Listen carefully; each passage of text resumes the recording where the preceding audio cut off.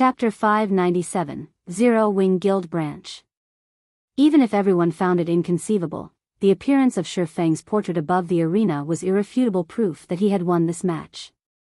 If he can defeat Wind Chaser so easily, despite having the same attributes, it is no wonder how he can solo a great lord. Best Reincarnation and the others were shocked. With their standards, even if they fought an ordinary player with the same attributes, it was impossible for them to defeat their opponent instantly. Yet, Shi Feng was fully capable of exactly that. The gap between them was simply unimaginable. If before they had treated Shi Feng as an expert, now, they treated him like a monster. They were people living in completely different worlds. Meanwhile, Wind Chaser, who had revived below the arena, was still stuck in a daze. Chaser, didn't I tell you earlier? With your weak skills, you are simply flaunting your incompetence before an expert. Why haven't you thanked Brother Yifeng for his pointers yet? Blue Frost laughed when he saw Wind Chaser's stunned expression. He was the slightest bit surprised by Wind Chaser's crushing defeat. Compared to the battle with the Great Lord Noya, this match was child's play to Shi Feng. Hearing Blue Frost's words, Wind Chaser hurriedly thanked Shi Feng. After this match, Wind Chaser finally understood the extent of his strength. Following which, the leaders also turned to ask Shi Feng for advice on their combat techniques. Bombarded with questions, Shi Feng's response to the situation was not miserly, graciously teaching them, one after another. Before anyone knew it, 3 hours had passed. Even so, none of them could get enough of Shi Feng. His guidance was targeted towards improving everyone's individual weaknesses, allowing them to see immediate improvements to their combat power. This result furthered everyone's admiration of Shi Feng. Not only did Shi Feng possess monster-like strength, but his teaching skills were also on point. In reality, though, Shi Feng had only made a few suggestions to remedy their bad combat habits and teach them how to control their foundations. They were unlike Fire Dance and the others, who Lei Bao had personally trained to control their bodies properly. May I know if Brother Frost would be willing to sell me 100-berry wine for the long term? The 100-berry wine sorely tempted Shi Feng. Although the residents of District 1 had the 100-berry wine to improve their compatibility rates, they did not possess the foundations necessary to display its full effects. If he had some of the wine for Fire Dance and the others to consume, they would most likely see massive improvements immediately. Brother Yifeng, you should know that the 100-berry wine is a specialty of the Lion's Bar, and its supply is very limited. If it is only a few dozen bottles, I have no problems with giving them to you. However, you saw the 100-berry wine's effects for yourself. It can help us improve our skill completion rates, making it easier for us to understand our skills. If we sell it long-term, it will weaken our shelter's players significantly, Blue Frost explained. I understand this, of course. However, what if I have a different method to improve the shelter's strength? Shi Feng smiled. Improve the shelter's strength? Everyone present was suddenly interested. The competition between shelters was very intense. Moreover, as players reached higher levels, the intensity would only grow as fewer high-level maps and resources would be available. Naturally, the areas where players could station shelters would also decrease. Naturally, those with sufficient strength would have priority over the high-resource locations, whereas weaker players would be chased away. Their District 1 had already competed with other shelters many times. In higher-leveled maps, however, the shelters they had to compete with would become more numerous and powerful, so upgrading their shelter's strength was of utmost importance. Join my guild, Zero Wing, Shi Feng said. Join your guild? Everyone was stunned. They all knew what a guild was. There were countless guilds in the virtual gaming world. In fact, members of guilds had formed many of the shelters. Only, as there was no guild system available in their location, nobody could officially establish a guild here. Rather than joining a guild, it was more like joining a guild's forces. Many shelters that lacked strength would usually choose to subordinate themselves to a guild's influence, gaining protection and assistance from said guild forces. In return, however, these shelters were required to supply various resources and money to these guilds. Every guild force they knew of was extremely powerful with a plethora of experts. For example, all large shelters were a part of a guild force. Medium shelters, like District 1, stood no chance against them. These guild forces also had plenty of funds and consisted mostly of professional gamers. After considering it for a moment, Blue Frost said, "If we join you, what can Brother Yifeng's guild provide? How are you going to help us increase the shelter's strength?" In truth, Blue Frost had thought of joining a guild force before. Many guild forces had come to recruit their District 1. However, if they joined one, it would have to be a formidable guild force. That way, they could strive for much more resources for themselves. Otherwise, they would be better off running the shelter without a guild. If you join Zero Wing, we will provide you with teleportation magic arrays so that you can save on travel time. Zero Wing will also provide you with funding and equipment and will train you all to be true experts, Shifeng said. Teleportation magic arrays? You guys actually managed to obtain that kind of item? Shock swept through the small crowd as they stared at Shifeng, their jaws practically hitting the floor. As far as they knew, teleportation arrays weren't available in this area. Even large shelters didn't have any.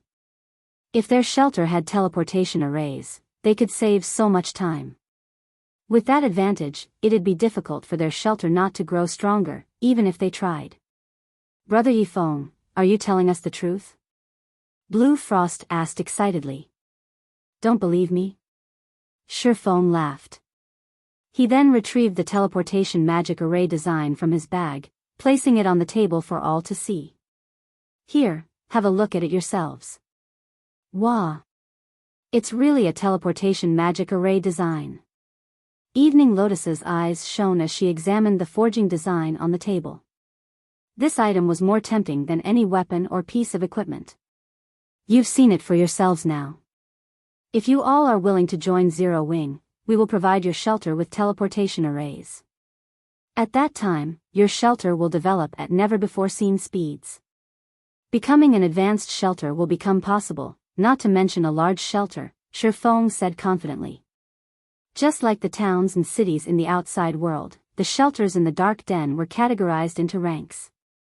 There were small shelters, medium shelters, large shelters, advanced shelters, and more.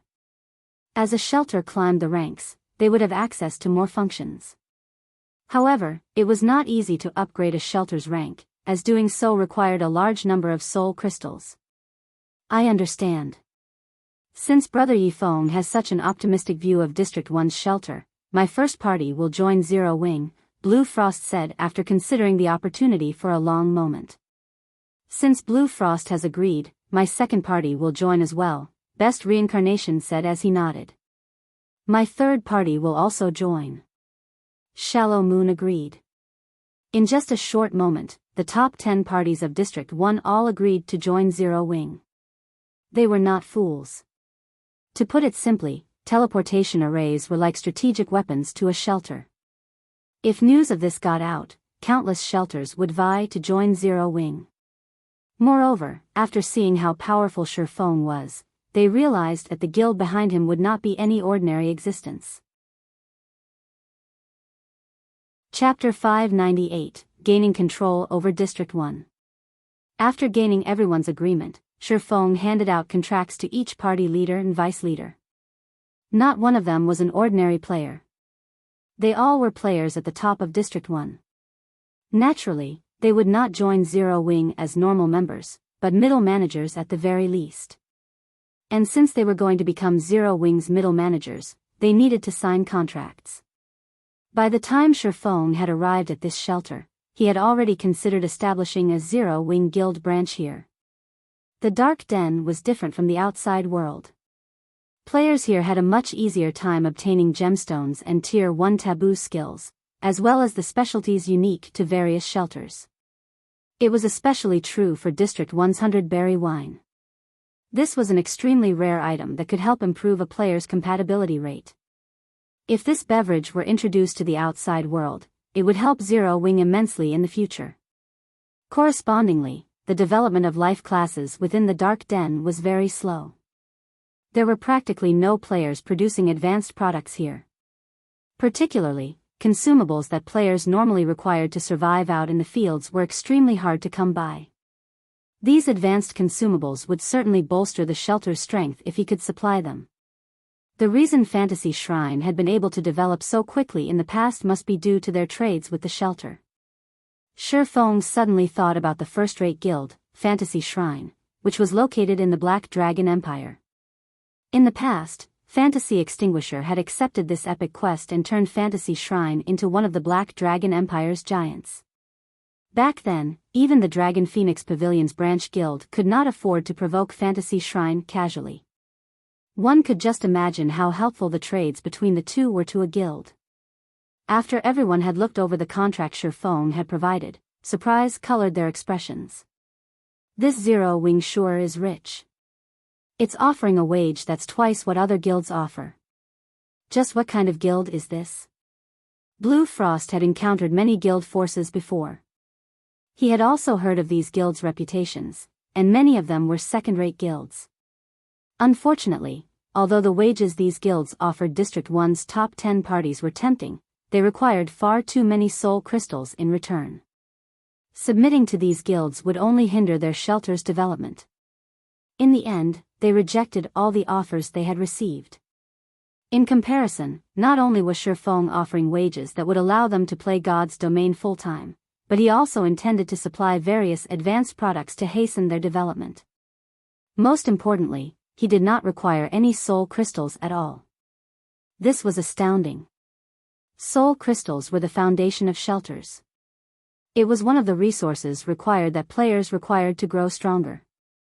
If they could gain so many benefits without having to contribute any soul crystals, they'd willingly join as normal members, much less middle managers. If there aren't any issues, you can sign the contract. Shi Feng involuntarily laughed as he saw everyone's dazed expressions. He had written this contract after taking into account the best interests of Blue Frost and the others. Not a single guild force could afford such an offer. Soul crystals might be important to Blue Frost and the others, but to Shi Feng, these items held no value whatsoever. After Shi Feng's reminder, everyone hurriedly signed their contracts. With the top 10 parties of District 1 joining Zero Wing, his guild would have control over the entire shelter. Previously, Shi Feng had learned about shelter's development model. The top 10 parties of every shelter had special privileges. Aside from being able to purchase the shelter's specialties, these parties also had a say in the shelter's construction. They had the right to vote on which establishments they wanted to construct first. Take the Lion's Bar for example. Over half of the top 10 parties needed to agree before the Lion's Bar could be constructed. Meanwhile, in order to construct special buildings such as the Lion's Bar, players would have to use the soul crystals accumulated by the shelter. These accumulated soul crystals were what players normally exchanged for contribution shares. Hence, taking control of the top 10 parties of a shelter was the equivalent to taking control of the entire shelter. With District 1 as the center, Shi Feng could then popularize the Candlelight Trading Firm's products to other shelters. Soon, the entire Evil Ghost domain would become Zero Wing's resource warehouse. At that time, Zero Wing's development speed would soar. Brother Frost, as the leader of First Party, you should be the most familiar with the shelter. Do you know of any methods to increase the 100-berry wine's production? Shi Feng asked as he turned to Blue Frost. In the past, although the 100-berry wine had been extremely rare, Shi Feng had still managed to procure some for himself. However, if District 1 could only produce 20 bottles per day, how could Fantasy Shrine have possibly afforded to sell it? The only possibility was that the supply of the 100-berry wine was not limited to this amount. However, the specialties available to every shelter were random. It was extremely rare for a shelter to obtain a specialty such as the 100-berry wine. Moreover, even with 10 shelters producing them, the total still wouldn't be enough to sate a single first-rate guild's demands, much less others' demands. I do know of a way to increase the 100-berry wine's production. Currently, the Lion's Bar is only a 1-star bar. If we promote it to a 2-star bar, then the production will increase to 50 bottles a day, 100 bottles a day if we can upgrade the bar to 3 stars. However, that will require a lot of soul crystals. With our shelter's current stock, it is impossible for us to promote the Lion's Bar. Blue Frost also wanted to increase the 100-berry wine's production. However, the soul crystal requirement was staggering. I see. It seems that it won't be possible in a short time. Shifeng frowned slightly. In truth, there is another method, Blue Frost suddenly said. Only, this method is very costly, and nobody is willing to do it. Let me hear it, Shifeng said. The Lion's Bar Independent Promotion. Through this method, the number of soul crystals required will decrease significantly. However, that would require spending your own money for everyone else's benefit. Also, the soul crystals spent will not gain you any contribution shares, Blue Frost explained. If we use the soul crystals that everyone has contributed, we will need 10,000 crystals to upgrade the Lion's Bar to 2-star status. Independently, only 500 will be required. However, even combining the soul crystals of all 10 parties, we still don't have 500 crystals. How many are you guys missing?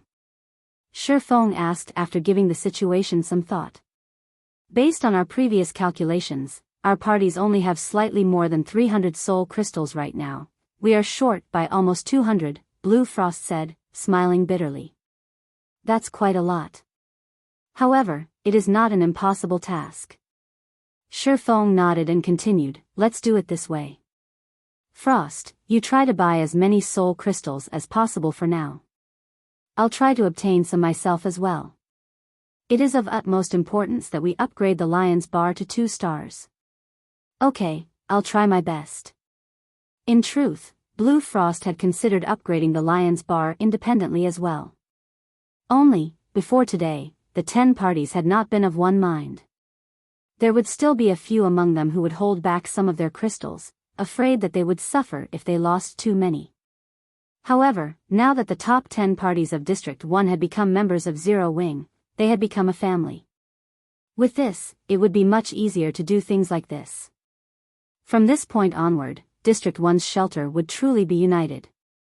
After Shifeng finished arranging the matters relating to District 1's shelter, he departed from District 1, heading towards District 5. Chapter 599, Great Demon. It had only been a day since Shifeng had left District 5. However, when Shifeng arrived at District 5's shelter once more, a massive change had occurred. What happened to the shelter? Shifeng was shocked when he saw the sight before him. The originally flourishing shelter of District 5 had become a pile of ruins. The tall walls which had surrounded the shelter were no more, and collapsed houses littered the area within what little walls remained. He could find no sign of anyone inside the shelter. The rotting corpses of various monsters decorated the spacious streets. Moreover, these monsters were all level 40 or above, far exceeding the level of this region. Among these monsters, a majority were elites. There were also plenty of special elites and chieftains as well. A lord. After entering District 5's shelter, on the second street Shifeng crossed, he discovered the corpse of a 3-story tall black bear. Nightmare bear, demonic creature, Lord rank. Level 40. HP 0/2 800 000. Even in the evil ghost domain, Lord-ranked monsters were extremely rare. Based on Shifeng's understanding, the monster armies that assaulted shelters every night almost never had any lords. The strongest monsters in these assaults were usually chieftains. Yet, right before him, Shifeng could see the corpses of 4 lords on the street. One could just imagine how intense this monster assault on District 5 had been. Just what happened here? Even after running down several streets, Shifeng still failed to discover any other players. It was as if District 5 had become a ghost city overnight. Normally, even when a shelter had been invaded, players would not retreat from the region so quickly.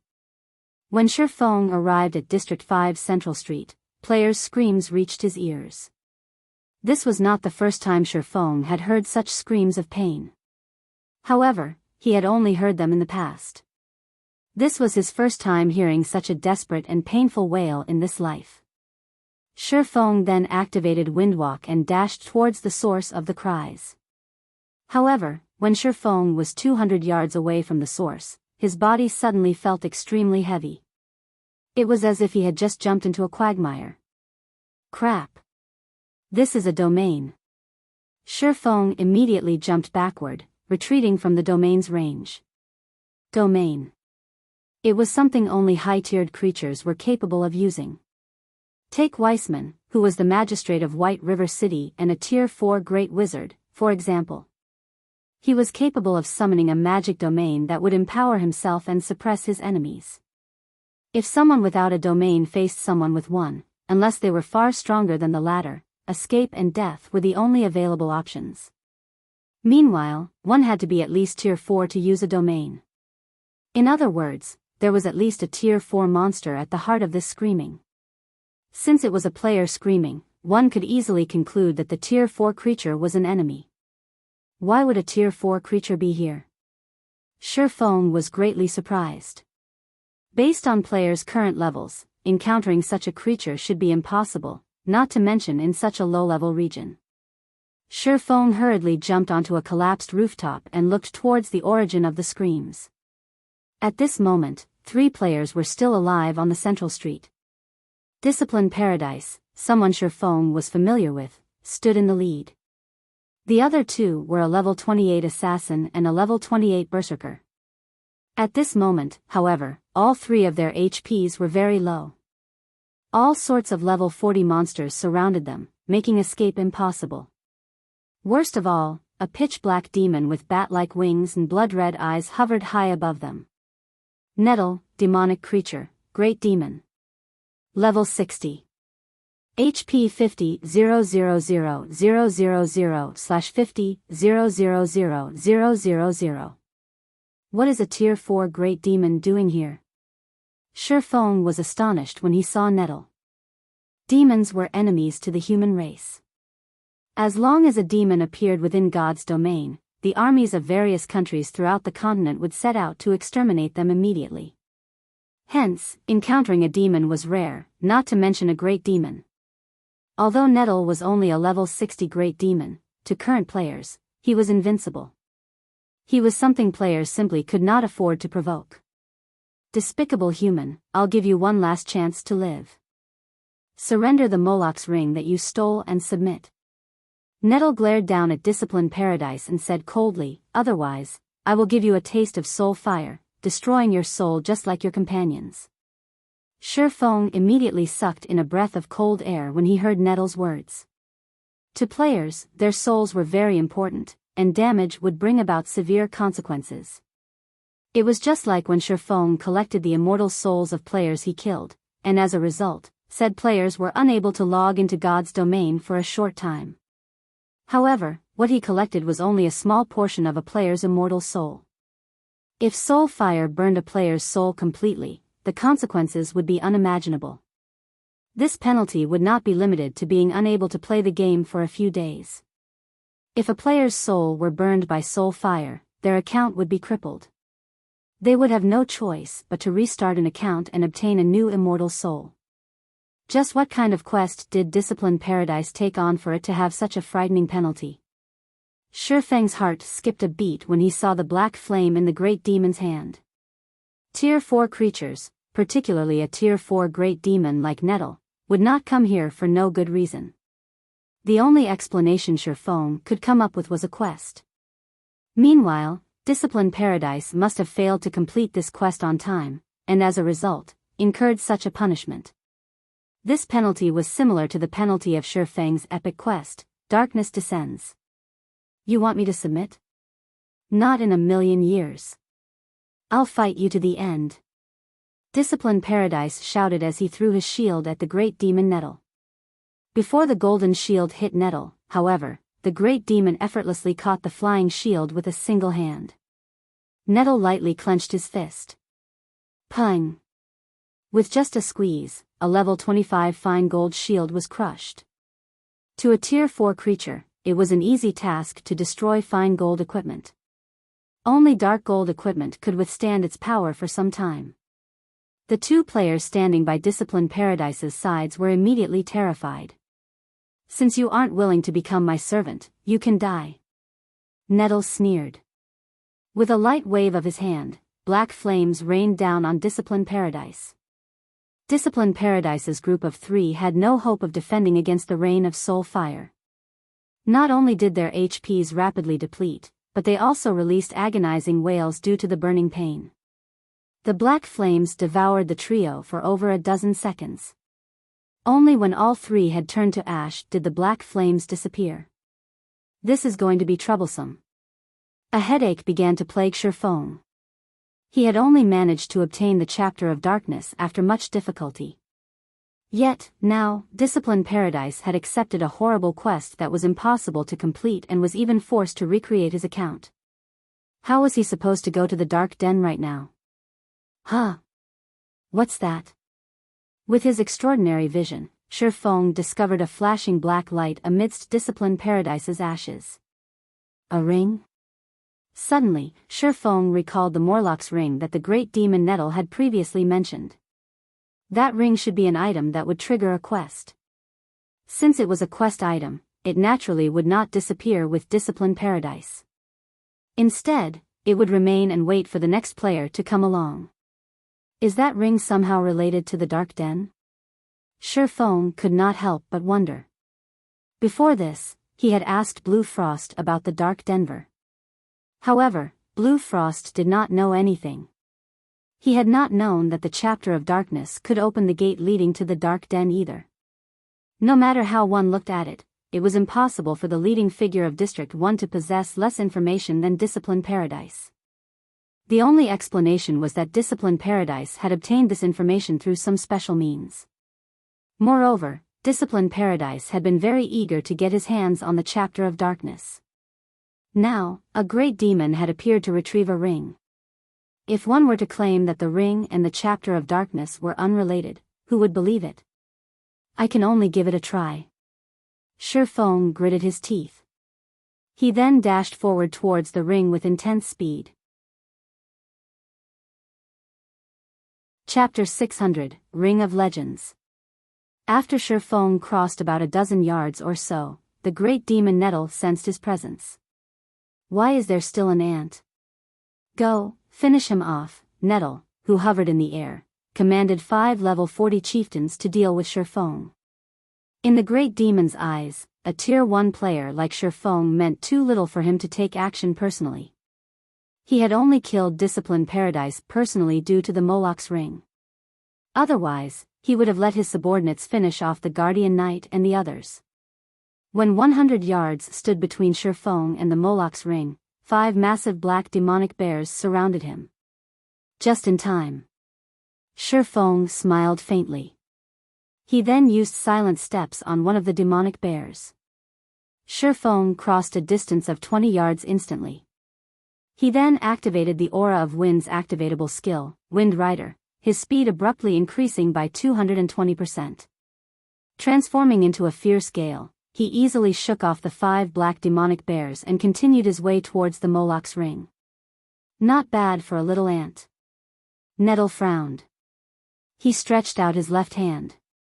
A ball of black flame bloomed in Nettle's black-scaled palm. Although this ball of black flame did not radiate any scorching heat, Shifeng could clearly feel how formidable it was. If the flames so much as touched him, he would instantly lose his life. You should feel honored to die by the great demon Nettle's, hand. Nettle then lightly waved his hand at Shifeng. Suddenly, a tidal wave of black flame washed down from the sky.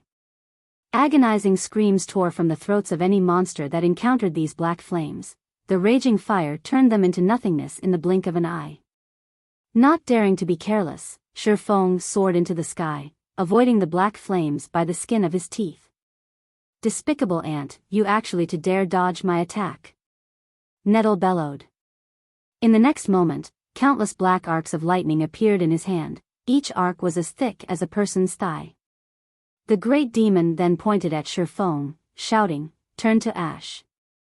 Immediately, the arcs of lightning formed a giant web that flew towards Shifeng faster than when he had Wind Rider activated. This was the Tier 4 skill the great demon Nettle was most proficient with, Dark Vortex. Not even a Tier 4 NPC could dodge this skill. they could only attempt to block it.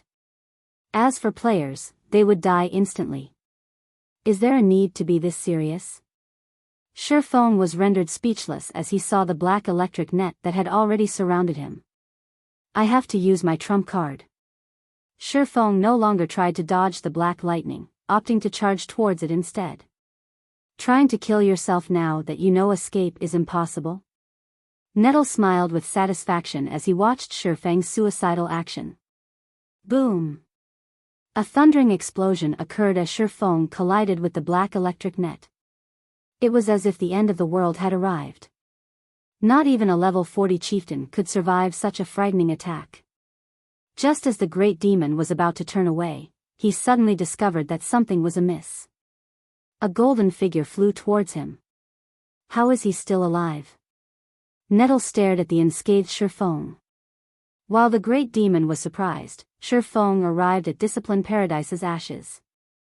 His hand snatched Moloch's ring swiftly and placed the item in his bag. Despicable thief! You have truly angered me this time. A cold glint flashed in Nettle's crimson eyes. Suddenly, a blood-red battle axe with a thorn-covered handle appeared in Nettle's hands. With a flap of his wings, the great demon instantly appeared in front of Shifeng, swinging his battle axe down at the swordsman. Explosions shook the air as the axe descended. It was as if Nettle's powerful attack shattered space itself, and not even Shifeng could dodge or defend against the attack in time. Boom! When the blood-red axe struck Shifeng's body, he suddenly felt disembodied. After a fraction of a pause, the attack sent him crashing into a 4-story building over 30 yards away. What strength and speed! Shifeng exclaimed as he climbed out of the rubble. The great demon Nettle's strength was definitely at upper rank tier 4. If he had not switched the aura of wind to the aura of earth and activated absolute defense in time, even if he were a level 60 tier 2 Swordmaster, that single hit would have obliterated him. Currently, although Shifeng had not received any damage, his entire body was numb. Even moving was difficult for him. The strength of a tier 4 great demon was simply too terrifying. Moreover, Nettle's strength wasn't just limited to his attributes. His techniques were similarly frightening. Nettle's simple swing had not contained any excess movements at all. The demon was operating at the same level as a top-tier expert. Against an opponent who possessed the attributes of a tier 4 class and the skills of a top-tier expert, even in his prime, Shifeng could only turn tail and run. Nettle could not help his surprise when he discovered that Shifeng was actually still alive. A tiny little ant had actually survived 3 of his moves. He had never encountered this in the past. Before the great demon could recover from his shock, Shifeng activated Phantom Kill. Suddenly, he turned and fled at maximum speed.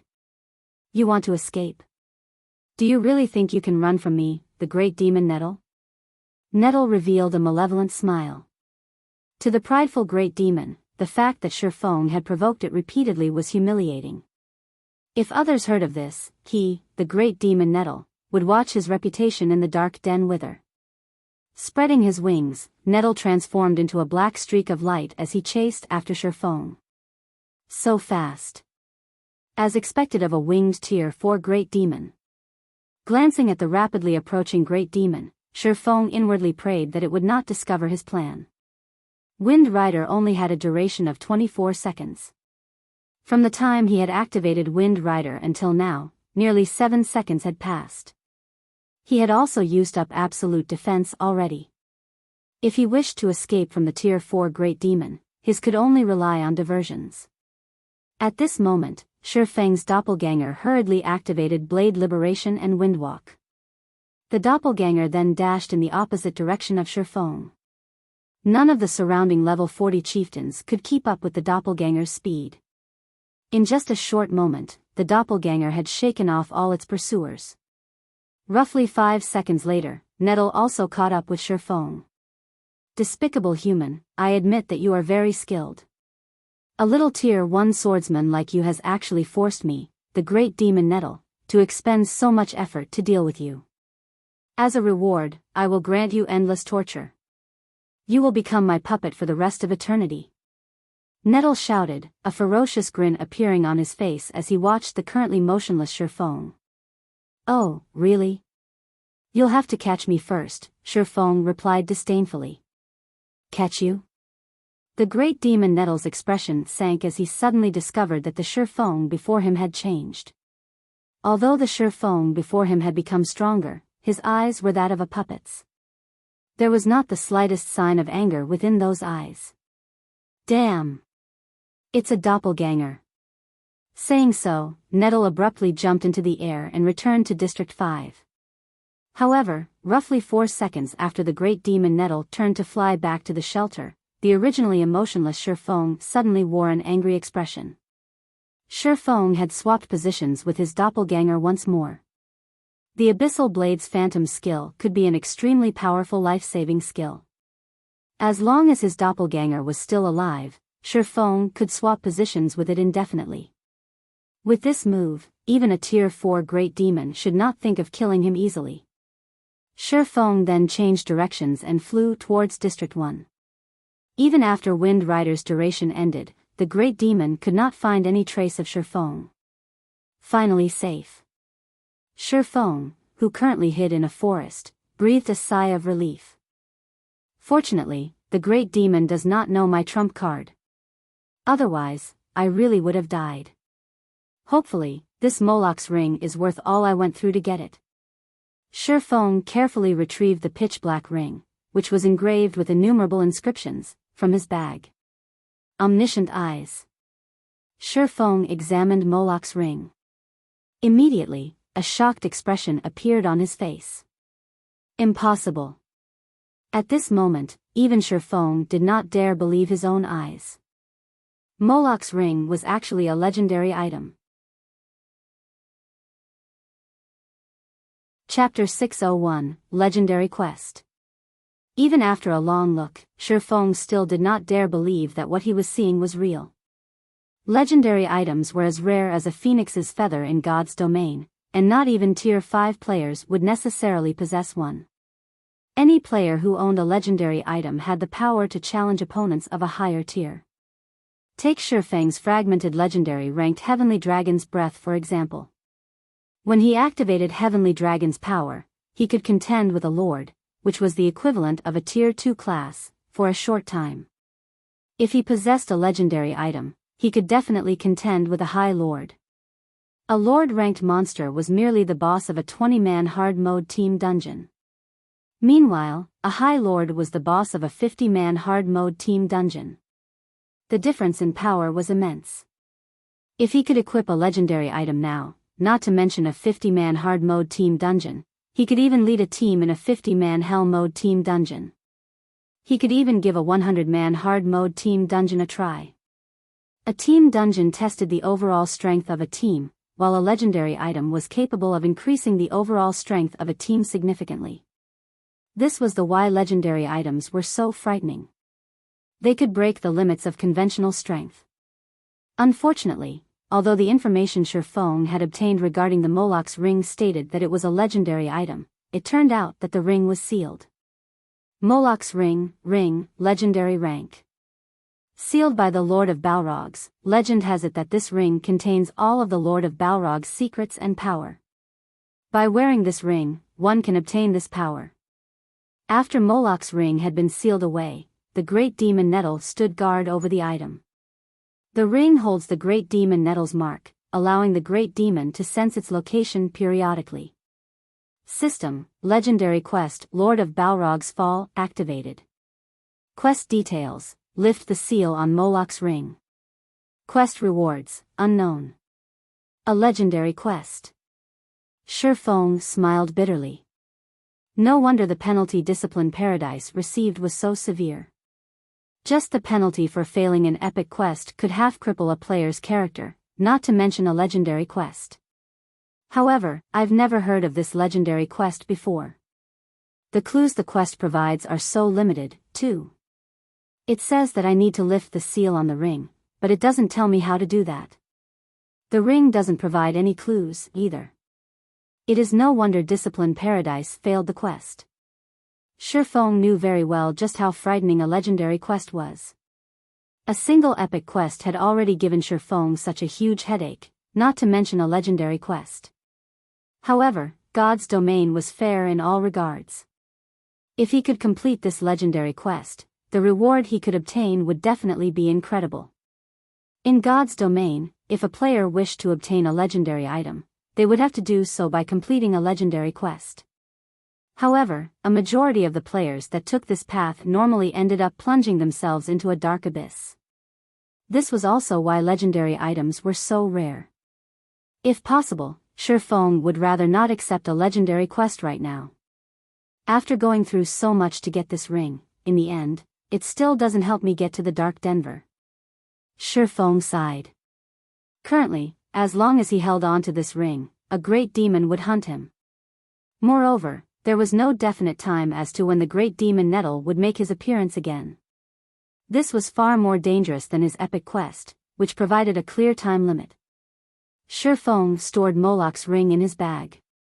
Right now, completing the Darkness Descends quest was of the utmost priority. Just as Shifeng was about to leave his hiding spot, the sound of a system notification reached his ears. System, Moloch's ring has detected the presence of the power of darkness. Do you want Moloch's ring to devour the power of darkness? Devour the power of darkness? Shifeng was stunned. Giving it some thought, he could not recall there being anything important in his bag. He then clicked agree. In the next moment, the dozen or so soul crystals inside his bag disappeared.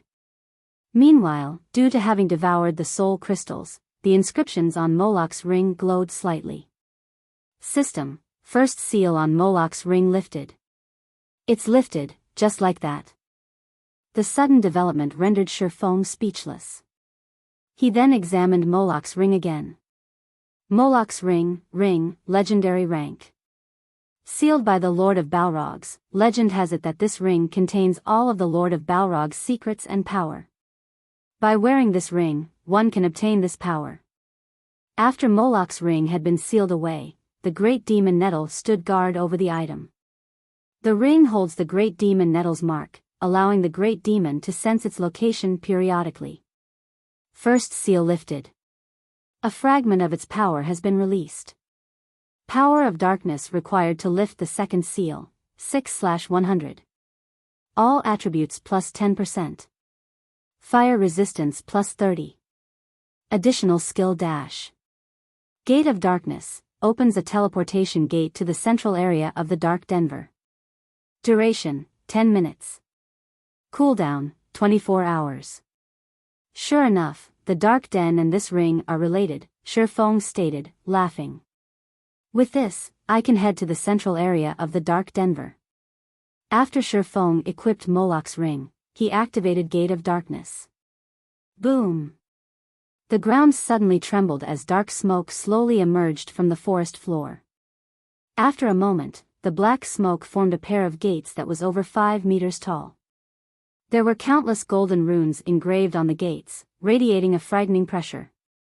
So powerful. This pressure can rival even that of a Tier 5 NPC. At this moment, Shifeng even found it difficult to breathe. He felt as if he were only an ant in front of these gates.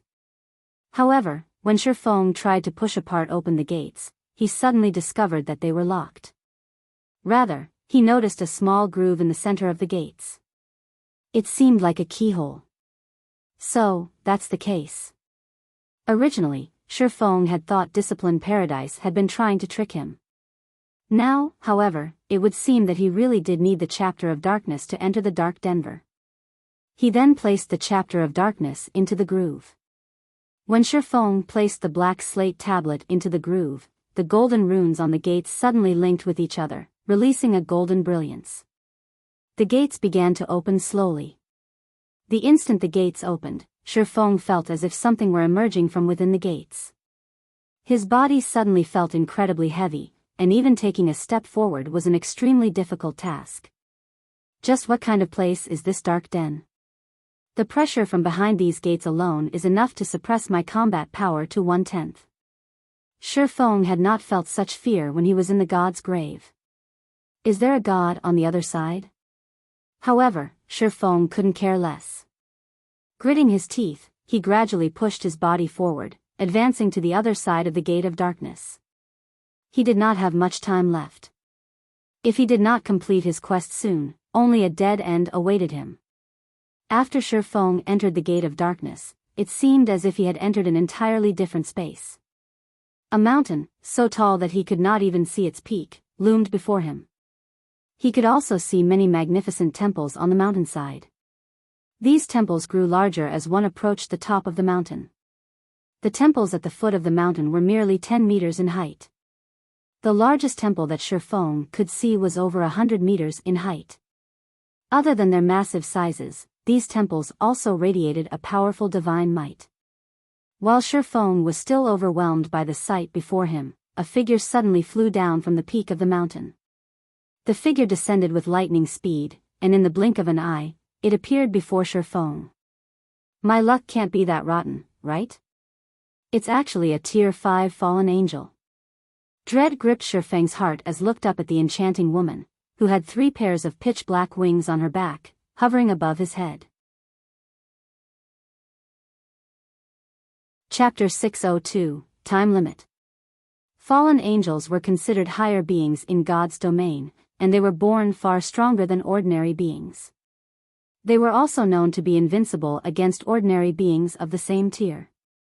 Even a Tier 5 expert with a Tier 5 taboo skill could only run when facing a Tier 5 fallen angel.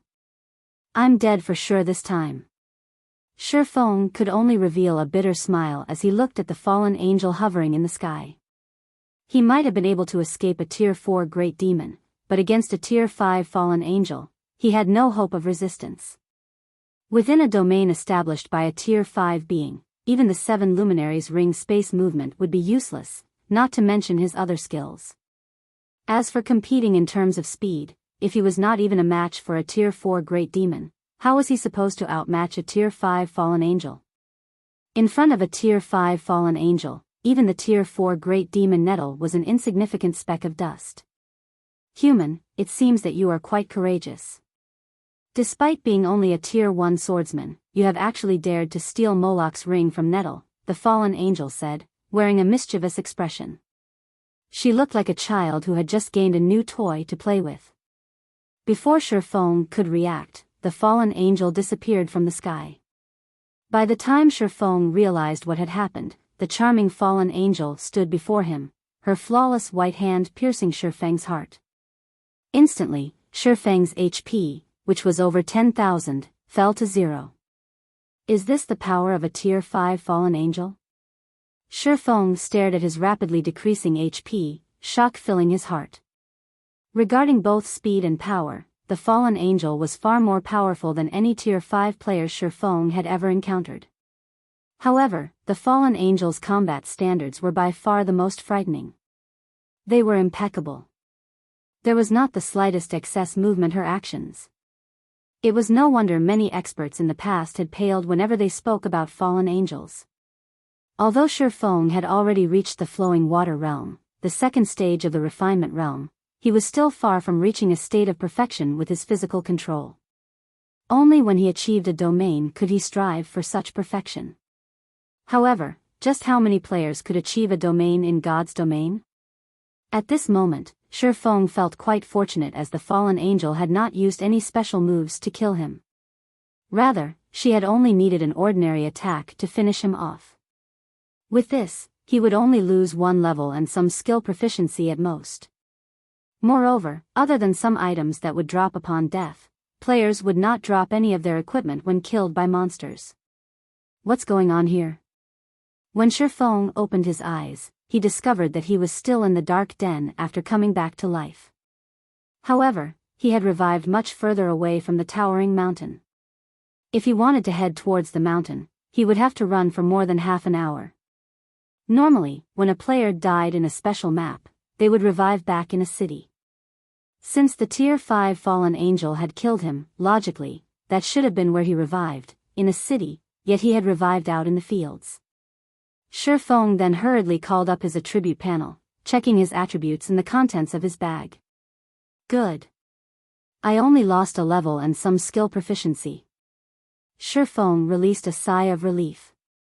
Regardless if he were level 33 or level 32, it did not matter too much to Shifeng. Just what is going on? Looking around, Shifeng suddenly discovered a golden avenue paved through the endless plains. There were also countless monsters moving along this avenue towards the towering mountain. The monsters' levels varied greatly, with the lowest being level 10 and the highest being over level 100. A single glance told Shifeng that there were tens of thousands of monsters moving along the golden avenue. Moreover, these monsters consisted of a wide variety of races. The majority were not linked to the forces of darkness. Shifeng even spotted human NPCs. These NPCs also did not belong to the dark forces, and they looked more like adventurers.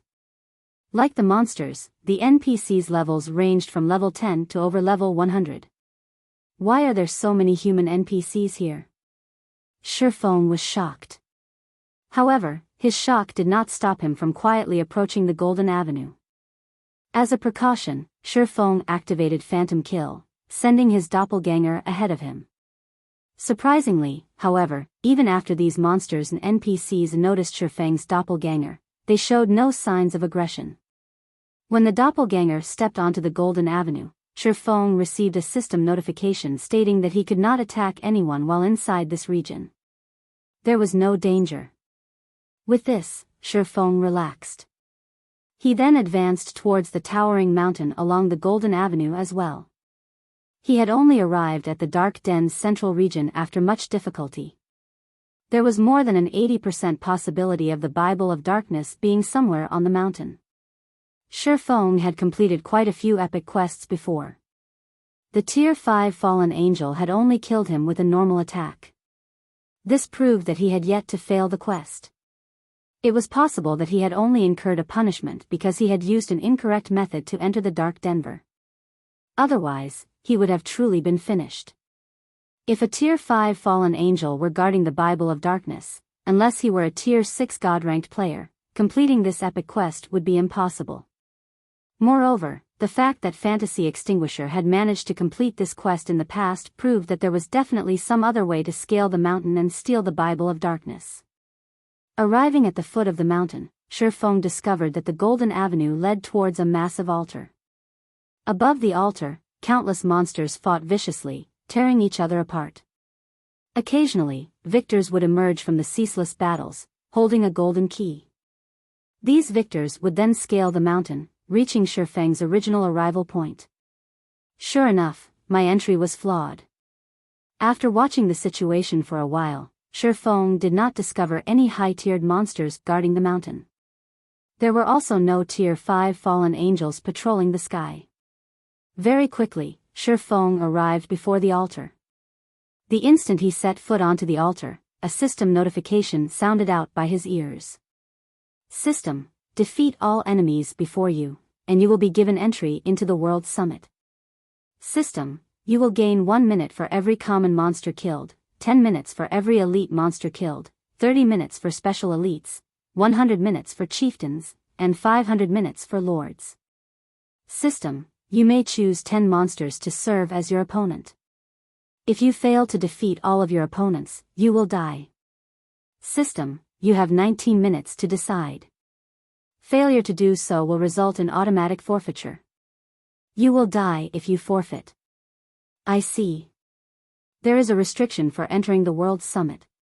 It seems that I'll have to choose who my opponents carefully. Shifeng finally understood the gameplay here. However, if I only kill 10 common monsters, 10 minutes won't be long enough to explore all of the World Summit. I will most likely run out of time after traveling a short distance. No matter how he looked at it, an item like the Bible of Darkness would not be easy to find. It might even be at the very top of the mountain. He would not reach the top of the mountain even if he spent 10 hours traveling. However, if he chose monsters that were too powerful, he'd be at a disadvantage. On the off chance that he could not kill the opponents he selected, he would have truly dug his own grave. A lord was equivalent to 50 special elites or 5 chieftains.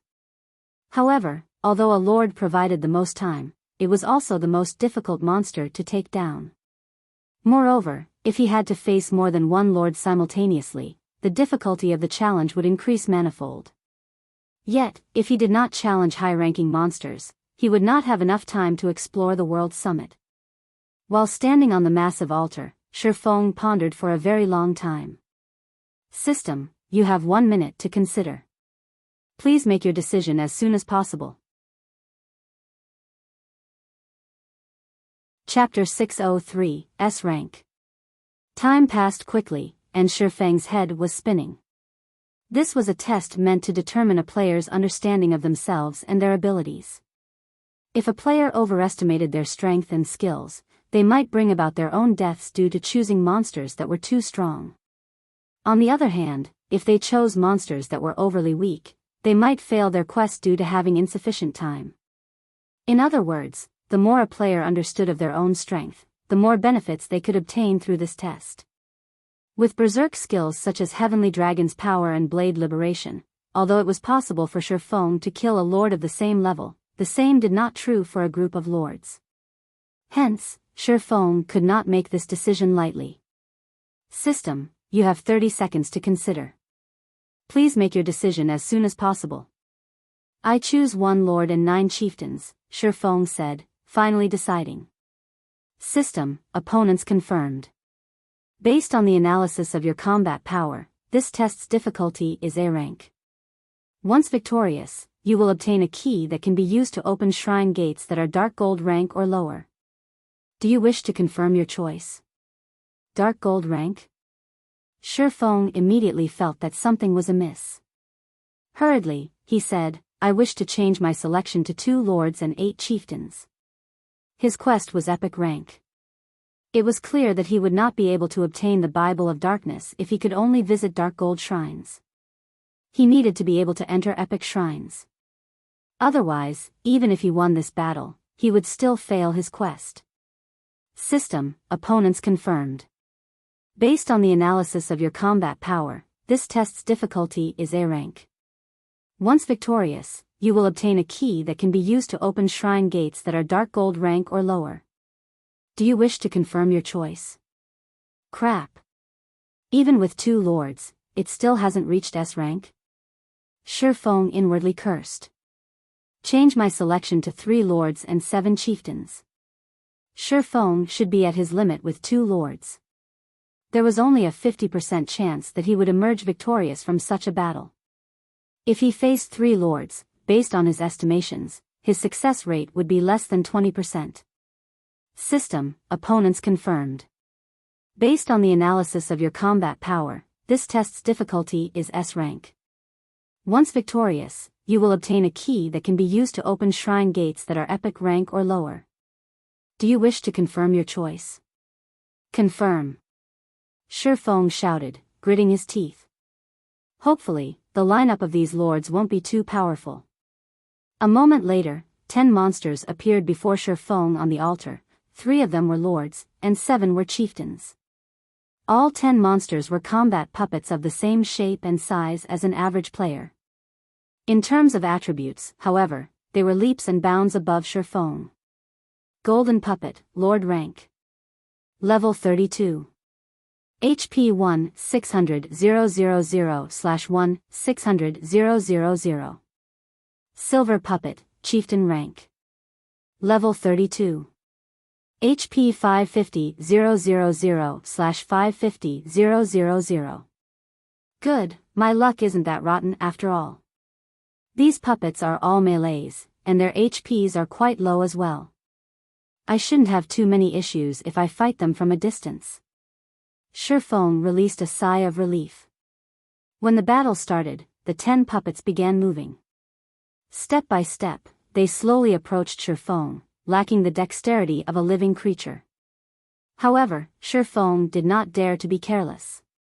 Immediately, he activated Heavenly Dragon's Power, increasing his strength by 100% and defense and HP by 300%. Instantly, Shifeng's HP broke through the 30,000 threshold. Sure enough, lords were not that easy to deal with. The instant Shifeng activated Heavenly Dragon's Power, the combat puppets dashed towards him, much faster than an ordinary chieftain and lord. The 10 combat puppets crossed the distance of 50 yards in the blink of an eye. The first to attack were the silver puppets, who thrust their spears at Shifeng.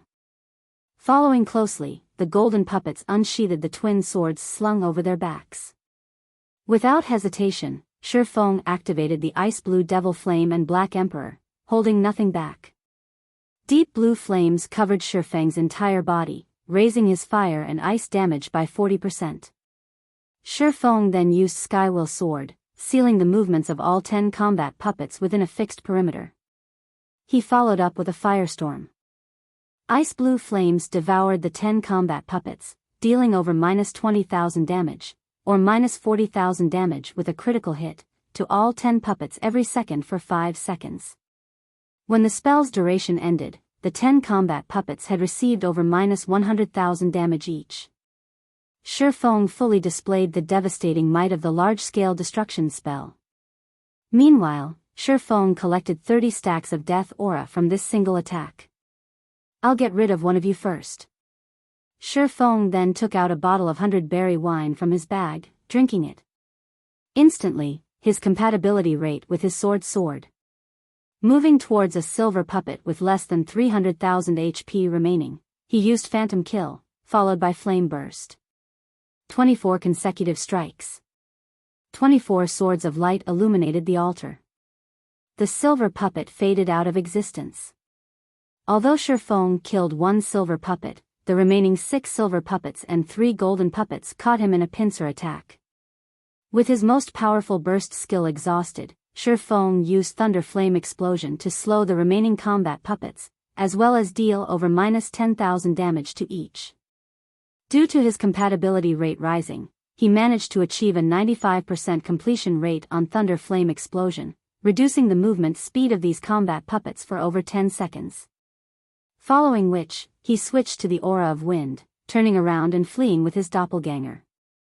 Facing 2 lords at the same time was already enough to overwhelm Shifeng, not to mention 3 lords and 6 chieftains simultaneously. With the Aura of Wind's movement speed increase and Thunder Flame Explosion's movement speed reduction, the silver puppets were unable to catch up with Shifeng. As for the golden puppets, although their speed allowed them to keep up with Shifeng, their occasional attacks caused their speed to drop sharply as well. As a result, it became impossible for them to surround Shifeng. Meanwhile, Shifeng activated 9 Dragon Slash, the 12 Abyssal Blade Phantoms constantly assaulting the distant silver puppets. From time to time, Shifeng would also attack with the Blazing Meteor. Although damage from his ranged attacks caused was not as high as the Abyssal Blade, each attack still dealt around -2,000 to -3,000 damage. Occasionally, Shifeng would also use Thundering Flash to inflict the damage amplification effect on the remaining 9 combat puppets. Shifeng also constantly expended the death auras he accumulated to reduce the cooldown of Thunder Flame Explosion, Thundering Flash, and other skills. Among them, he reduced the cooldown of Flame Burst the most. In such a way, Shifeng reduced the movement speed of all combat puppets while exterminating the silver puppets. From time to time, he would use Flame Burst to instant kill a silver puppet. In less than 2 minutes, Shifeng had annihilated all of the silver puppets, only 3 golden puppets remained. However, these 3 golden puppets were inseparable. Shifeng could not find a chance to take them on one-on-one. Moreover, even though so much time had passed since the battle began, the 3 golden puppets were still at full HP thanks to their battle recovery. Even when Shifeng activated Wind Rider and managed to single out one of the golden puppets with his overwhelming speed, the remaining 2 would quickly catch up. As a result, Shifeng could only land a few hits before he was forced to retreat. This is troublesome. Although the golden puppets do not have any skills, the 3 of them are like a single entity, attacking and defending as one. Shifeng, who hovered in the air, frowned at the 3 golden puppets. The golden puppets were too powerful when working together. Moreover, the heavenly dragon's power's duration would end soon. At that time, even a battle of attrition would be difficult against the 3 golden puppets. Do I have no other choice? Shifeng muttered as he reluctantly retrieved an aqua-blue magic scroll from his bag. This was his greatest trump card, one that he never thought of using. Watching the remaining seconds of the heavenly dragon's power's duration tick by, Shifeng had no choice but to unfurl the aqua-blue magic scroll. Chapter 604, Time is Money. Shifeng had prepared extensively to obtain the Bible of Darkness. His preparations included this aqua-blue magic scroll. Although lords were powerful, in the end, they were only Tier 2 monsters. It was only their high HP and damage, which were far superior to ordinary players, that made them so difficult to deal with. When Shifeng activated Heavenly Dragon's power, his attributes were no longer below that of a lord of the same level. With his superior dodging techniques and powerful skills, he could easily defeat a lord of the same level. However, with 3 golden puppets working seamlessly together, all Shifeng could do was dodge. As Shifeng unfurled the aqua-blue magic scroll, the surrounding water mana surged towards the paper. In a moment, the mana formed a massive, 6-star magic array. Go! Shifeng pointed at the 3 golden puppets. Suddenly, water surged from the 6-star magic array and swept over the bodies of the 3 golden puppets. In the blink of an eye, a small lake formed within an area of 50 yards. Although the water only reached the golden puppets' knees, the lake itself seemed to possess life as it formed dozens of water whips to bind the 3 lords. The 3 golden puppets desperately struggled to break free of these water whips. Facing a lord's power, these water whips snapped easily. However, the whips were seemingly endless. The moment one broke, another would immediately rise from the lake to take its place. As a result, it became extremely difficult for these golden puppets to move. Give it up. You guys are only lords. Against a Tier 2 domain skill, Binding Current, you don't stand a chance, Shifeng growled, annoyed at the loss of the Tier 2 magic scroll. Zero Wing possessed quite a few Tier 2 magic scrolls. Yet, even among them, Binding Current was somewhat special. Binding Current was a domain skill, far rarer than even large-scale destruction spells. Although the skill did not have any attack power, it was capable of restricting enemies. Shifeng only possessed one such magic scroll. Once it was used, it would be very difficult to obtain another. Binding Current had a duration of 10 minutes. During these 10 minutes, all enemies within the domain would be bound by water currents, their movements greatly affected. Even Lord strength would be significantly restricted while inside this domain. Die! Shifeng immediately struck a golden puppet. With the endless currents, the 3 golden puppets could no longer work in sync. This allowed Shifeng to focus his attacks on a single golden puppet safely. Chop! Thunder Flame Explosion. Thundering Flash. Shifeng used one skill after another on the golden puppet.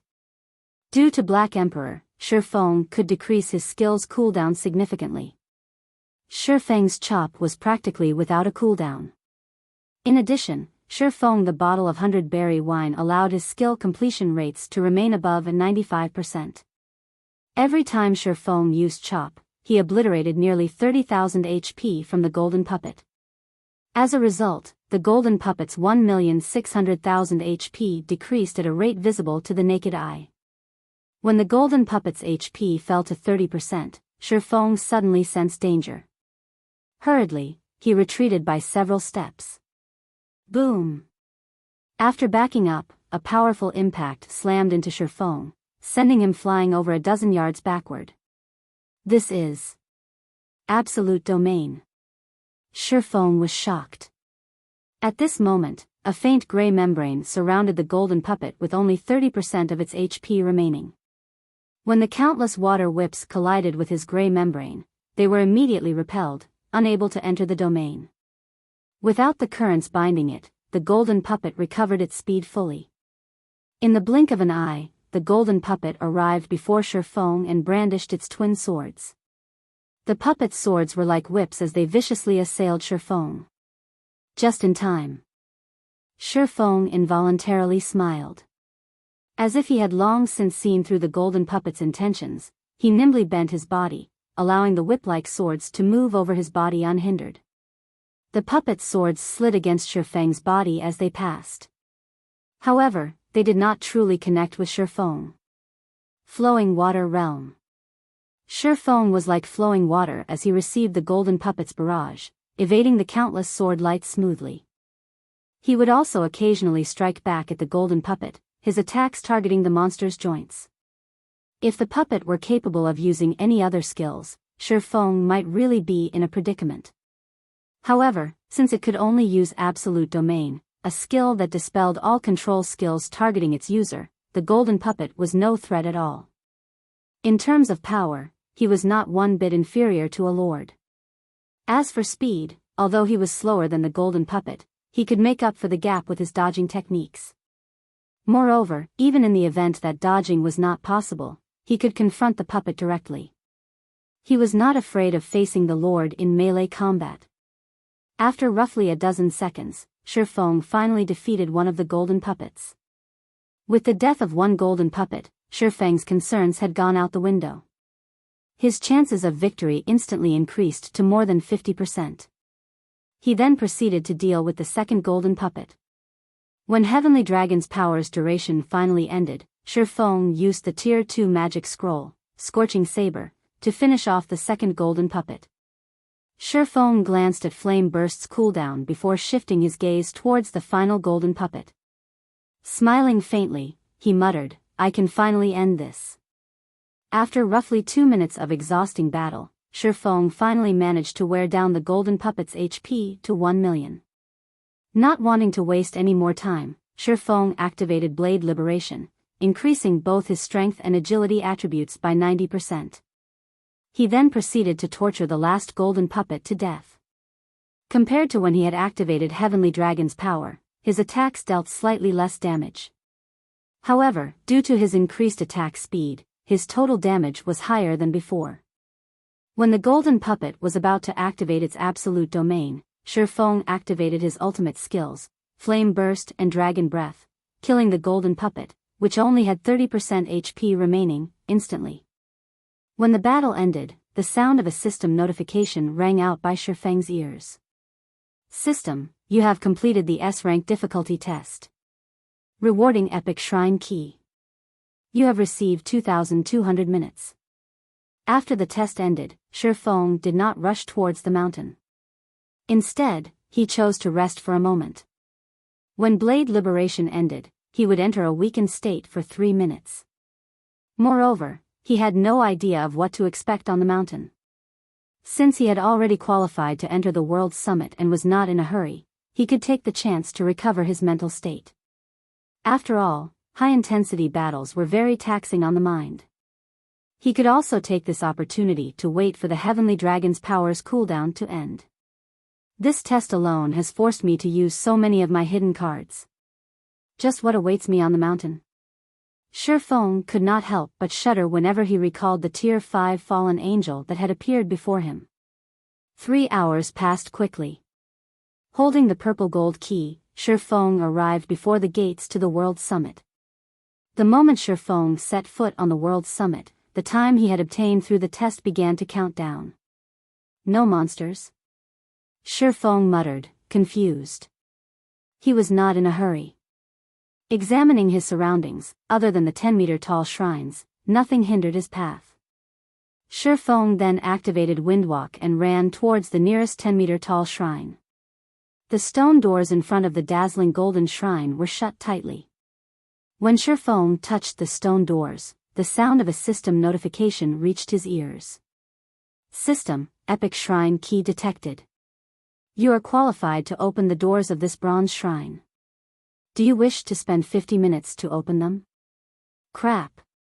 Opening the shrines requires time. Originally, Shifeng thought he would have sufficient time to search for the Bible of Darkness. With this new development, however, that notion had changed. However, Shifeng had no idea as to what was inside these shrines. He needed a better understanding so that he could face any future developments. "Open the doors," Shifeng said, gritting his teeth. Chapter 605, Player's Paradise. After Shifeng confirmed his decision, the heavy stone doors slowly parted. Meanwhile, Shi Feng's remaining time in the world's summit instantly decreased by 50 minutes. When he entered the shrine, he was greeted by a staircase that led to the top of the shrine. Engraved runes and pictures decorated the staircase's walls.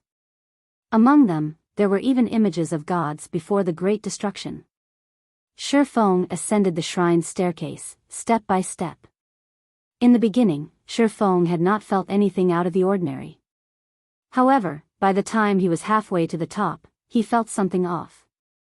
Why has the gravity here increased? Shi Feng's physical control was quite strong. As he took another step up, he felt the gravity increase by 10%. Although the gravity had only increased from 1 to 1 g, this small change would affect his skill completion rates, resulting in a decrease in his combat power. However, since Shi Feng had already entered the shrine, he had no intentions of leaving. If he could not even overcome a single bronze shrine, obtaining the Bible of Darkness would be a pipe dream. Shi Feng continued to ascend, step by step. However, he was no longer as fast as before, as with every 10 steps, the gravity increased. And with each change, Shi Feng needed some time to adapt. By the time Shi Feng reached the top of the shrine, the gravity had shifted to 4 g. Exposed to such an intense shift, even Shi Feng was significantly affected. The room at the top of the shrine was not large. It was roughly the size of a basketball court.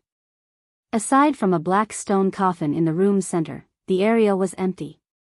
Shi Feng approached the center of the room. When he was 10 yards away from the stone coffin, golden runes suddenly emerged on its black surface. A moment later, a golden magic array began to expand from the stone coffin, enveloping Shi Feng with it. A barrier? Shi Feng glanced at his surroundings. Golden, translucent walls enclosed the area around him, trapping him with the stone coffin. Just as Shi Feng considered his escape options, a semi-transparent figure materialized inside the barrier. This figure was actually Shi Feng himself. Both the figure's appearance and apparel were exactly like his own. Shrine Guard. Level 32. HP 20,000/20,000. Am I supposed to defeat him? Shi Feng frowned at the Shrine Guard, his expression becoming somewhat solemn. Shi Feng only required one critical hit to finish off the Shrine Guard's 20,000 HP. However, he did not dare to casually approach the Shrine Guard because, currently, his intuition warned him that, should he approach the guard, only death awaited him.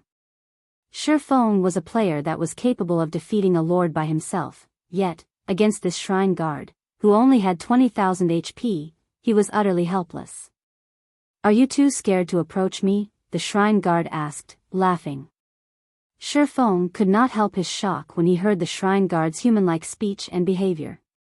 In his memories, only high-tiered NPCs were capable of such performances. He had never heard of a common monster behaving like this. It was obvious that the Shrine Guard was an extraordinary existence. I don't have a death wish. Shi Feng shook his head, growing more certain of his intuition's warning. Not bad. You have actually discerned the gap in strength between us. However, rest assured, since you have already made it here, there is no danger. On the contrary, I have a reward for you, the Shrine Guard said, laughing. Reward? What kind of reward? Shi Feng did not think that an NPC would trick him, and there was no need to do so. This NPC was certainly far stronger than himself. The Shrine Guard could simply kill him if he wanted to. I will help you become stronger. The Shrine Guard then explained, I can offer you guidance on one swordsman skill. How much you learn depends on you, of course.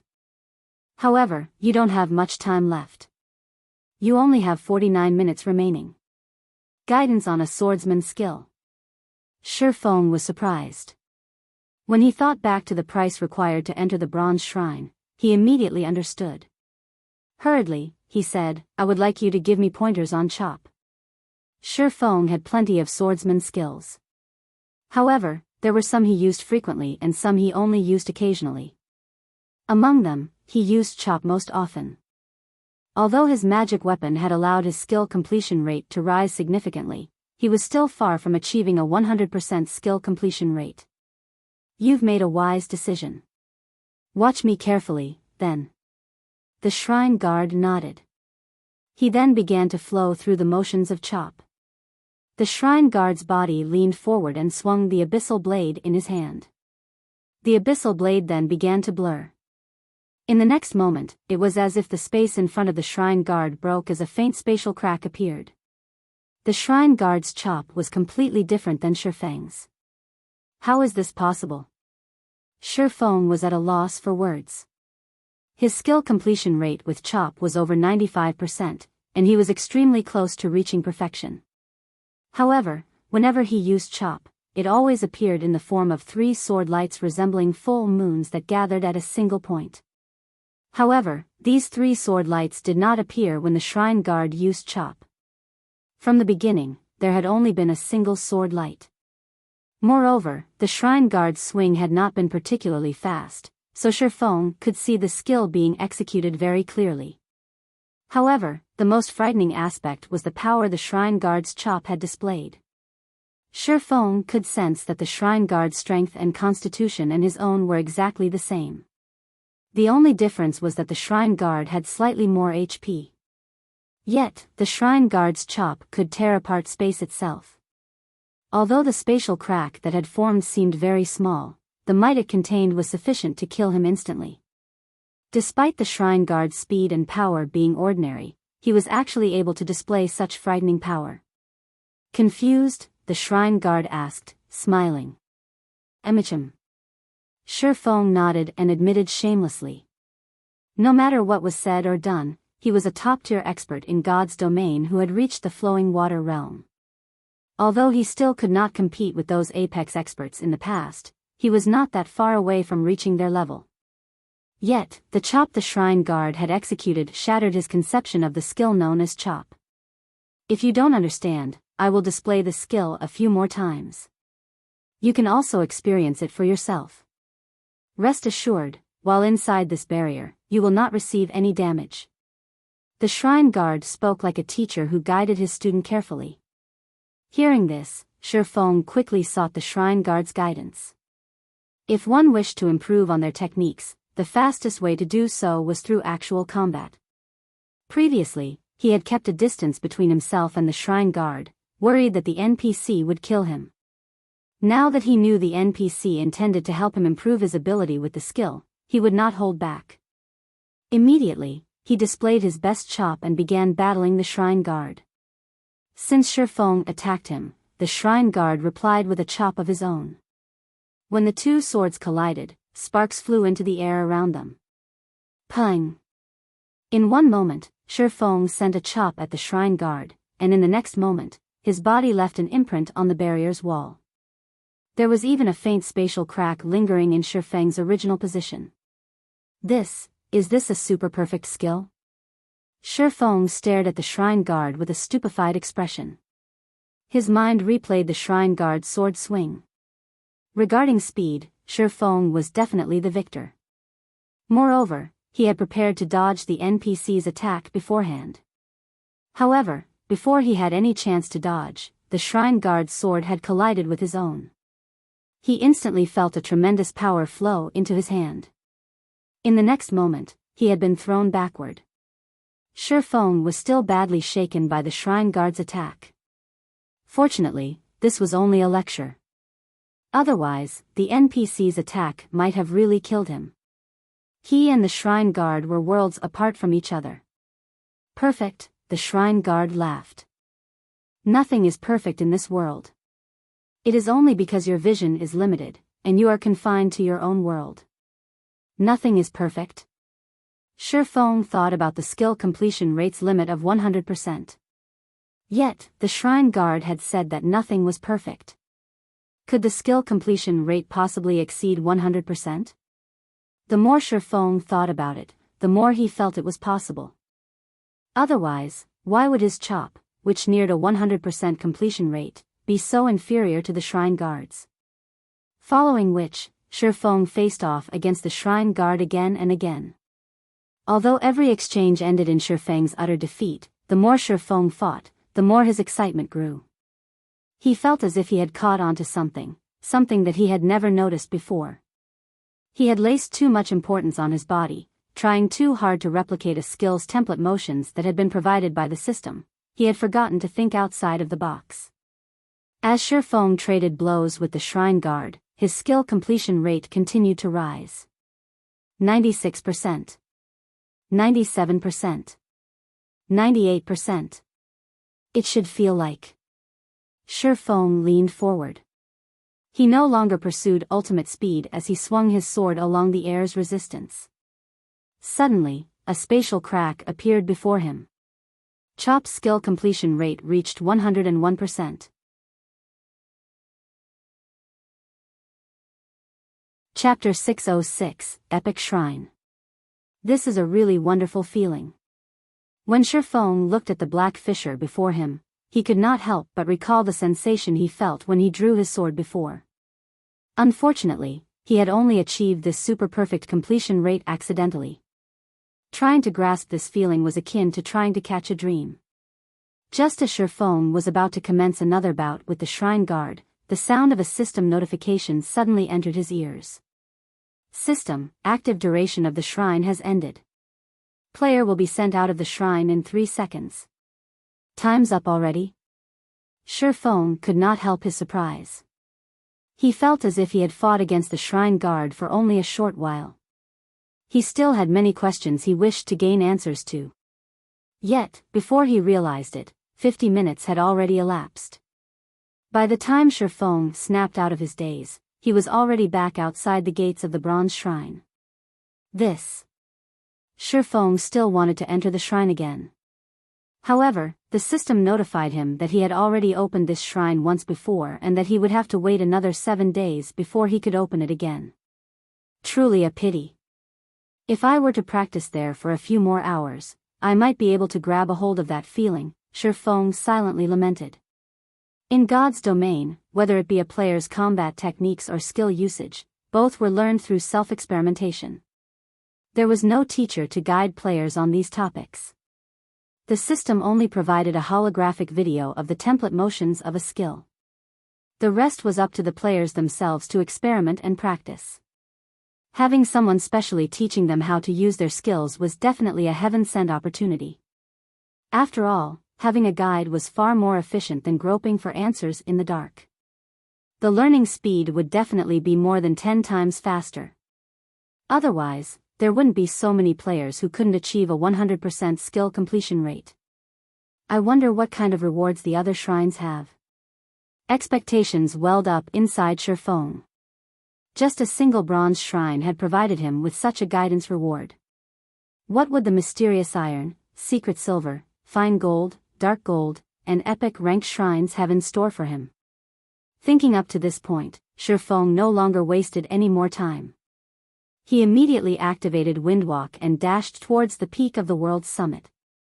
Shifeng could determine the rank of a shrine based on its location on the world's summit. The higher the rank of a shrine, the closer to the pinnacle it lay. However, the world's summit was simply too massive. It was many times larger than White River City. Despite continually alternating between Windwalk, Wind Rider, and Speed Scrolls, Shifeng had reached only the middle section of the world's summit after running for 3 full hours. He still couldn't see the peak of the mountain from where he stood. On the other hand, the shrines at the foot of the mountain were no more than little dots in his eyes now. I have managed to reach the area of the fine gold shrines only after 3 hours, that's 6 special elite kills gone. Even if an expert player were to come here, they would not be able to obtain the reward of the fine gold shrines. Shifeng had tried checking one of the fine gold shrines earlier, and it required him to spend 200 minutes just to open it. It should be known that the current elite players of God's domain were only capable of contending against an elite monster of the same level, while ordinary experts were capable of opposing up to a special elite of the same level. Only first-rate experts could fight a chieftain of the same level. As for top-tier experts, they were capable of contending against a lord of the same level. In order to arrive at this place and open the doors of a fine gold shrine, a player would need to defeat 2 chieftains and 8 special elites, obtaining 440 minutes, at the very least. In other words, an extremely powerful first-rate expert would barely be able to open the doors of a fine gold shrine and obtain the reward stored within it. I have only reached the middle section of the mountain. Just how long do I have to continue running to reach the epic rank section? Shi Feng grew somewhat worried. Shi Feng discovered that the distance between shrines also grew wider the further up he went. He had only reached the edge of the fine gold shrine area right now. He still had to traverse the dark gold area to arrive at the epic area. He also had to spend time searching for the right epic shrine. Moreover, he had obtained the epic shrine key by the skin of his teeth. He had no idea how much time was required to open the doors of an epic shrine. In the off chance that he did not have enough. This place really is damnable.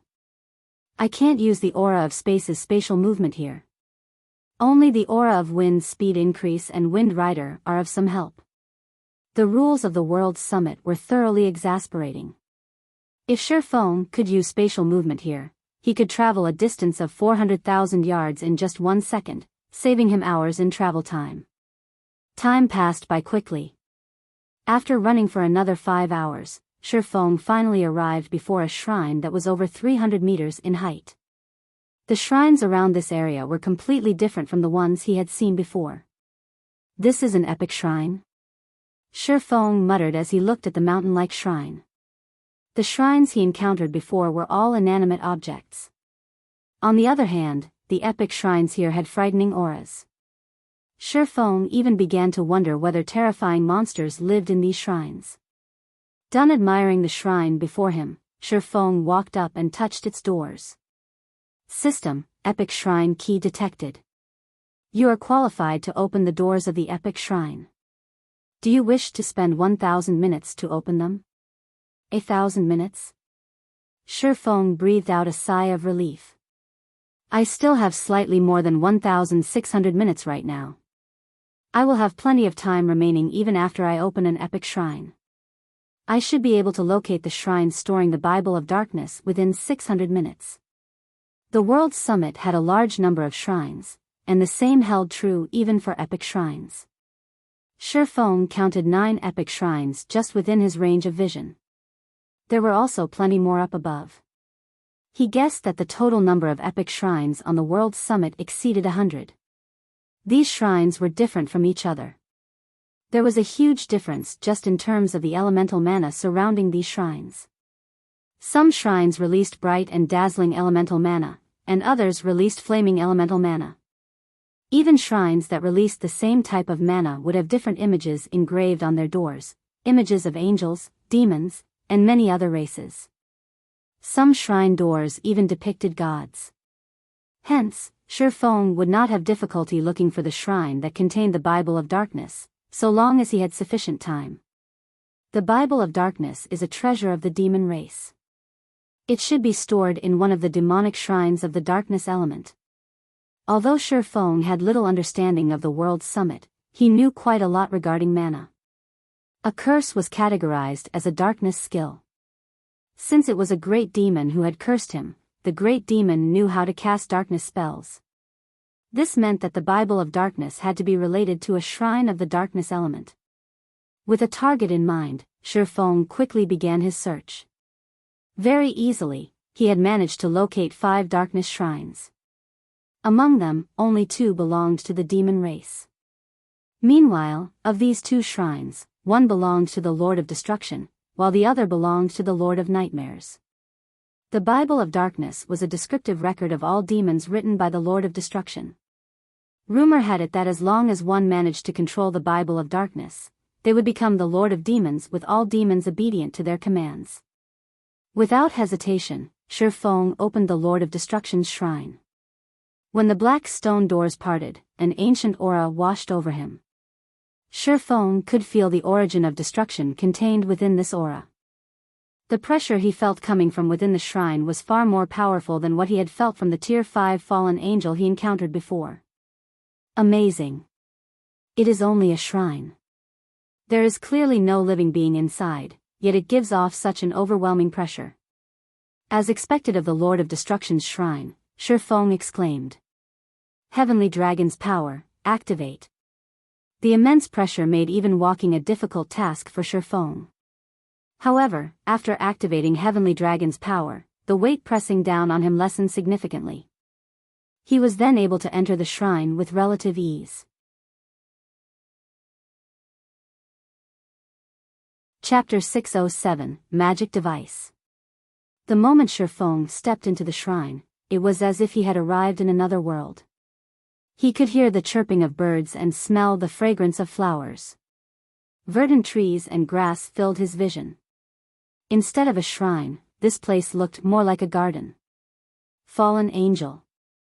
Inside the garden, Shifeng immediately discovered the fallen angel that had killed him previously. 3 pairs of pitch-black wings, a perfect, enchanting body, long and slender legs, as well as that jade-white skin and flawless face.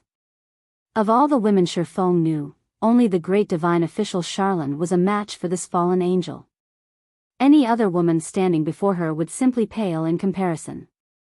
Human, you sure are fast, the Tier 5 fallen angel giggled as she looked at Shifeng with her aquamarine eyes.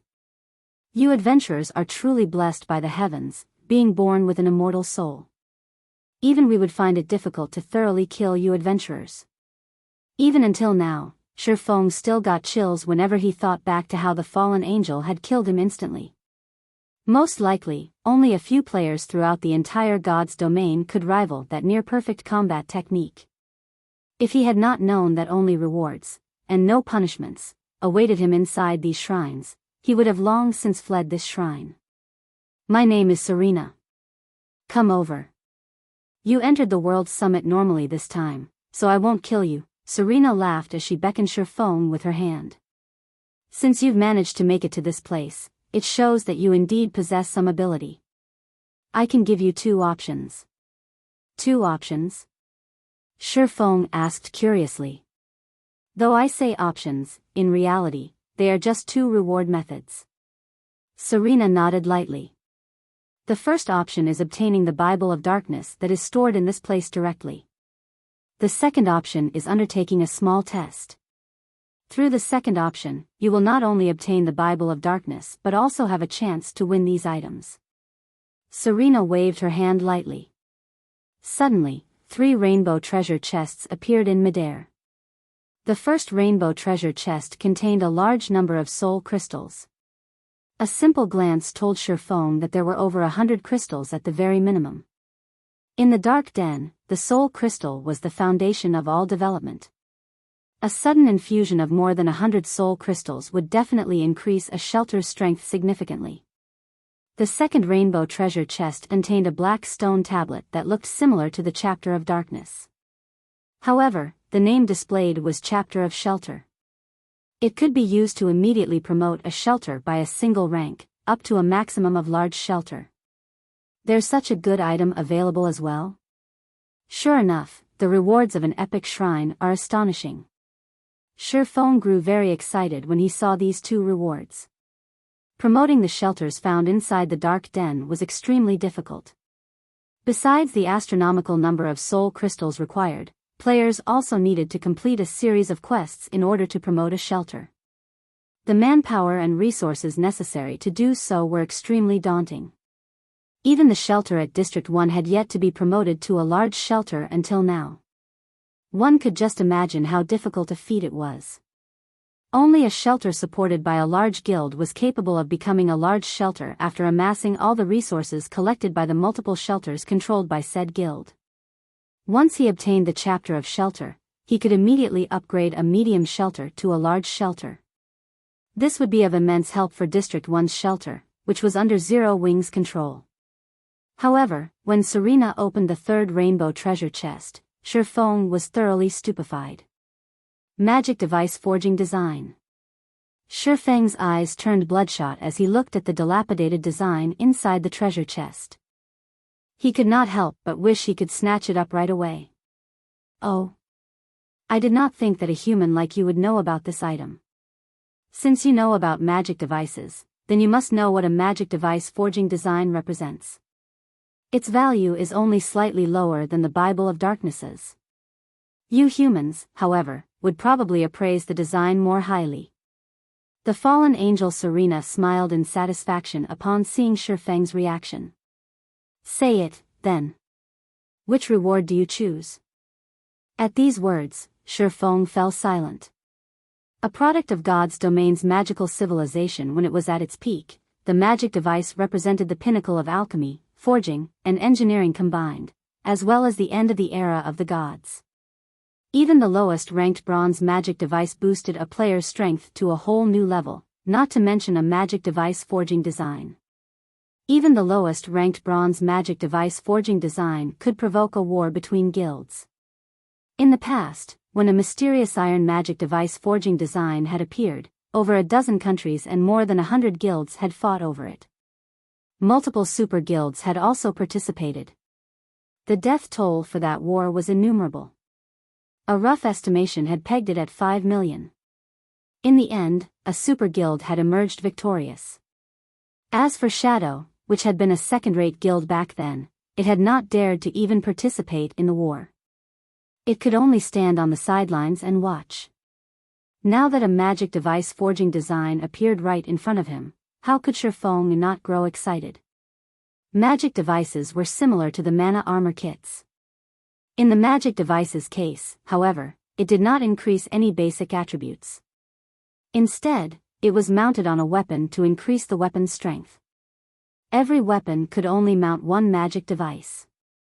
After God's domain underwent its third evolution, whether it was a battle against players or against monsters, an injury would reduce a player's combat power. And while players could rely on heals to recover from their injuries, the deterioration of their weapons was inevitable.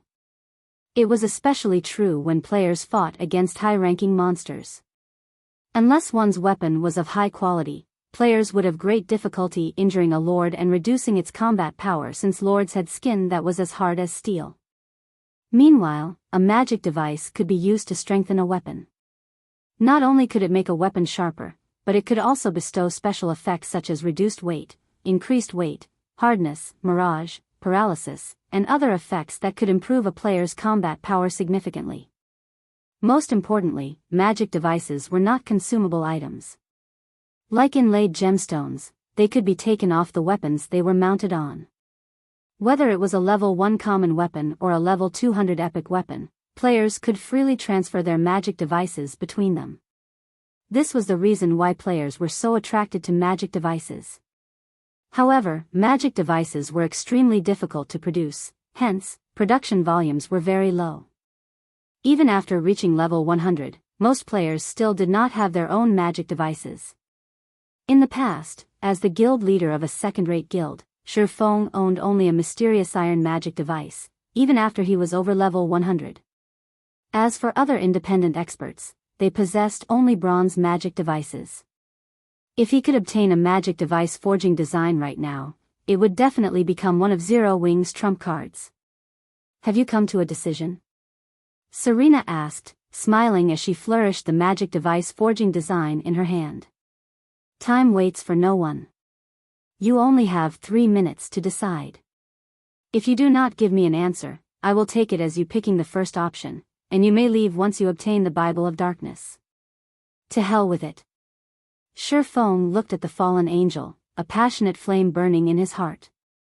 I choose the second option. Both the chapter of shelter and the magic device forging design were items that were not easily acquired.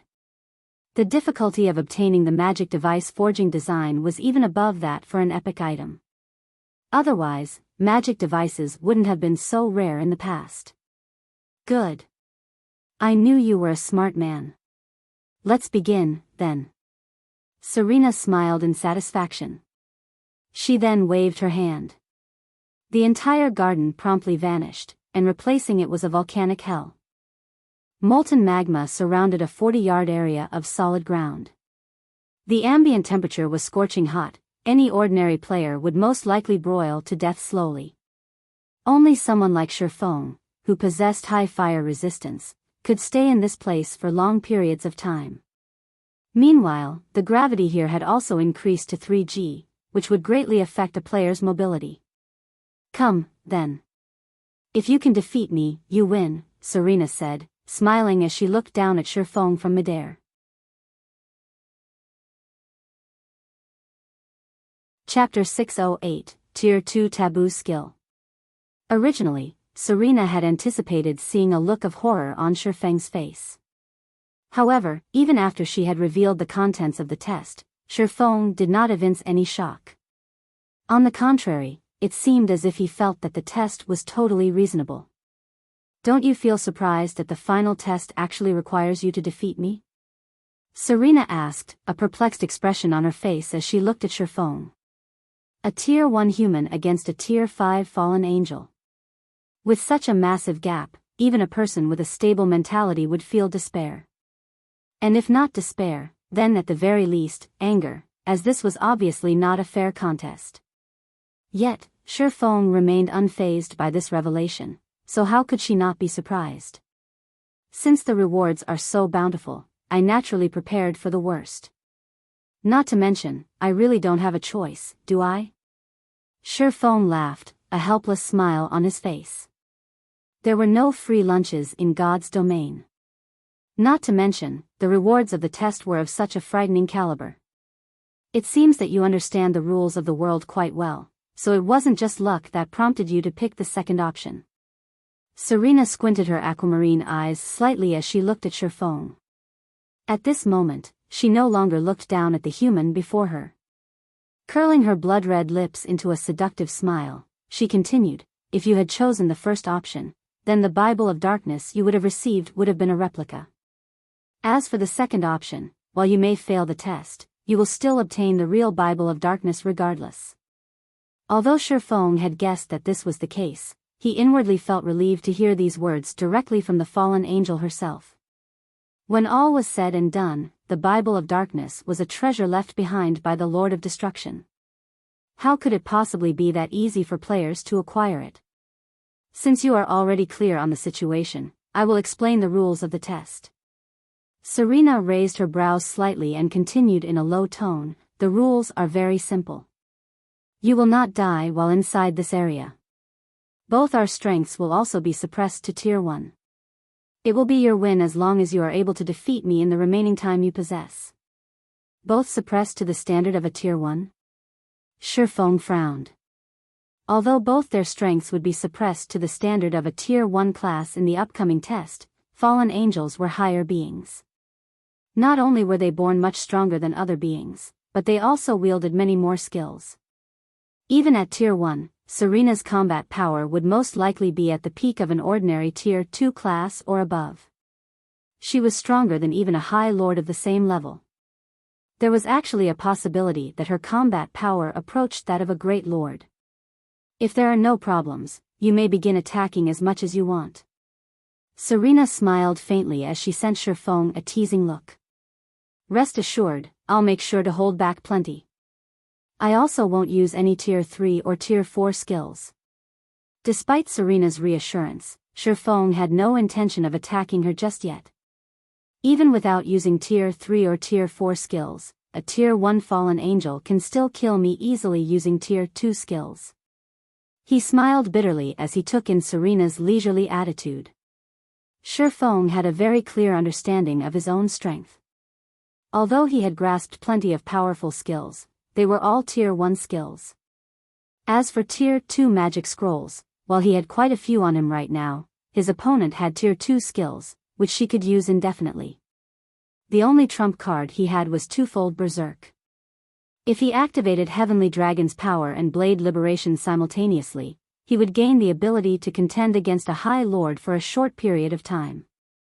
However, engaging a Tier 1 fallen angel in melee combat was simply suicidal. "I have close to 10 hours left. It would be pointless to charge into battle right now. My only option is to wait for the cooldown of Dragon's power to end." Shifeng was in no hurry. He then sat on the ground, resting as he quietly observed the fallen angel before him. Earlier, when he was entering the shrine, he was forced to use Heavenly Dragon's power to resist the intense pressure. If he fought Serena, a fallen angel who had the attributes of a High Lord, without twofold Berserk, he would just be seeking his own death. Fortunately, the condition to clear the test was only to defeat Serena, not to kill her. There was a massive difference between these two conditions. Defeat meant that he was only required to cause a certain amount of damage to Serena. After all, even if Serena simply stood still and allowed him to attack her freely, he would not be able to kill her within 20 seconds. Currently, although Serena was only level 32, she had a total of 5 million HP. Tier 1 skills are definitely useless against Serena. In terms of combat techniques, she is also far superior to me. If I wish to defeat her, my only option is to rely on Tier 2 magic scrolls. Although Shi Feng had his ultimate skill, Flame Burst, this skill was meaningless if his weapon could not connect with his opponent. Not to mention, in a direct clash of power, Serena would trounce him. Having thought up to this point, Shi Feng suddenly stood up. He then replaced the aura of wind with the aura of fire and cast Firestorm at Serena. The platform he currently stood on only had an area of 40 yards. Firestorm certainly covered most of it. At level 7, Firestorm's might could easily rival a Tier 2 large-scale destruction spell. A tsunami of flames descended from the sky. However, just as the flames were about to engulf Serena, her fingers suddenly moved. In the blink of an eye, she had finished writing the runes required to cast Frost Storm, a Tier 2 large-scale destruction spell. In the next moment, fire and ice clashed, filling the space around the platform with steam. Meanwhile, Shi Feng's Firestorm did not even manage to touch the fallen angel. Fallen angels with high intelligence are really difficult to handle. Shi Feng was not surprised. In the virtual reality games of the past, there would only be two possible outcomes when a player used a skill, either the skill hit or missed. There was no third possibility. In God's domain, however, one would encounter various scenarios when attacking using a skill. Aside from hitting or missing, it was also possible for the skill to be blocked, offset, or unraveled. Blocking a skill would result in one taking a small amount of damage, and normally, this was an action that most lords were capable of. However, offsetting or unraveling a skill was a feat that was doable only for high-tiered monsters and NPCs. Meanwhile, the method Serena had used to deal with Shi Feng's Firestorm was to offset it using a skill of her own. When one successfully offset a skill, they would not receive any damage whatsoever. If even Firestorm is useless against her, my Tier 2 magic scrolls would most likely yield similar results. Shi Feng felt a huge headache when he looked at Serena, who was currently hovering in midair. It would be great if Kite were here right now. Kite was a dark gold ranked personal guard. With his strength as a Tier 2 Swordmaster, he could not overcome a Great Lord, which was equivalent to a Tier 3 class, but he could still pin it down for some time. His strength should not be below that of the Tier 1 fallen angel Serena. Invincible within the same tier? A sudden inspiration came to Shi Feng as he looked at Serena's smiling face. Taboo skill. Taboo skills possessed the power to transcend tiers. Meanwhile, although Serena's strength was currently suppressed to Tier 1, her frightening basic attributes and arsenal of Tier 2 skills made her invincible even against ordinary Tier 2 classes. However, if a Tier 2 player managed to grasp a Tier 2 taboo skill, they would similarly become an invincible existence among other Tier 2 classes.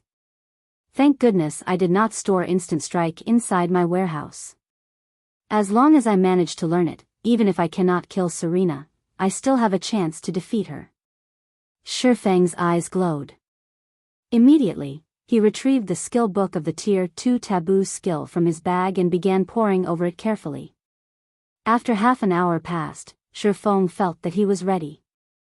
If he wanted to learn the Tier 2 taboo skill Instant Strike, the first way to do so was to collect 100 thunder crystals, which was obviously impossible. The second option was to achieve a 100% skill completion rate. Previously, it had indeed been impossible for him to achieve a 100% completion rate for Instant Strike. However, after the Abyssal Blade was upgraded, his compatibility with the magic weapon had increased significantly. With the help of the 100-berry wine, which he had obtained from Blue Frost, he definitely had a chance to achieve a 100% skill completion rate right now. Hence, Shi Feng drank a bottle of 100-berry wine and began rehearsing the Tier 2 taboo skill Instant Strike. Trying to learn a Tier 2 taboo skill? Serena revealed a faint smile. Not a bad idea. Unfortunately, the time you have left isn't enough for you to do so. Taboo's skills required long periods of bitter training. There were no shortcuts available. Even a gifted person would require several days or over a dozen days to learn a Tier 2 Taboo skill. Shifeng did not have much time left. It was simply impossible for him to succeed in learning the Taboo skill in such a short period of time.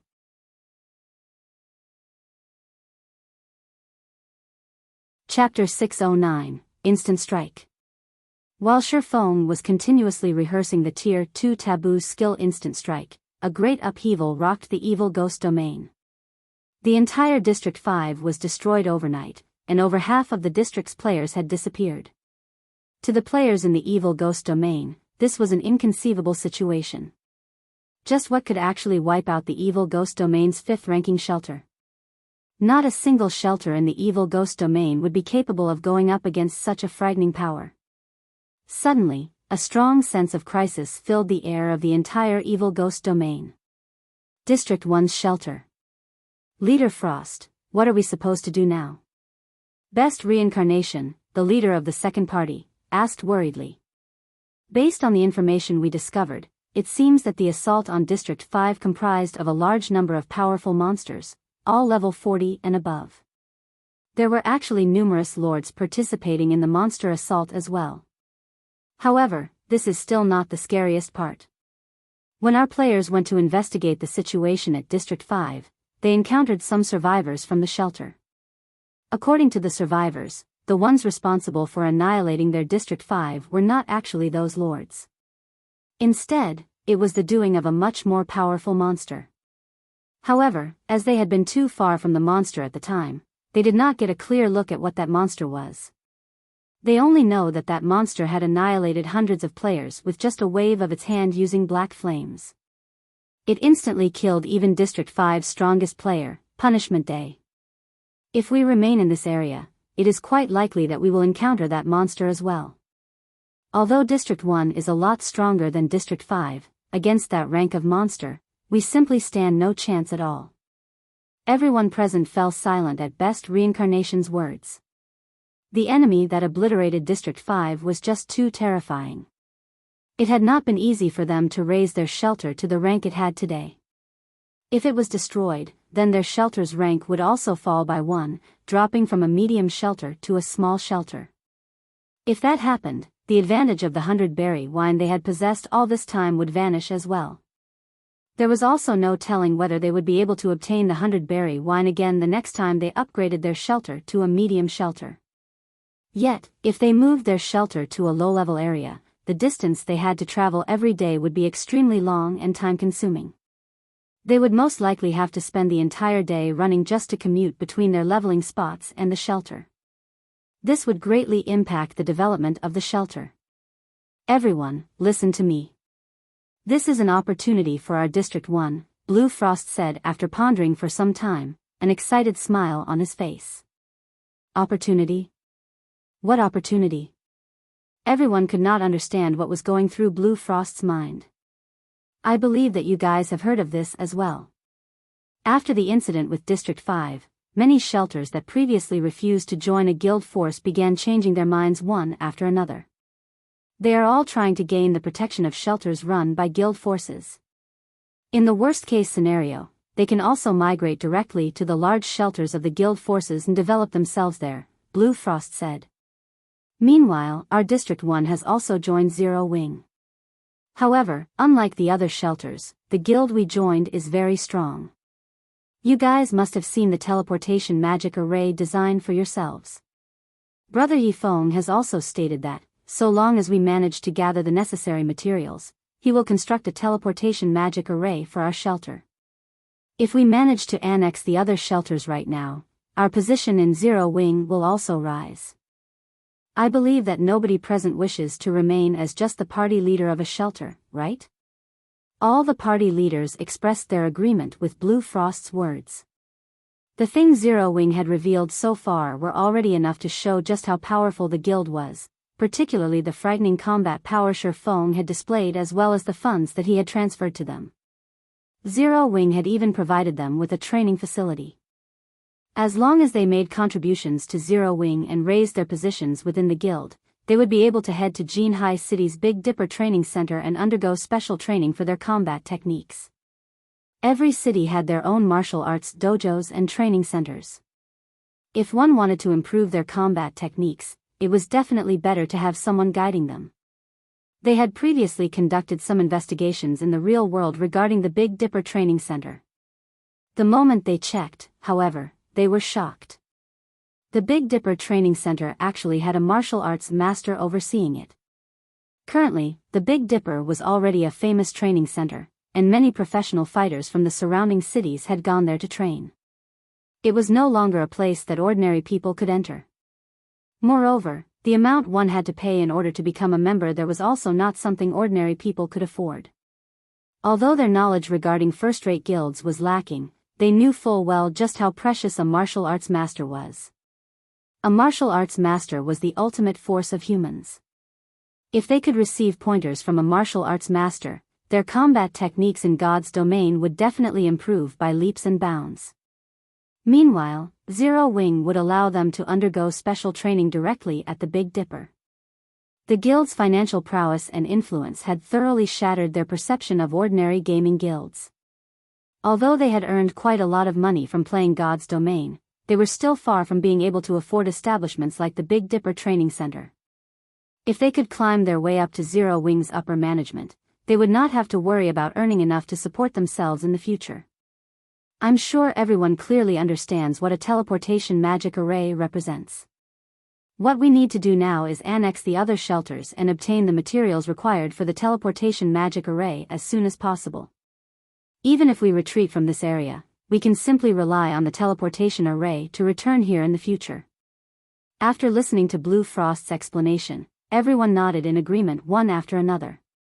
Previously, they had found it simply too difficult to gain control over the other shelters in the evil ghost domain. However, that changed after the incident with District 5. If they had a teleportation array, the amount of money and resources they could earn would be endless. Hence, the various party leaders began arranging workforces to collect the materials required for the teleportation magic array. At the same time, they also tried persuading the other shelters to subordinate themselves to District 1's shelter. That way, the members of these shelters would get to use the teleportation array of District 1.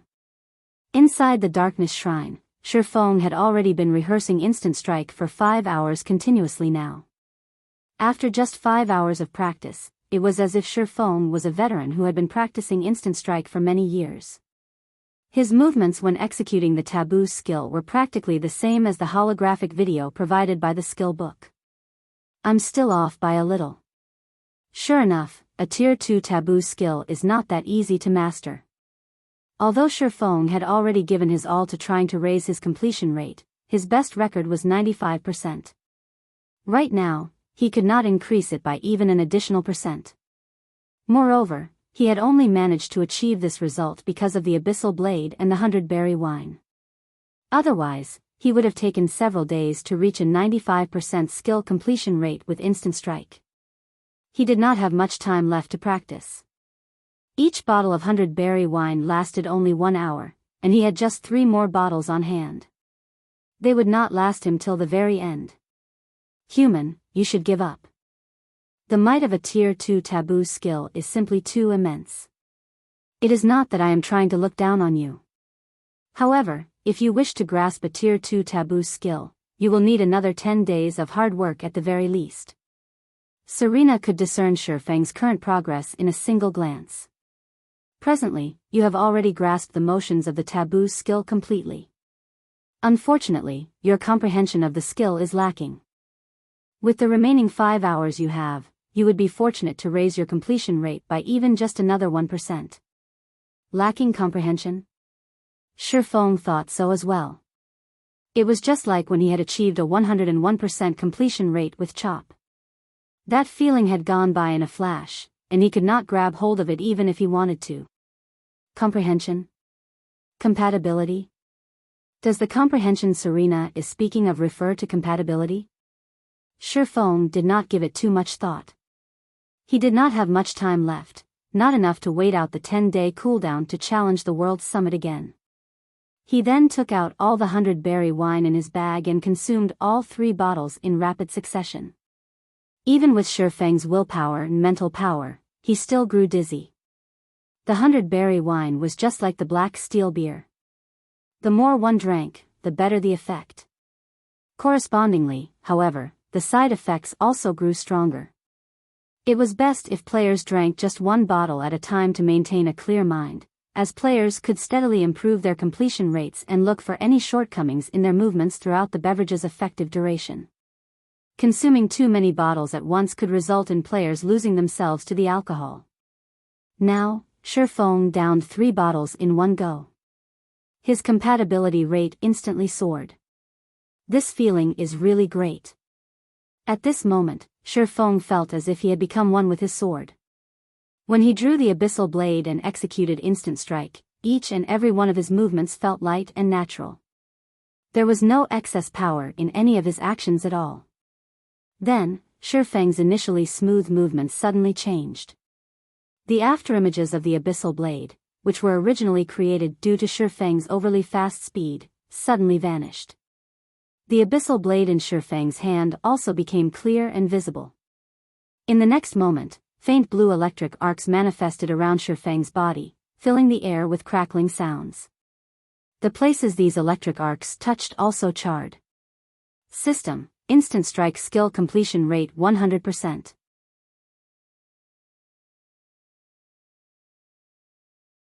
Chapter 610, Higher Realm. Arcs of electricity continuously sparked around Shifeng. Although the electric arcs were tiny, the destructive power they contained was practically equivalent to a Tier 2 lightning spell. He actually succeeded. A shocked expression appeared on Serena's beautiful face.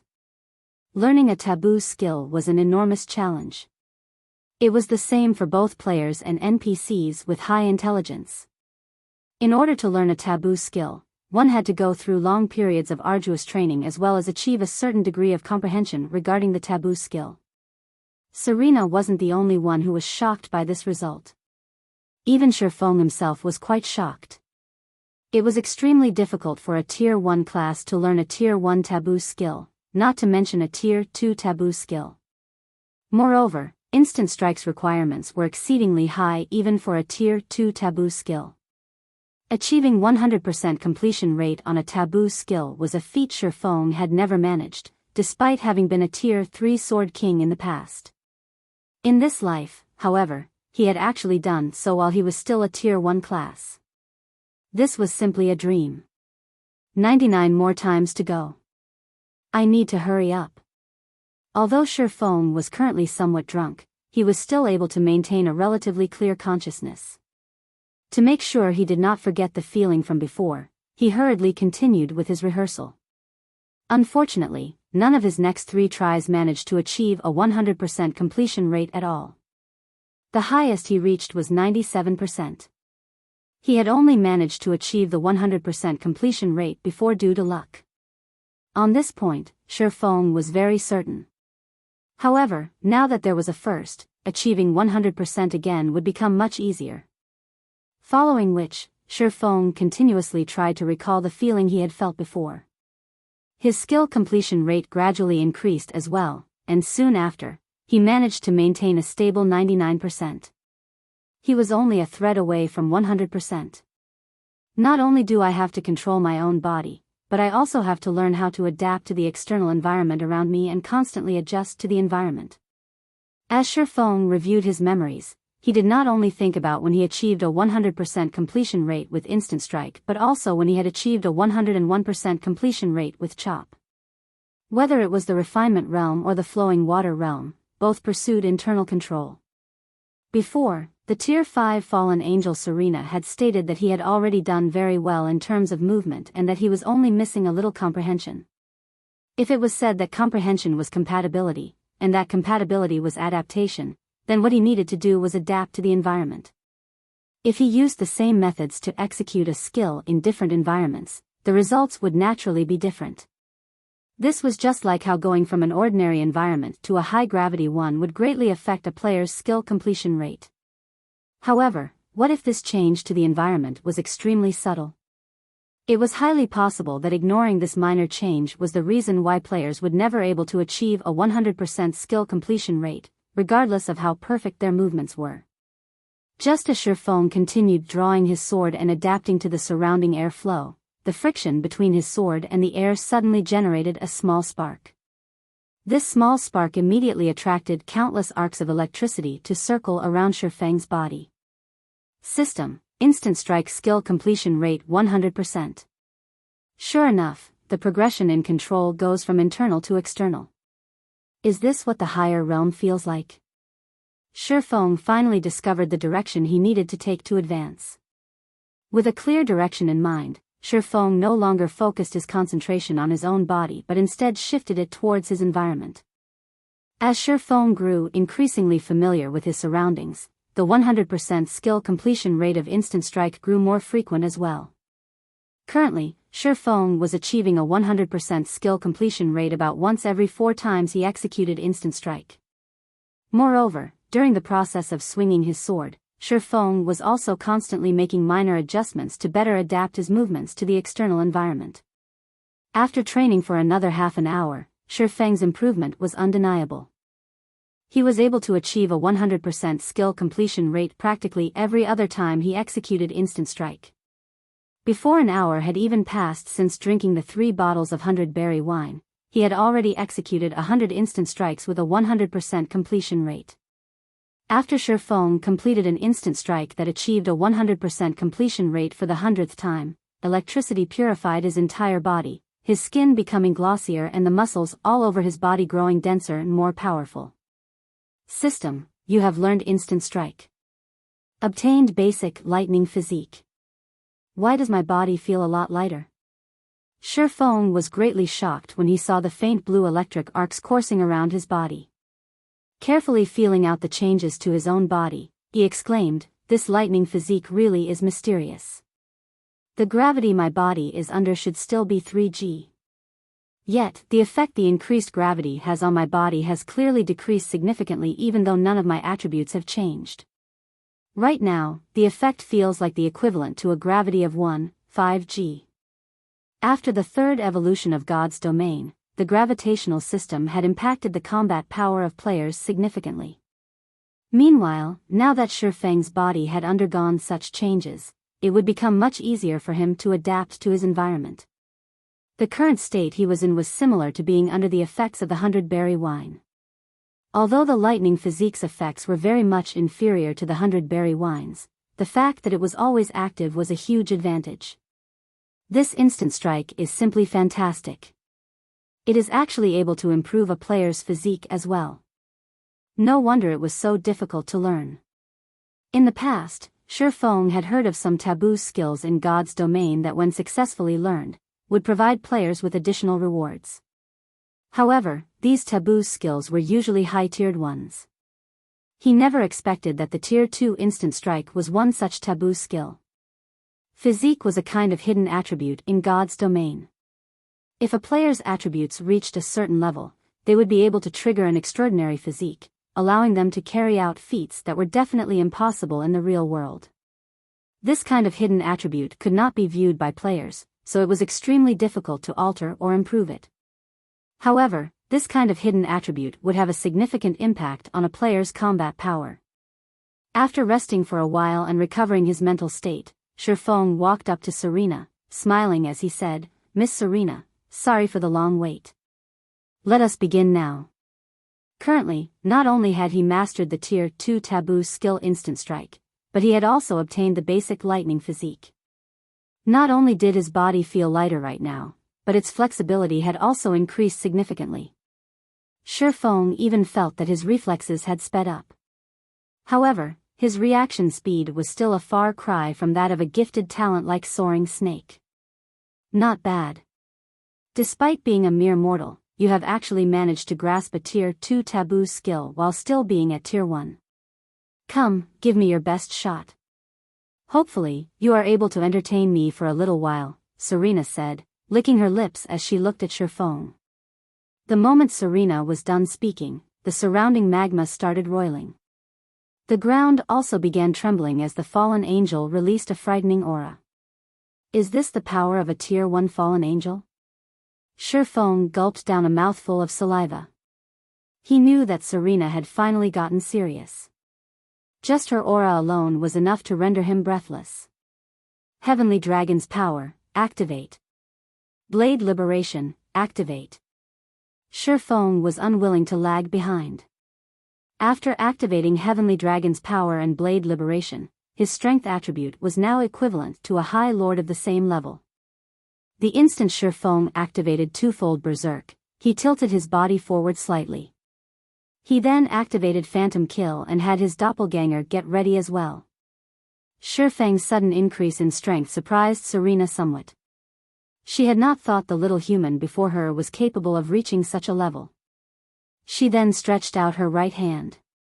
Instantly, a golden holy sword appeared in her hand. Countless wind blades wrapped around her weapon. She cast a Tier 2 skill, Storm Blade, at Shifeng right away. Countless swords of light instantly surged towards Shifeng and his doppelganger. Meanwhile, Shifeng and his doppelganger also simultaneously activated the Tier 2 Taboo skill Instant Strike. Shwa! Both Shifeng and his doppelganger disappeared from where they stood to instantly appear beside Serena. Both swordsmen then began brandishing their swords at the fallen angel. Instant Strike, when activated, increased its user's attack speed by 500% for a short period of time. Originally, Shifeng's attack speed was already terrifying. Now, Shifeng and his doppelganger sent out dozens of sword lights in the time it took to take a single breath. Moreover, these sword lights had appeared practically simultaneously, with none ahead or behind the others. Such a fast attack.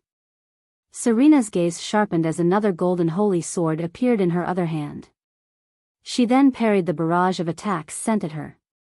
Pung! Pung! Pung! Serena's sword technique was flawless.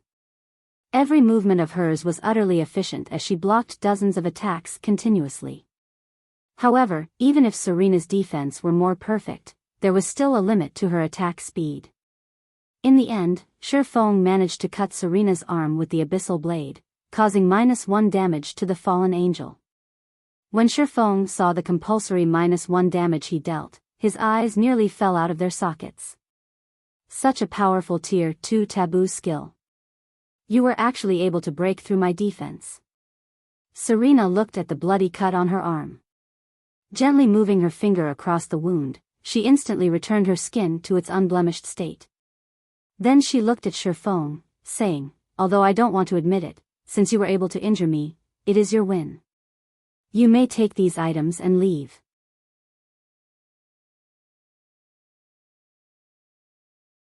Chapter 611, Shrine Rewards. After Serena was done speaking, the fallen angel suddenly vanished. At the same time, the volcanic hell that surrounded Shifeng transformed into a golden shrine with an altar before him. 3 rainbow treasure chests were stacked up one upon another on the altar, and placed on top of these treasure chests was a thick and heavy black leather book. Victory at last. Shifeng breathed out a sigh of relief. Serena was just too powerful. Whether it was in terms of techniques or basic attributes, he was far inferior to the fallen angel. Shifeng and his doppelganger had sent out over 100 attacks within the 3 seconds of Instant Strike's duration. Yet, Shifeng had only managed to land a hit on Serena at the very last second. The fallen angel's strength was simply terrifying. Most likely, even Kite would not be a match for Serena, who had suppressed her strength to Tier 1. If Serena had suppressed her strength to Tier 2 instead of Tier 1, he would not have stood a chance against her at all.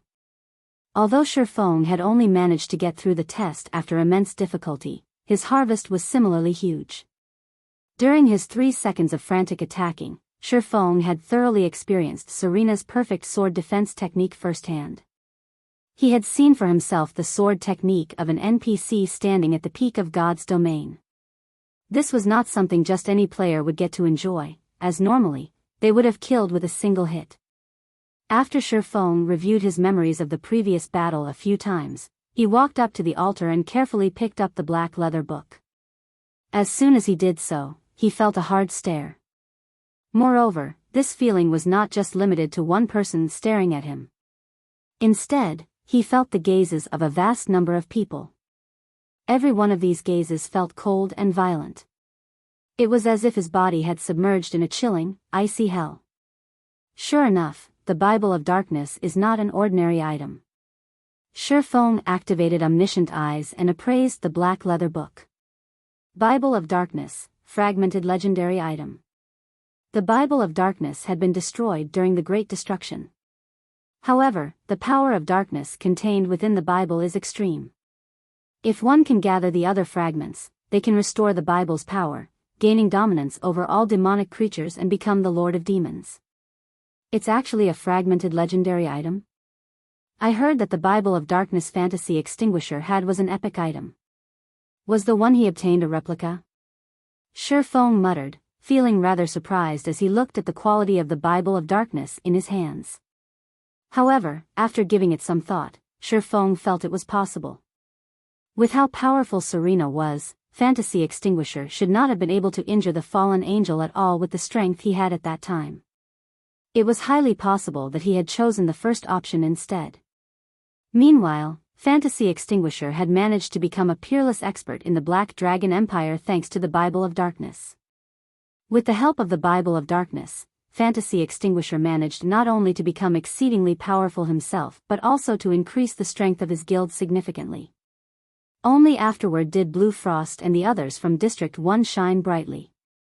Back then, countless guilds had looked at Fantasy Extinguisher enviously. There was nothing remarkable about owning a single epic item.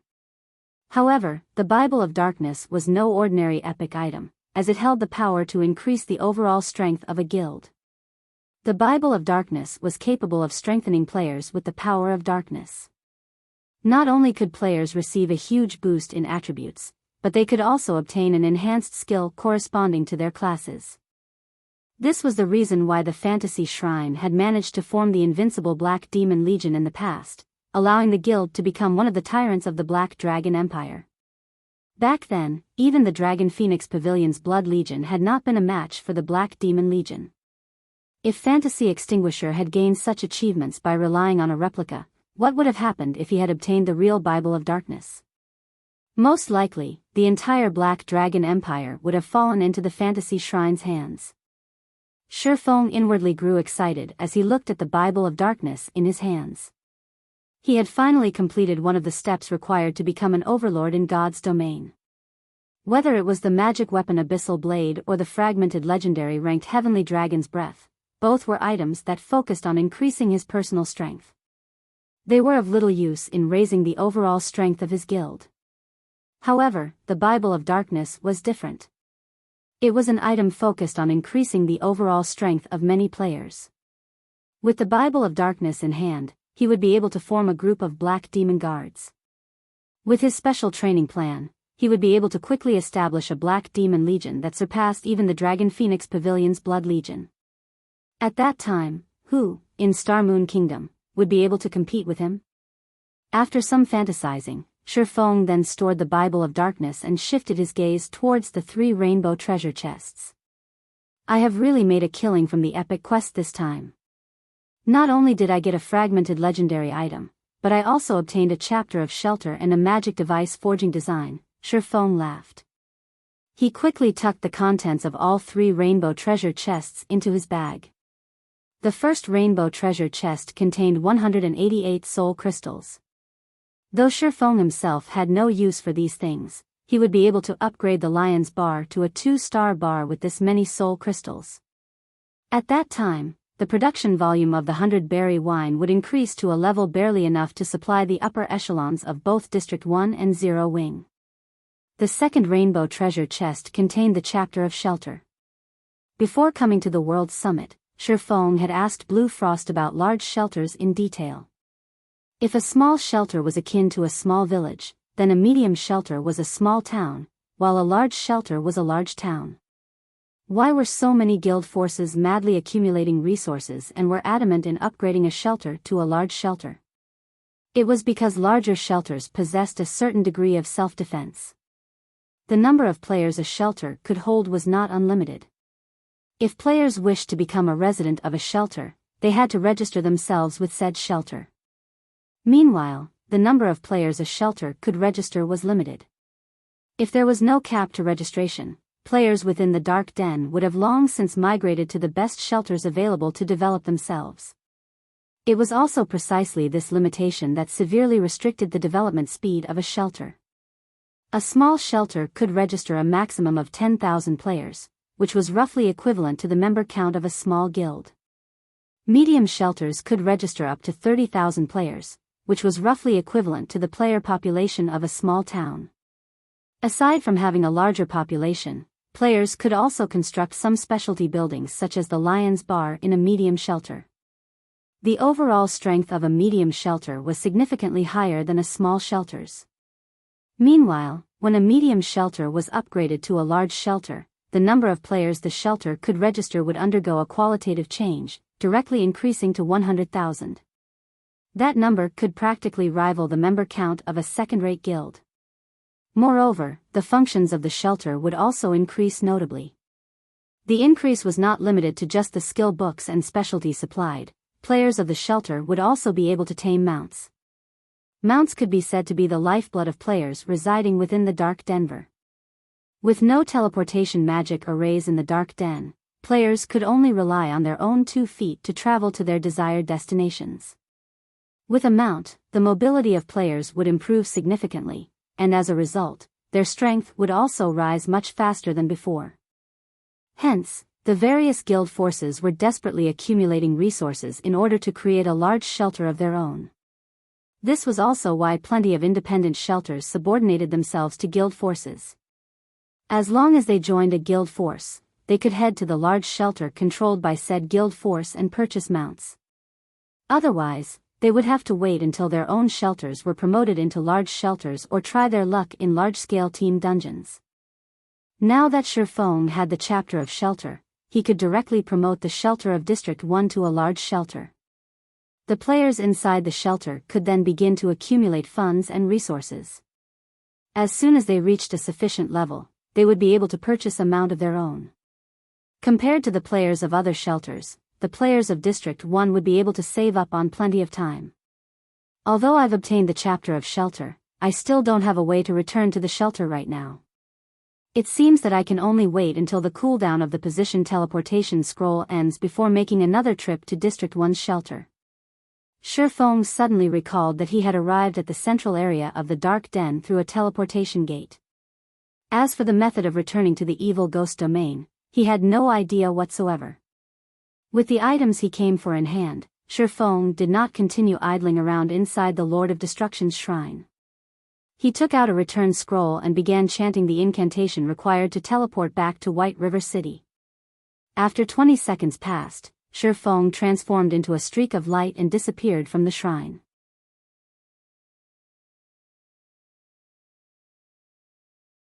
Chapter 612, Winds Have Changed. White River City Teleportation Hall. Due to Zero Wing's ever-growing fame and the Candlelight Trading Firm's wide array of high-end products, many players were attracted to White River City. Currently, one could see plenty of players forming dungeon raiding parties in the wide and spacious teleportation hall. The prosperity and liveliness here were far more intense than in Starmoon City. The moment Shifeng stepped out of the teleportation hall, he could feel the hustle and bustle that filled the city. Other than a large number of independent players who filled the city streets, there were also plenty of guild players. These guild players' average levels were very high. Although they could not compare to the players in the Dark Den, most of these guild players were still level 27 or 28. That was still quite high in the current God's domain. These guild players also wore fine gold and secret silver equipment. They were the envy of ordinary players. That guild is amazing. Its members' equipment looks so amazing. They should be catching up to the powerful guilds in White River City. I've heard of that guild before. It's called Heaven's Burial, and it's one of the newly established White River City guilds. Although it is a new guild, it is very powerful. So far, Heaven's Burial has already raided many 20-man Hell Mode team dungeons and is in the midst of planning to raid 50-man team dungeons. I also heard that the guild has a very powerful backer. A strong backer isn't the only thing Heaven's Burial has. A few hours ago, one of Heaven's Burial's experts managed to break into the 4th floor of the Divine Colosseum. It is the 10th guild in White River City to set foot on the Divine Colosseum's 4th floor. I've been to the newly launched Divine Colosseum as well and paid 1 magic crystal to challenge it. The challenges are insanely difficult. I only managed to reach the 2nd floor after exhausting myself. And I died the moment I set foot on the 2nd floor. In the end, I only got 1 silver as a reward. It was a serious loss. Heaven's Burial is amazing. Even Zero Wing, the most powerful guild in White River City, has only advanced to the Colosseum's 5th floor. The Divine Colosseum, which had recently appeared in God's Domain, drew the interest and attention of many players, and every conversation was related to it in one way or another.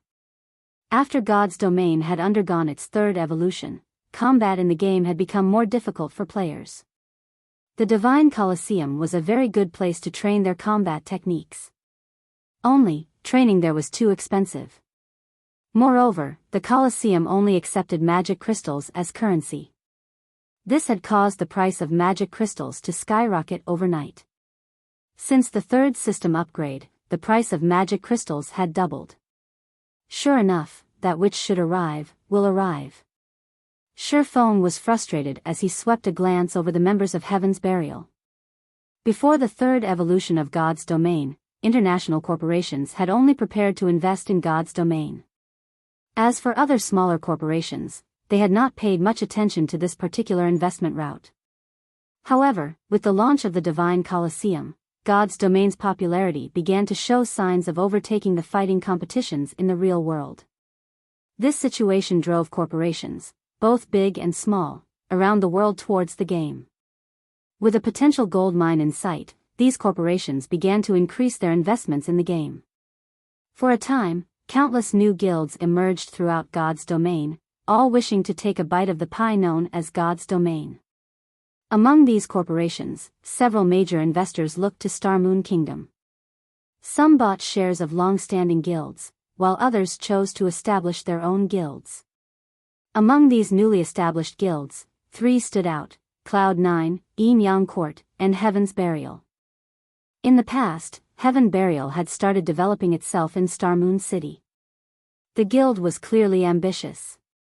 While Ouroboros and the Star Alliance had been busy fighting each other, Heaven's Burial had taken advantage of the situation and solidified its position in Star Moon City in one fell swoop. In the end, it had even forced the 2 first-rate guilds to suffer quite a few hardships. Shurfeng had never expected that, after White River City began to show signs of becoming the #1 city in Star Moon Kingdom, Heaven's Burial would run to White River City to develop itself. Moreover, of the newly established guilds Shurfeng had seen so far, Heaven's Burial wasn't the only one of the top 3 newbies to establish itself in White River City.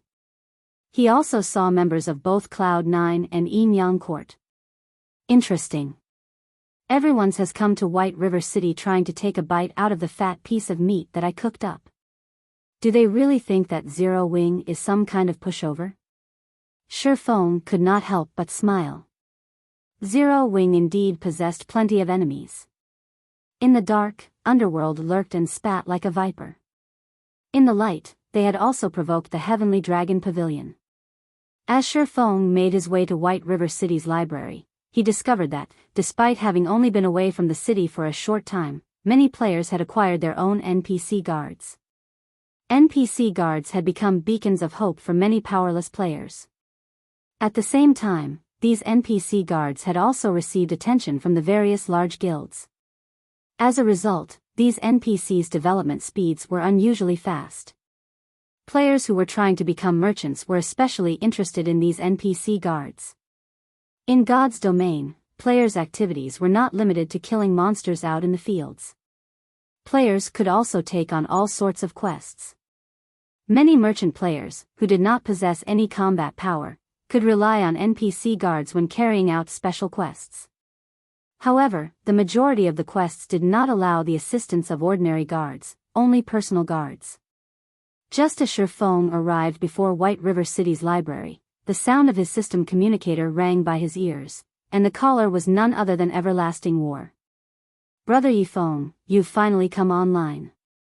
I've been trying to contact you for a while. How are preparations coming along? Everlasting War asked, slightly worried. Shifeng was the expert he had recommended. If Shifeng did not pass the selection test, it would stain his reputation. There are no issues. I can participate in the selection at any time. Seeing as Brother Everlasting is contacting me, has something happened? Shifeng asked. The selection held in Beast City was tomorrow morning. There was still quite some time before the selection began. Something must have happened for Everlasting War to contact him. It's nothing major. Only, the higher-ups have changed the requirements for the selection. Now, after you pass the selection, you are required to sign a contract and become a member of the company if you join the battle team. Of course, you will receive far more benefits as well. For example, you will be entitled to 5% of the wagers made on the matches you win, Everlasting War explained. If Brother Yifeng joins the battle team, with your strength, you will easily make more than a dozen times the credits the guild leader of a first-rate guild would normally earn. Once the battle team becomes famous, your status in the world will become even greater than any leader of a first-rate guild. What do you think, Brother Yifeng? Everlasting War and his group did not particularly care about signing the new contract as they had originally been employees of the company. However, Shifeng was different. He was affiliated with Zero Wing. Moreover, he was one of Zero Wing's core members. He had definitely signed a contract with the guild. If he joined the battle team, unless the company allowed it, he would not be able to be part of any guilds in the future. To put it bluntly, the company was restricting the freedom of the team members instead of cooperating with them. Of course, if Brother Yifeng is selected to become one of the members of the battle team, the company will take full responsibility of the breach of agreement with your guild. Brother Yifeng can rest assured on this. Everlasting War was very confident in Shifeng's strength, and he desperately hoped that Shifeng would join their battle team. In his opinion, what did a guild in a virtual reality game amount to? How could it possibly hope to match up against an international corporation?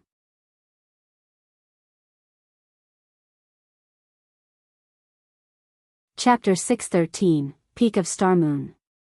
The benefits Everlasting War had mentioned were quite tempting. The Dark Arena was a place where the various international corporations around the world could secretly compete. The resources and funding involved were on an entirely different level than ordinary arenas. Even just 5% of the gambling rewards was sufficient to make someone a tycoon overnight. Moreover, as one's battle record in the Dark Arena grew, the bets on their matches also increased.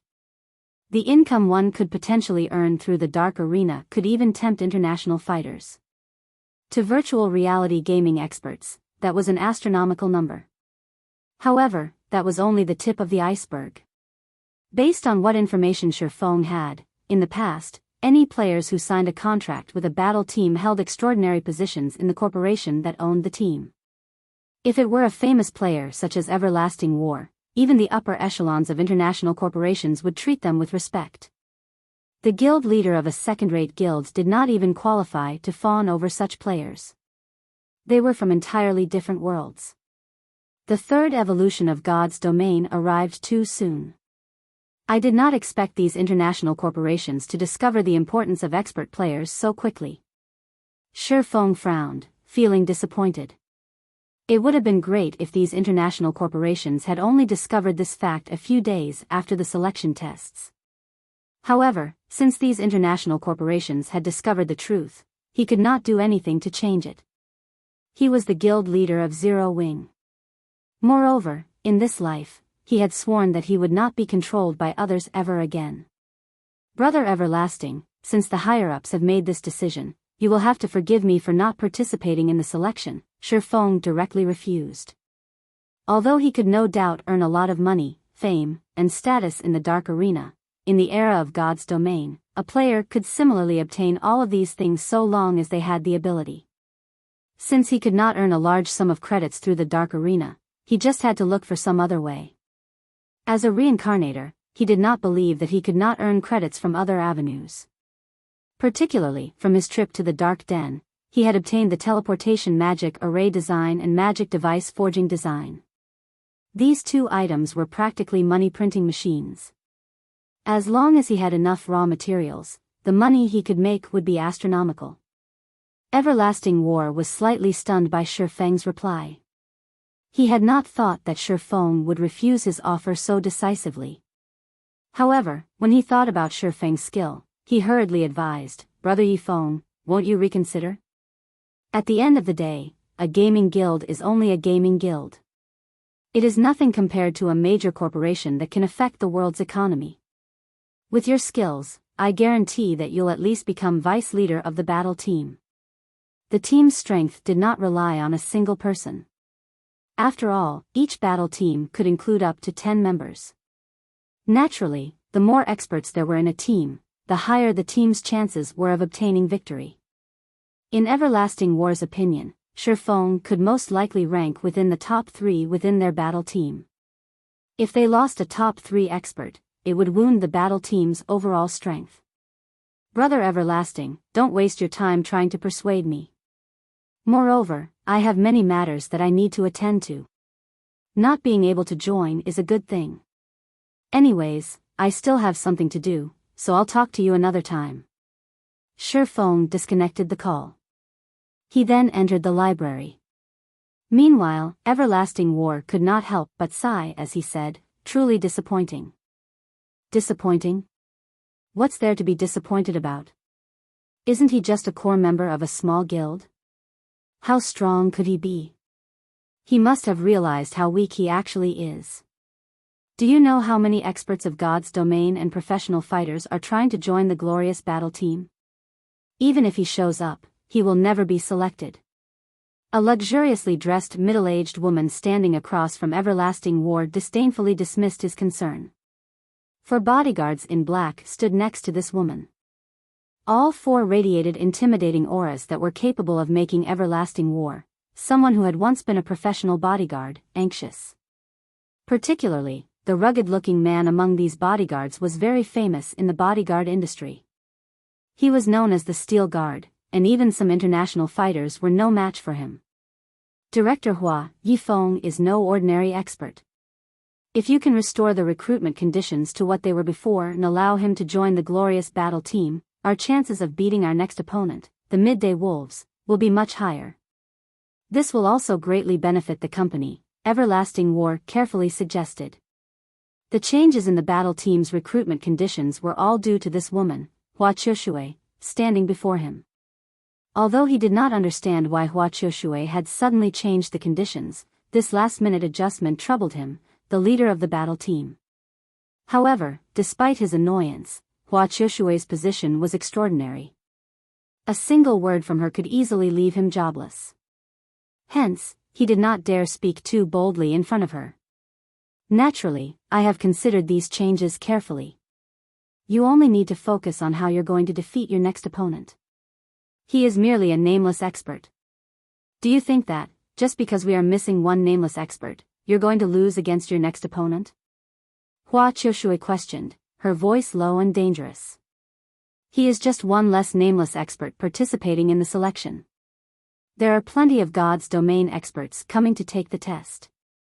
Among them, many are well known in the industry. These people's standards are far beyond his. I think that Vice Leader Journey Leave should administer the test this time around. You should take this time to think of a strategy to deal with the Midday Wolves. Everlasting War's words had clearly dissatisfied Hua Qiushui.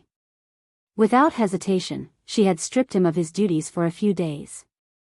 Helpless, Everlasting War could only agree with the lady director. Inside White River City's library.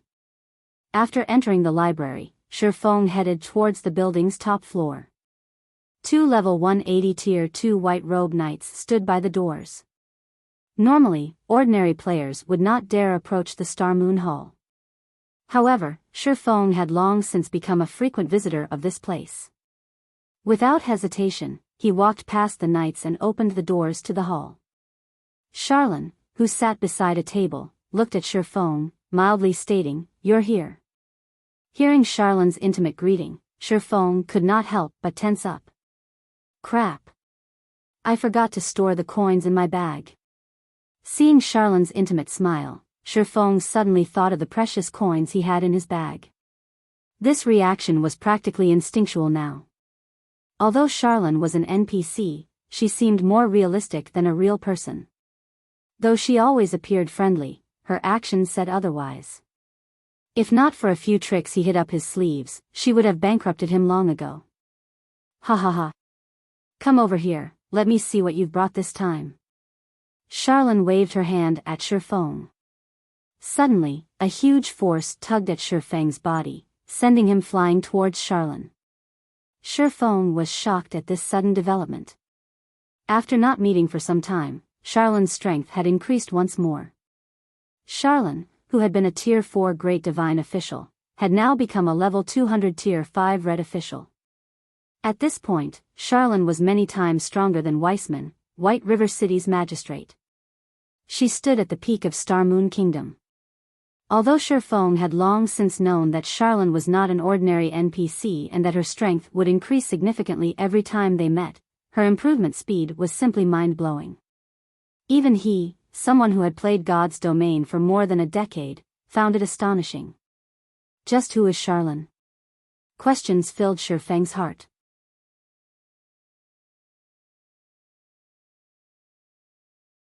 Chapter 614, Demon Gate. Just as Shi Feng pondered Charlene's identity, a hint of shock surfaced in the red official's golden eyes. You have actually obtained it. Charlene could not help but reevaluate her opinion of Shi Feng. And here I thought you would bring me a replica to help you solve your problem. Hearing this, surprise appeared on Shi Feng's face. He had only discovered the truth about the replica from the fallen angel Serena. He had not expected Charlene to know about it as well. Charlene could see the question floating in Shi Feng's mind.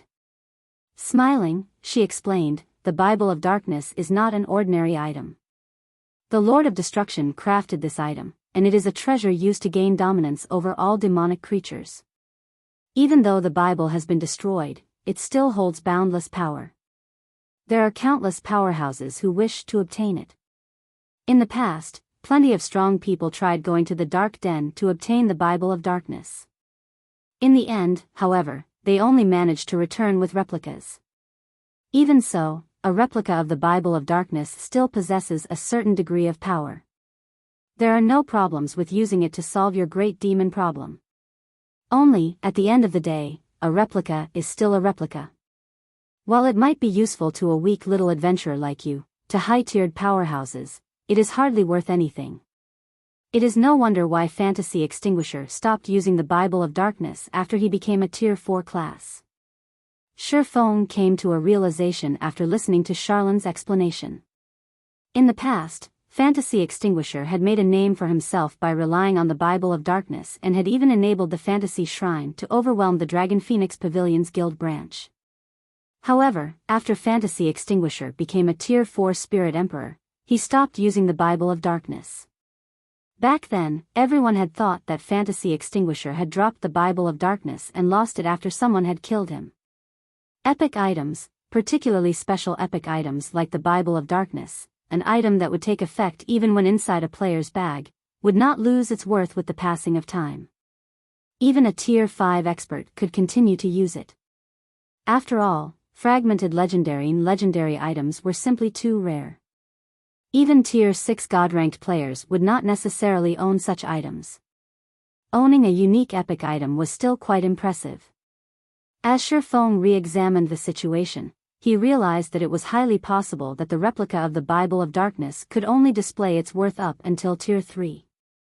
If it were not helpful to Tier 4 classes, Fantasy Extinguisher would not have continued to use it. Take it out, then, Charlene said softly, her eyes smiling. Shi Feng carefully retrieved the Bible of Darkness from his bag and placed it on the table beside him. Sure enough, it's the real deal. You really are quite the capable fellow. Do you know just how many powerhouses are trying to retrieve the Bible of Darkness? In the end, everyone only returns with a replica. If they knew that a little fellow like you had the real thing, they would most likely go crazy from anger. Charlene nodded, smiling as she scrutinized the Bible of Darkness. She then continued, since you brought me the genuine article, I'll give you two options. The first option is free of charge. For this option, you'll be able to solve the problem of the great demon descending on you. The second option will cost you 1,500 gold and 100 soul crystals. For this option, you can be done once and for all, destroying the great demon that targets you. Sure enough. Shifeng could not help but send Charlene a contemptuous gaze. Currently, he had a little over 1,600 gold in his bag. This was the money the candlelight trading firm had made while he had been absent. If he gave it all to Charlene, he would become a pauper once more. However, even so, Shifeng gritted his teeth and handed over the money. If he had chosen the first option, although it might seem like he had dealt with the great demon, in reality, Charlene would only weaken the descended great demon to a level that he could cope with. He would still have to deal with the great demons while descending on him every so often until he could defeat and kill it. In the past, the Darkness's descent plagued Fantasy Extinguisher, requiring him to deal with a weakened great demon every so often, throwing his guild, Fantasy Shrine, into chaos. The fact that he had a second option was considerably lucky. This might be the difference between a replica and the genuine product. Charlene received the coins and soul crystals with a saintly smile. Nodding with satisfaction, she said, "All right, step back." Following Charlene's request, Shifeng moved more than 30 yards away from her. Meanwhile, Charlene held up the Bible of Darkness. After flipping through a few pages, she began chanting a series of incantations, her hand continuously tracing out a line of runes in the air. As the line of runes grew longer, the power of darkness filling the Star Moon Hall grew denser and denser, to the point where Shifeng could even see faint black mist appear. This black mist desperately gathered in front of Charlene, forming a fourfold magic array. The surrounding space began to blur as well. The powerful mana was even capable of suppressing the space within the hall. This mana is simply too powerful. I can't move at all. Shifeng was shocked as he stared at the fourfold magic array suspended in midair. A magic array was actually capable of forming its own space. Chances were that only Tier 5 existences like Charlene were capable of forming such an array. After Charlene finished writing the runes, she casually scattered the 100 soul crystals before her. Immediately, all 100 soul crystals transformed into gray smoke. This gray smoke then formed a pair of silvery gray gates. There were countless images of demons engraved on these ancient gates, and every one of these demons was quite famous throughout God's domain. These were existences that even ordinary Tier 4 powerhouses would not dare provoke. Are you trying to summon a demon? Shifeng frowned at the gray gates. He could clearly feel how frightening their power was. If the gates opened, horrific creatures would most likely crawl out. You've guessed correctly. I am trying to summon a demon. Moreover, I am summoning the great demon that targets you. Otherwise, how are you going to get rid of it? Charlene rolled her eyes at Shifeng. Her golden eyes then shifted back to the gray gates. In the name of darkness, I summon thee. Emerge, great demon Kildred. The moment Charlene finished speaking, the gray gates abruptly opened. Who dares to summon me? A cold, dark voice boomed through the gray gates. Following which, a figure pushed through the gray gates. This figure sported a large pair of black bat wings and two pitch-black goat horns on his head. Pitch-black scaled covered his entire body, and killing intent filled his blood-red eyes. The moment Kildred appeared, he surveyed his surroundings with his blood-red eyes, and he could not help but sneer at what he saw. And here I wondered who had summoned me. It turns out that it's just you, little divine official, and that foolish adventurer, Kildred said disdainfully as he flapped his wings. I did not expect that little ants like you could actually obtain the real Bible of Darkness. As your reward for summoning me, I'll collect your souls in the Bible. Is this great demon stupid? Shifeng frowned at Kildred, confused. Kildred was a level 180 tier 4 great demon. On the other hand, Charlene was a level 200 tier 5 red official. No matter how he looked at it, they were on entirely different levels. Moreover, the great demon had actually called Charlene a little divine official. Did Kildred believe that he was a tier 6 demon god? Huh. Wait a minute, Shifeng immediately discovered the problem. For some reason, the Charlene before him had somehow fallen from being a tier 5 red official to a tier 3 divine official. Little brother, stop daydreaming. Right now, your task is to kill him, Charlene instructed as she looked at Shifeng.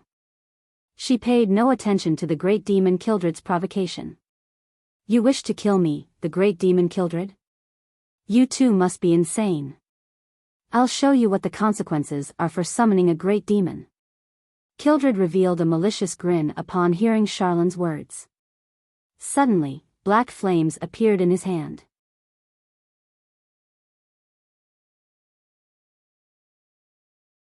Chapter 615, Tier 5 Curse. The raging black flames quickly transformed into a ferocious beast that bared its fangs and brandished its claws as it pounced on Charlene. Boom!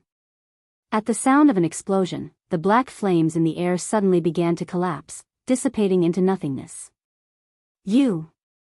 The great demon Kildred's malicious expression suddenly changed, and he no longer looked down on Charlene.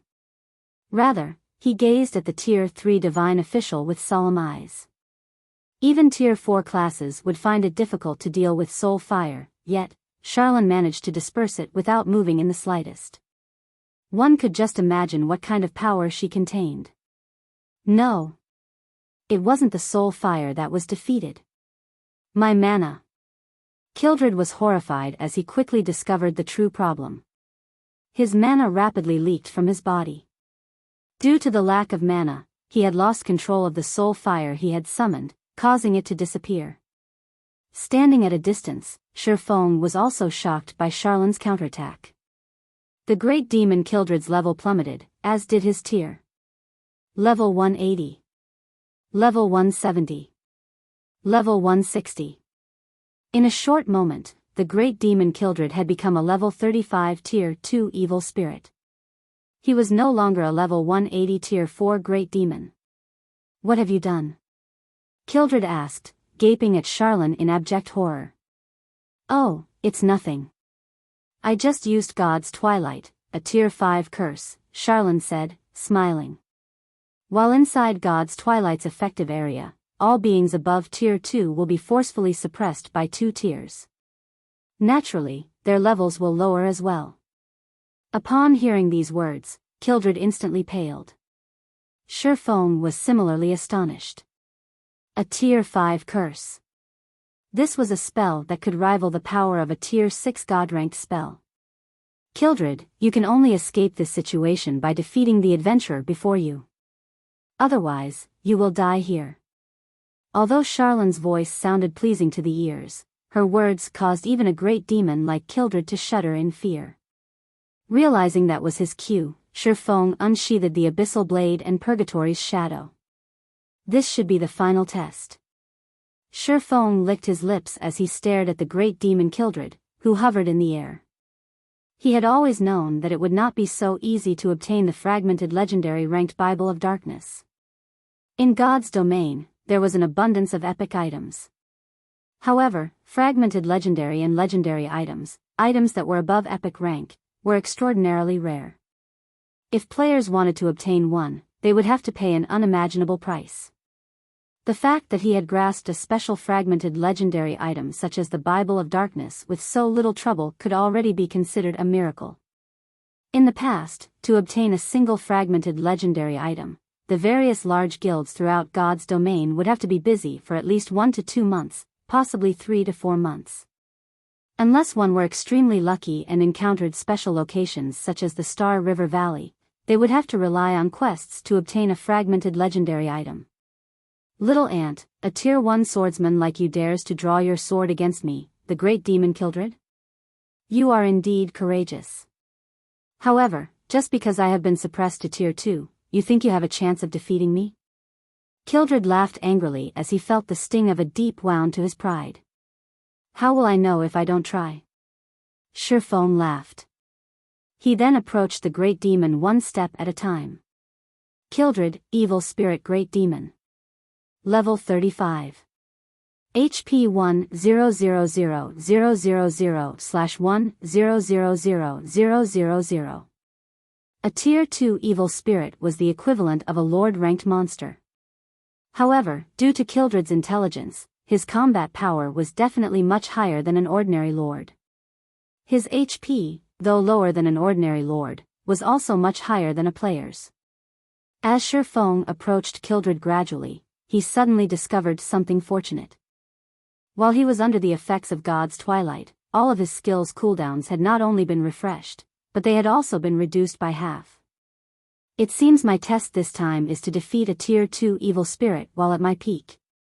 Shifeng had initially been worried that he would not be able to use Blade Liberation. Now, however, it seemed that his worries were for naught. Die, the great demon Kildred roared.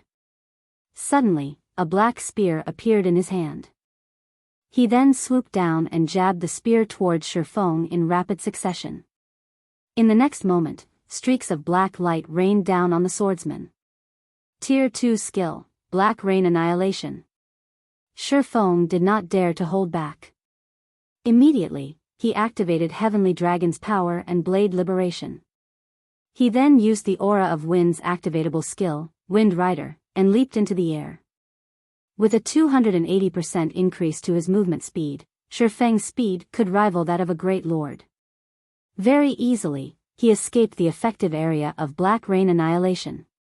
Moreover, due to his ability to fly, he had no need to fear the great demon Kildred's ranged attacks from the air. After avoiding Kildred's Black Rain Annihilation, Shifeng proceeded to activate the Ice Blue Devil Flame, Phantom Kill, Nine Dragons Slash, Black Emperor, and Purgatory Power, instantly pushing his combat power to its peak. Immediately, both sides began a fierce and deadly dance. With Wind Rider active, Shifeng held an absolute advantage in terms of speed. As a result, he was able to dodge all the great demon's attacks easily. Kildred could not even make contact with Shifeng's body. On the other hand, sword lights bombarded on the scales covering Kildred's body, easily penetrating the great demon's armor. Chop. Minus 25,641. Thunder Flame Explosion. Minus 47,156. Thundering Flash. Minus 14,527, minus 18,546, minus 24,716. Every skill Shifeng executed had a completion rate of 95% or above, allowing his skill's effect to increase significantly. The great demon Kildred's 1 million HP decreased at a rate visible to the naked eye. After a measly 5 seconds, the great demon only had 70% of his HP remaining.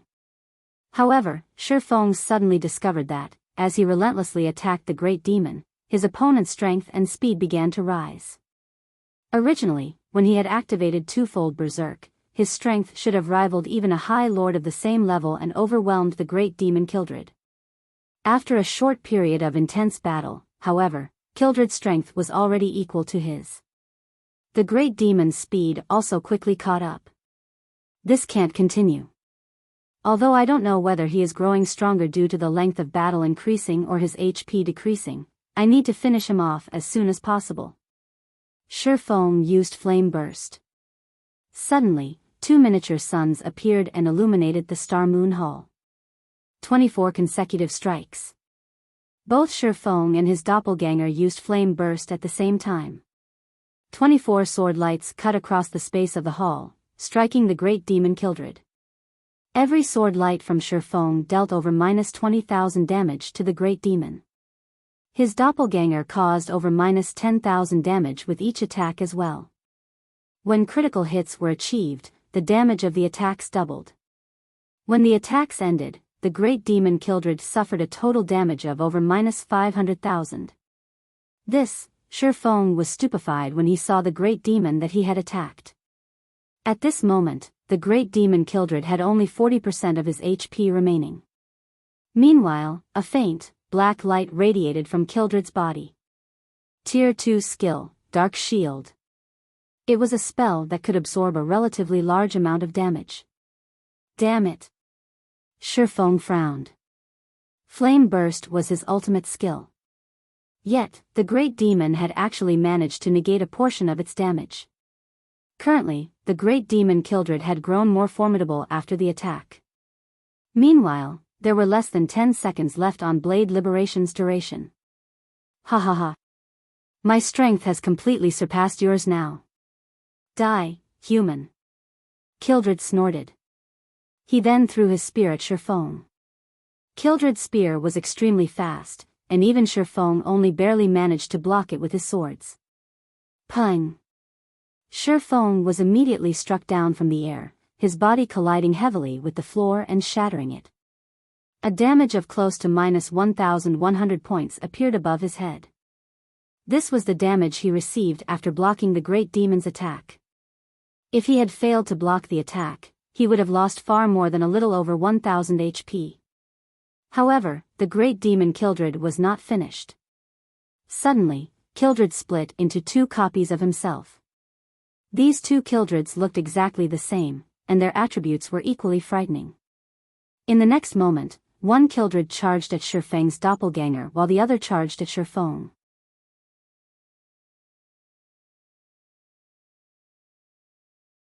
Chapter 616, Promotion to Count. Two identical great demon Kildreds attacked Shifeng and his doppelganger.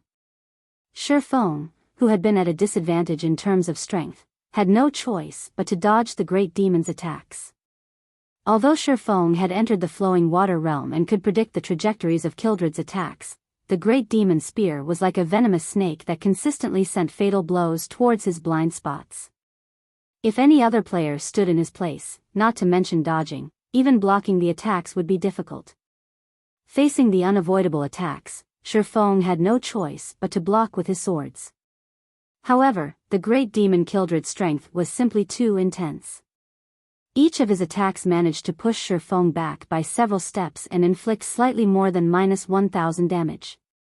Fortunately, Heavenly Dragon's power had increased Shifeng's defense and HP by 300%. With over 30,000 HP, Shifeng could endure the great demon's assault for quite some time. Only, Shifeng's twofold berserk state could only last for 20 seconds. Once these 20 seconds were over, he would enter a weakened state and would lose all power to resist the great demon. A short moment later, the other great demon Kildred defeated Shifeng's doppelganger. Ha ha ha. Human, you are quite amazing. A mere tier 1 swordsman like yourself has actually managed to damage me, the great demon Kildred, to such an extent. As a reward, I'll let you become my puppet, and you can follow my orders for the rest of your life. Kildred sneered at Shifeng, who desperately tried to defend against his attacks. Standing at a distance, Charlene frowned slightly as she watched the battle. Sighing, she muttered, was it still too soon? Now, Shifeng no longer had his doppelganger. His ultimate skill, Flame Burst, was also on cooldown. Even though he was under the effects of God's Twilight, reducing his cooldowns by half, Flame Burst still had a cooldown of 1 minute, 30 seconds. Most importantly, he had to face two great demon Kildreds who had the same attributes and 40% HP remaining. Shifeng had no chance of winning. It would be Shifeng's end once the two great demon Kildreds launched a pincer attack.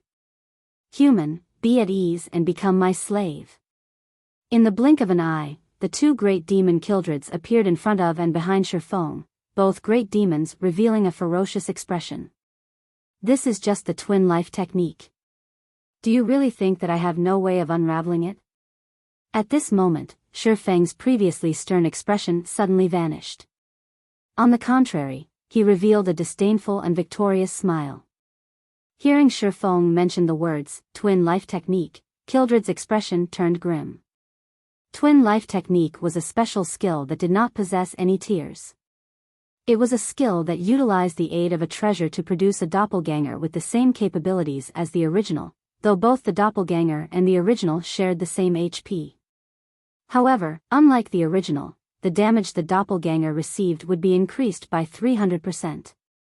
While Twin Life technique boosted its users' combat power, it also increased the damage they took.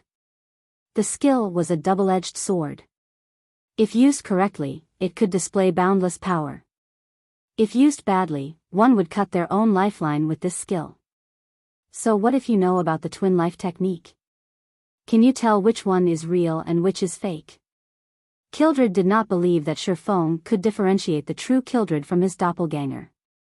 The doppelganger the Twin Life technique had created was exactly the same as the original. It was impossible to tell the difference by sight alone. Even if you identify the doppelganger, will you be able to block the attacks from both of us? Shifeng did not reply to the great demon. Instead, he pointed the abyssal blade towards the hall's ceiling. Suddenly, countless golden divine swords appeared above them. When these golden swords descended, two different damages appeared above the two great demons' heads. The great demon in front of Shifeng received over -5,000 damage, while the one behind Shifeng received over -15,000 damage. At this point, it was obvious which was real and which was fake. However, Shifeng was not finished with his attacks. Tightening his grip around the abyssal blade, he swung the magic weapon downwards. Abyssal Curse. Suddenly, the space within 30 yards around Shifeng took on the effects of a quagmire. The two great demon Kildreds were unable to move. Although Kildred was immune to fainted effects and other control conditions, the abyssal blade was as powerful as an epic weapon. Even if Abyssal Curse could not restrict the great demon for a full 5 seconds, to Shifeng, 2 or 3 seconds were more than enough. I've been waiting for this moment. Shifeng activated silent steps and appeared behind Kildred's doppelganger. Suddenly, the abyssal blade in Shifeng's hand released a dazzling flame. How is this possible? How can you still use that skill? Kildred's originally calm expression abruptly changed. The skill Shifeng currently used was none other than Flame Burst, the skill that had previously inflicted massive amounts of damage. However, Shifeng had used that skill recently. Now, the swordsman used it against his doppelganger once more. Die. Shifeng did not bother explaining anything to the great demon.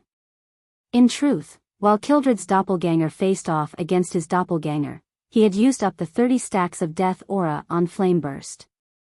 Each stack of death aura could reduce the cooldown of a skill by 3 seconds, and 30 stacks just happened to grant him 90 seconds. Once his doppelganger died, he pretended to struggle against one of the great demon's attacks, allowing the two great demon Kildreds to launch a pincer attack and giving him a good opportunity to deal with the great demon's doppelganger. 12 consecutive strikes bit into the great demon's immobile doppelganger. Even when Shifeng had used Flame Burst on the real great demon Kildred, each of his attacks had dealt over -20,000 damage. Now that the damage was amplified by 300%, each strike dealt over -60,000 damage against Kildred's doppelganger, or -120,000 damage with a critical hit. Against such frightening damages, Kildred's doppelganger died instantly. No! Kildred released a frustrated scream. Unfortunately, Twin Life technique made it so that both doppelganger and the original shared the same HP. The doppelganger's death meant the original's death. The great demon Kildred would never have guessed that Shifeng was a reincarnator. Not only was Shifeng extremely familiar with many of the skills in God's domain, but he also knew the weaknesses of the various skills. After Shifeng killed the great demon Kildred, a golden glow appeared around his body. Moreover, this golden glow appeared twice in a row. Shifeng's level immediately jumped from level 32 to level 34. Such an abundant amount of EXP. Shifeng said in shock. As the class he possessed was the hidden class Blade Saint, the EXP he required to level up was double of what other players required. Now that he had leveled up twice in a row, not only had he earned back the level he had lost at the World Summit, but he also gained a level beyond that. System, Epic Quest Darkness Descends, completed. Quest Rewards, Demon Slayer, Title, Star Moon Kingdom Reputation +50, White River City Reputation +500, automatically promoted to the status of Count in White River City. System: congratulations on becoming a Count of White River City. You can now employ 100 guards, including 4 personal guards. You can also enjoy a 20% discount on all expenditures in White River City. As expected of an epic quest. I've been promoted to a Count after completing a single quest. I can lessen my costs significantly when I head to the Divine Colosseum, Shifeng said, smiling. If a Viscount was considered a major noble, then a Count was a top figure among major nobles. In God's domain, the highest social status a player could attain in a city like White River City was Marquis. Only in a capital city like Starmoon City could players become dukes. Thus, becoming a Count of White River City was quite impressive. To players, the largest difference between a Count and a Viscount, aside from the difference in status and the number of guards they could employ, was the Divine Colosseum. The Divine Colosseum was a location where players could raise their combat power. Meanwhile, the Colosseum required magic crystals as currency. However, Viscounts or below would not receive any discounts at the Divine Colosseum. Only Counts or above would enjoy that benefit. This was also one of the reasons why many players had strived to increase their reputation and become Counts. That way, one could lessen the burden on their wallet.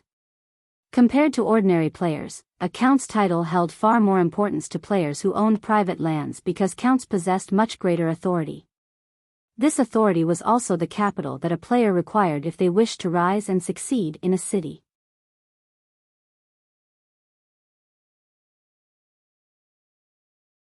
Chapter 617, Book of Legends.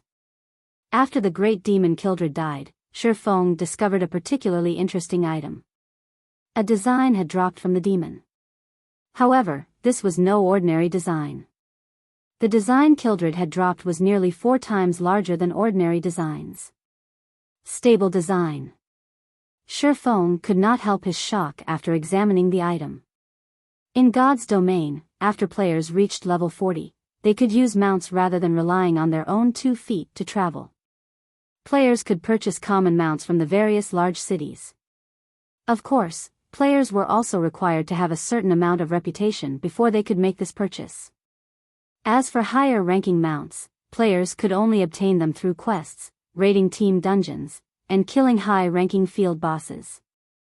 Guild players had one other avenue to obtain a mount. The guild mount. Guild mounts were different from the generalized mounts that one could purchase from cities. They were mounts unique to guilds. They could also be considered the symbol of a guild. Not only did guild mounts possess higher movement speeds than common mounts, but they could also be upgraded. Only, upgrading a mount was very difficult. However, high-quality mounts were an ordinary player's dream. How could a guild obtain guild mounts? They could do so with the stable. In order to obtain a guild mount, a guild had to construct a stable in its residence and recruit NPCs to nurture the mount. Guild members could only purchase these mounts with guild contribution points. In the past, to obtain a guild mount, many independent players had desperately tried to join a guild. As for why they were so desperate to obtain a guild mount, aside from guild mounts having higher movement speed and being upgradable, the key benefit was that the mounts had unique appearances. Guild mounts had different appearances from the common mounts one could purchase from cities, so if one rode a guild mount while roaming a city streets, they would attract a lot of attention. Not only could a guild mount serve to raise the reputation of its rider, but they were great icebreakers. The mounts one could purchase from cities only consisted of horses. The only difference between them was their coloring. However, guild mounts were not limited to horses, there were many other rideable species. Based on Shifeng's knowledge, there were several thousand mount species in God's domain. Hence, most guilds would have their own unique mounts. Why were there so many species of guild mounts? It was because guild mounts were either wild beasts or demonic beasts that had been captured, tamed, cultivated, and propagated until they were finally rideable. This was why there were so many species available. Similarly, it was not easy for a guild to obtain a guild mount. This required a large amount of resources and manpower. Now that I have the stable design, I can push ahead with the plan to develop Zero Wings mount. Shi Feng had considered a few locations where he could capture rare mounts. In the past, the various large guilds throughout God's domain had headaches over the acquisition of their guild mounts. After all, depending on the beast they caught and the method they used to nurture said beast, the mount's attributes would be different. If a beast were nurtured properly, it could start with a rank close to bronze. The mount could also increase movement speed up to 115%. One could just imagine how beneficial this would be to a guild. While everyone used common mounts, they could obtain a mount that was close to bronze rank. With some additional nurturing, the guild would have a batch of bronze mounts. At bronze rank, mounts could assist players in battle. This alone would allow them to widen the gap between themselves and other players. Hence, in the past, the various large guilds would nurture the beasts they captured with extreme care to avoid a late start against other guilds. The sooner a guild possessed the stable design, the sooner they could start preparing their guild mounts. However, the stable design was extremely rare. The easiest method to obtain it was through raiding level 20 to level 60, 100-man team dungeons. Only, the drop rate for the design was abysmally low. In the past, even when guilds had offered to purchase a stable design for 5,000 or 6,000 gold, nobody was willing to sell theirs. Initially, Shi Feng had planned to wait for everyone in the guild to grow stronger before raiding 100-man team dungeons. Now that the great demon Kildred had dropped this design, it had saved him plenty of time. After Shi Feng stored the stable design excitedly, Charlene closed the Bible of Darkness and turned to Shi Feng, saying softly, "Not bad. You actually managed to defeat the great demon Kildred. However, even though Kildred is dead, why is there still such a dense power of darkness lingering around you?" Seeing Charlene's confused expression, Shi Feng quickly came to an understanding. He then retrieved Moloch's ring from his bag, saying, "This should be why." Moloch's ring. Charlene instantly recognized the ring. Surprised, she asked, "How did you get your hands on this ring?" "I stole it from a great demon called Nettle," Shi Feng responded honestly. "Stole it?" Charlene's eyes narrowed suspiciously. She obviously did not believe Shi Feng's claim. A Tier 4 great demon at full power only needed to swing his hand to wipe Shi Feng out of existence. Shi Feng would simply not survive an attempt to steal the ring from the great demon. "Are you really not afraid of death, or are you just that ignorant? You actually had the guts to remove the seal on the ring. Fortunately, you only obtained Moloch's ring now. I guess you are somewhat lucky. Legend has it that Moloch's ring is related to the fall of the Lord of Balrogs. Moreover, this ring is a complete legendary item. With your strength, this ring will devour you very quickly." Devour? Shi Feng thought back to when the great demon Nettle had chased after him. If not for his good luck, he would have certainly died. When I say devour, I mean it in the literal sense. Do you really think a legendary item is easily controlled? Charlene rolled her eyes at Shi Feng. Based on what I know, several hundred years ago, the demon that guarded this ring was a Tier 5 great demon king. After that great demon king was devoured, it became the current great demon Nettle's turn to guard it. Shi Feng broke out in cold sweat upon hearing these words. At this moment, Shi Feng understood what Charlene was trying to say. The so-called guardian of Moloch's ring was nothing but a sacrifice for the ring to devour. Meanwhile, those demons had been unaware of the fact that they were sacrifices. To make matters worse, he had foolishly stolen the ring without knowing this fact. If even a Tier 5 great demon king had not been able to avoid its fate, with Shi Feng's current strength, he stood absolutely no chance against Moloch's ring. In the past, in order to seal this ring, 10 Tier 5 powerhouses sacrificed themselves. Now that you have removed one of the seals, if you wish to seal it again, you will need the help of at least 3 Tier 5 classes. Otherwise, no matter where you go, you will not be able to hide from your fate. Seeing Shi Feng's grim expression, Charlene could not help but laugh as she said, "However, I have also said that you are somewhat lucky." "Lucky?" Shi Feng grew curious. "That's ring. Your luck is quite good. You were able to obtain the real Bible of Darkness. If you had returned with a replica, even I would have no way to save your little life. Charlene rubbed her forehead lightly, saying seriously, the Bible of Darkness is a treasure made by the Lord of Destruction. If one wields the Bible of Darkness, they can rule over every demon in existence. The Lord of Balrogs is no exception. As for why the Bible of Darkness is capable of ruling over demons, it is because the Bible is the origin of all demons. All demons have evolved from the Bible. With the Bible of Darkness, one possessed the power to restrain all demons.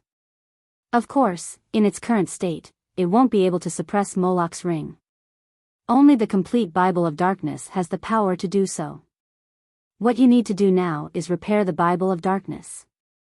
Do you understand?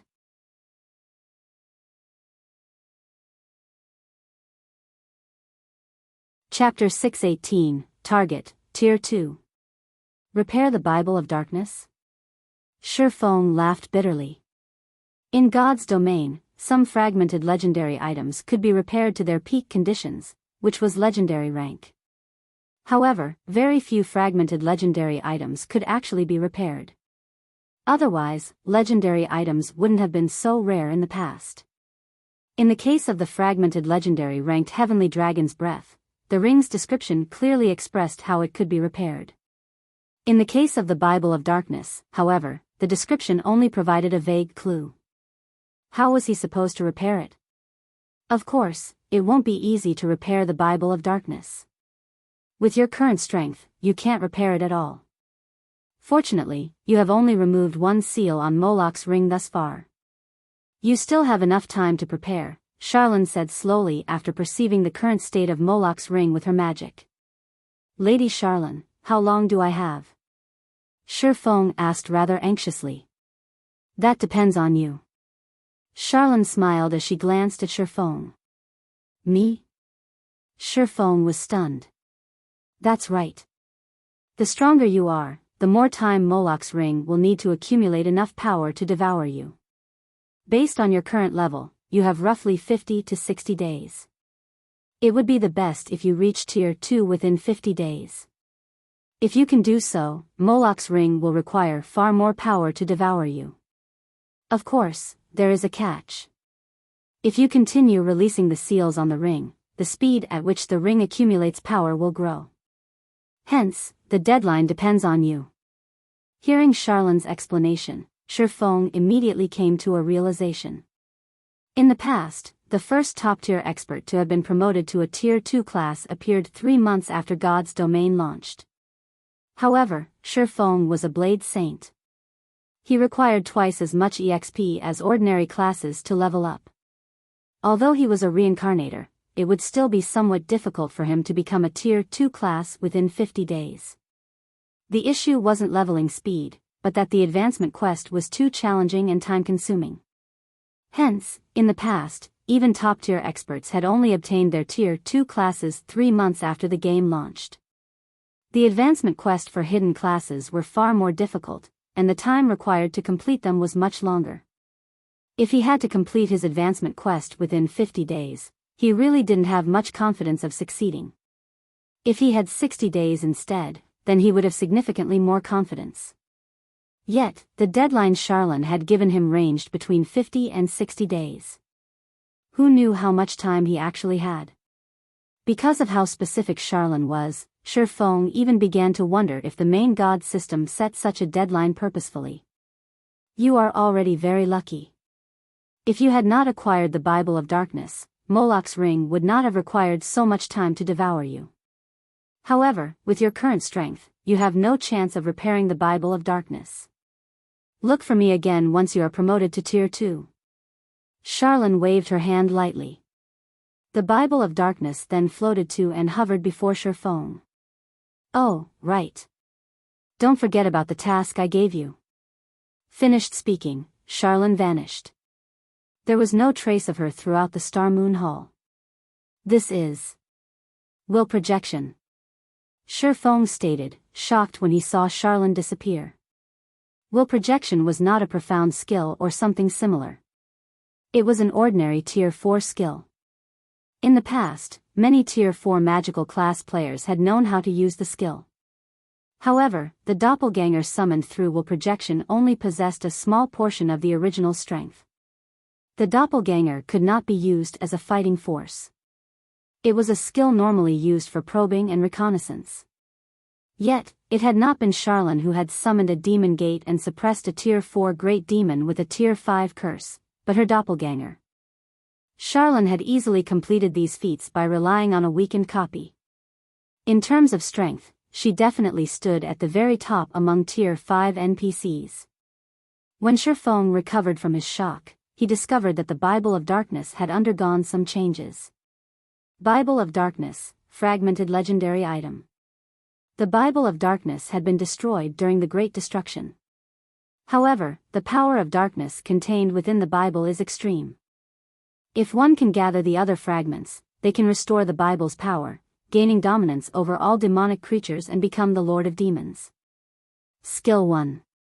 Demon Summoning. Summons the demon gate with the power of darkness, calling forth a random demon that is no higher than 1 tier and 10 levels than the summoner. Maximum tier cannot exceed Tier 5. The holder of the Bible of Darkness can command the summoned demon for up to 5 hours. Cooldown, 3 hours. Skill 2. Gate of Darkness, allows teleportation to the Dark Denver. Can also be used in the Dark Den to teleport to the outside world. Can teleport a maximum of 5 people at a single time. Cooldown, 1 day. Skill 3. Light of Darkness, strengthen a player with the power of darkness, allowing said player to wield the power of darkness. Can strengthen up to a maximum of 600 people. Every player strengthened provides 1 source of darkness to the wielder of the Bible of Darkness. Skill 4. Power of Darkness, fill your body with the power of darkness, increasing all attributes by 60%, decreasing cooldown of all skills by 30%, and increase damage by 50%. Duration will be equal to the number of source of darkness * 1 second. Power of darkness cannot stack. Can only strengthen players up to a maximum of Tier 5 classes. Cooldown, 6 hours. So, that's the case. It's no wonder Fantasy Extinguisher had stopped using the Bible of Darkness replica after reaching Tier 4. Shifeng was overjoyed after seeing the Bible of Darkness's attributes. In the past, there had been 2 reasons why Fantasy Extinguisher was able to become a tyrant among Tier 3 classes. One was his reliance on the demon he summoned, and the other was the power of darkness. However, the demons Fantasy Extinguisher could summon had only been as strong as their summoner, possessing the same tier. Moreover, he could only summon a maximum of 1 demon at a time. Even so, it had been quite impressive. After all, a demon of the same tier was a lot more powerful than a monster of the same tier. Although it still could not compare to a fine gold-ranked personal guard, demons that died could be resummoned. On the other hand, if a player's personal guard died, they would have to go through a lot of trouble to resurrect said guard.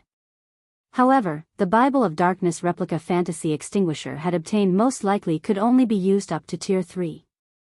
On the other hand, the real article in Shifeng's hand could be used up to Tier 5. The gap between the real and the fake was massive.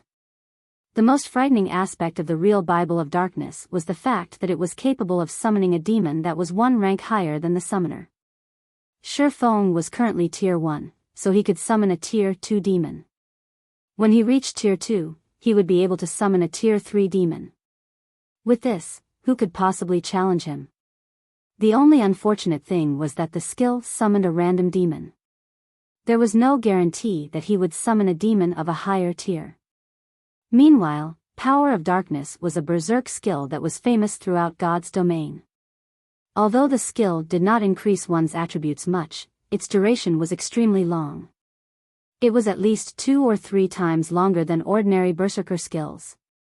Moreover, there were no side effects. Fantasy Extinguisher's Power of Darkness lasted 6 minutes, while mine can last up to 10 minutes.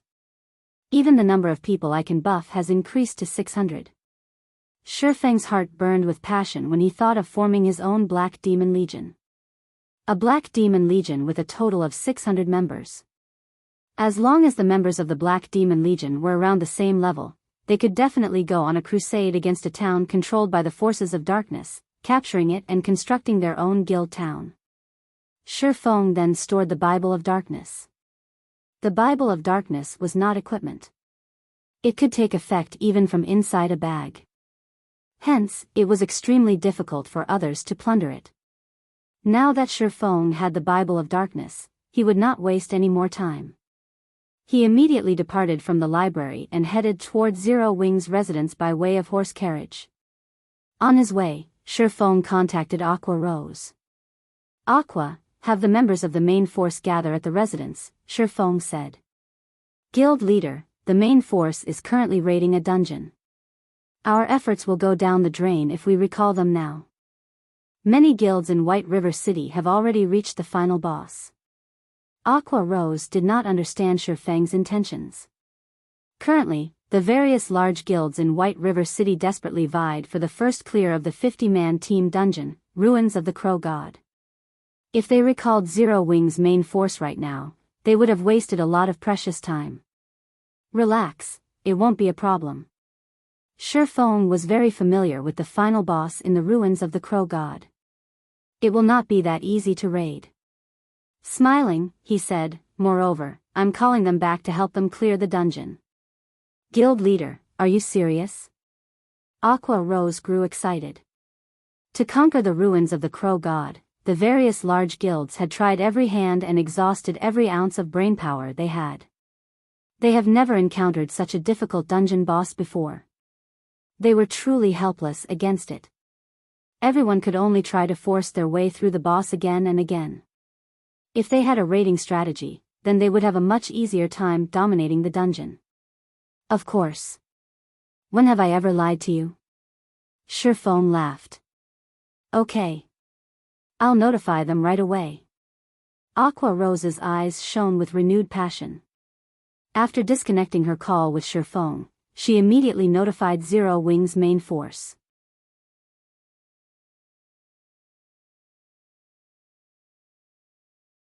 Chapter 619, Generation of Talents.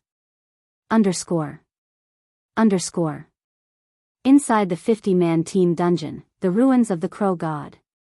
A black crow that stood over 30 meters high currently spewed endless blue flames, turning the surrounding landscape into a sea of fire. Any players that came into contact with these blue flames would die within 3 seconds. This black crow was none other than the final boss of the dungeon, the Bluefire Crow King. Bluefire Crow King, High Lord. Level 28. HP 10,000,000/10,000,000. Although a High Lord ranked dungeon boss was slightly weaker than a field boss of the same level and rank, its HP was several times higher. In addition, dungeon bosses also possessed some special skills, making them much harder to take down than field bosses. It was especially true for the final boss of a dungeon. These bosses usually possessed very high intelligence, so they knew how to strike at a team's weak points. Because of this, survival demanded significantly more cooperation between players. To put it simply, the final boss of a dungeon was a test of sorts of a team's ability to work with each other. If one wished to emerge victorious against such a boss, there were only 2 ways to do so. The first was to rely on the composite strength of teamwork, the second was to rely on overwhelming power. However, to the current players in God's domains, both were extremely hard to achieve. Careful. Dodge the flames. Anyone who has touched the flames, distance yourselves from the group immediately. Fire Dance shouted sternly. These blue flames were one of the Bluefire Crow King's team wipe skills. It would have been fine if the Sea of Fire only prevented players from approaching the High Lord. However, these flames were like a plague. Players who had touched the fire would inflict -2,000 damage to other players within a radius of 10 yards once every 3 seconds. That amount of damage was more than half of a cloth armor class's HP. Moreover, this plague formed a chain reaction, jumping from player to player as they neared their teammates. If not dealt with properly, the debuff would make quick work of the entire team. Fortunately, none of the 50 players present were greenhorns. They had already fought the Blue Fire Crow King dozens of times, so every one of them was extremely familiar with the High Lord's attacks. The moment the Crow King began to spew the blue flames, everyone instantly moved to dodge the attack.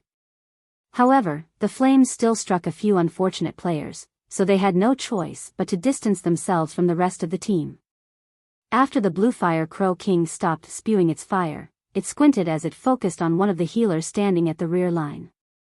Flapping its wings, it created a storm as it soared into the sky. The Crow King then spread its massive wings, blotting out the sun as it prepared to swoop down towards that healer. Damn! It's targeting Violet. Fire Dance frowned. Hurriedly, she shouted, "Cola, use Iron Will." Ow! Cola, who was as robust as a bear, shouted. In the blink of an eye, his body began to emit a golden glow, making it impossible for others to ignore him. Cola instantly attracted the Crow King's attention. The crow wings steel-like wings then descended on Cola's head. Iron Will, Tier 1 skill. Forces all nearby enemies to attack user and increases defense by 70% for 4 seconds. If enemy ignores user, strength increases by 70%, speed increases by 100%, and damage increases by 100% for 5 seconds. Cooldown, 2 minutes. A Guardian Knight's strength was already quite high.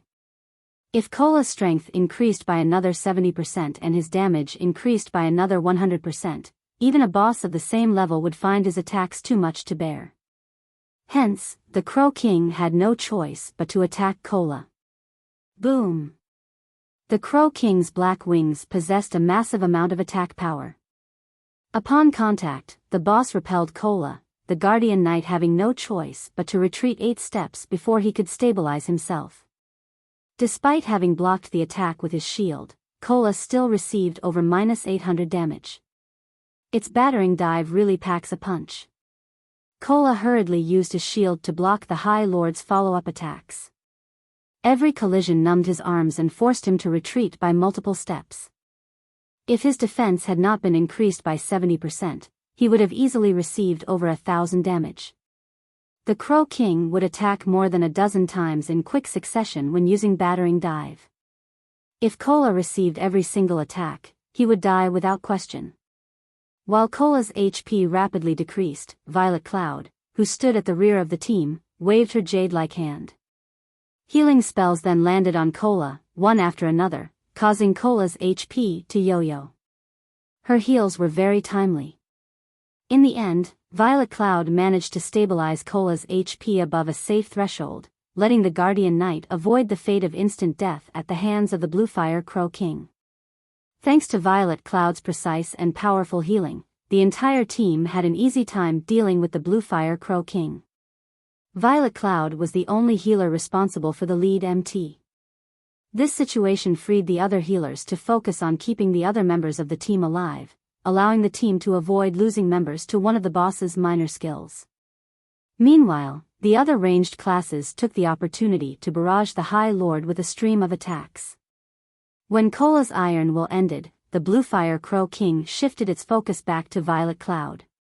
However, just as the Crow King was about to deal with the Astromancer, the female Guardian Knight, Turtledove, similarly activated Iron Will and forced the Crow King to attack her instead. Turtledove was a Guardian Knight Shurfeng had encountered in White River City's teleportation hall during the incident with the Mechanical Slayer. Back then, she had only been at the standard of an elite player. Now, however, she had become a member of Zero Wing's main force. Of Zero Wing's Guardian Knights, she was only inferior to Cola and Yiwumian.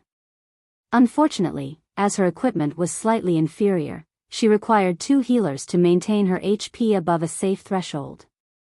While the MTs held the boss, Fire Dance and the other melee players of the team assaulted the Blue Fire Crow King with a continuous stream of attacks. The true fire blades in Fire Dance's hands transformed into countless streaks of light. Every one of her attacks dealt over -1,000 damage. The total damage Fire Dance dealt surpassed even Blackie, who wielded an epic staff. Meanwhile, among the melee players, one berserker stood out like a sore thumb.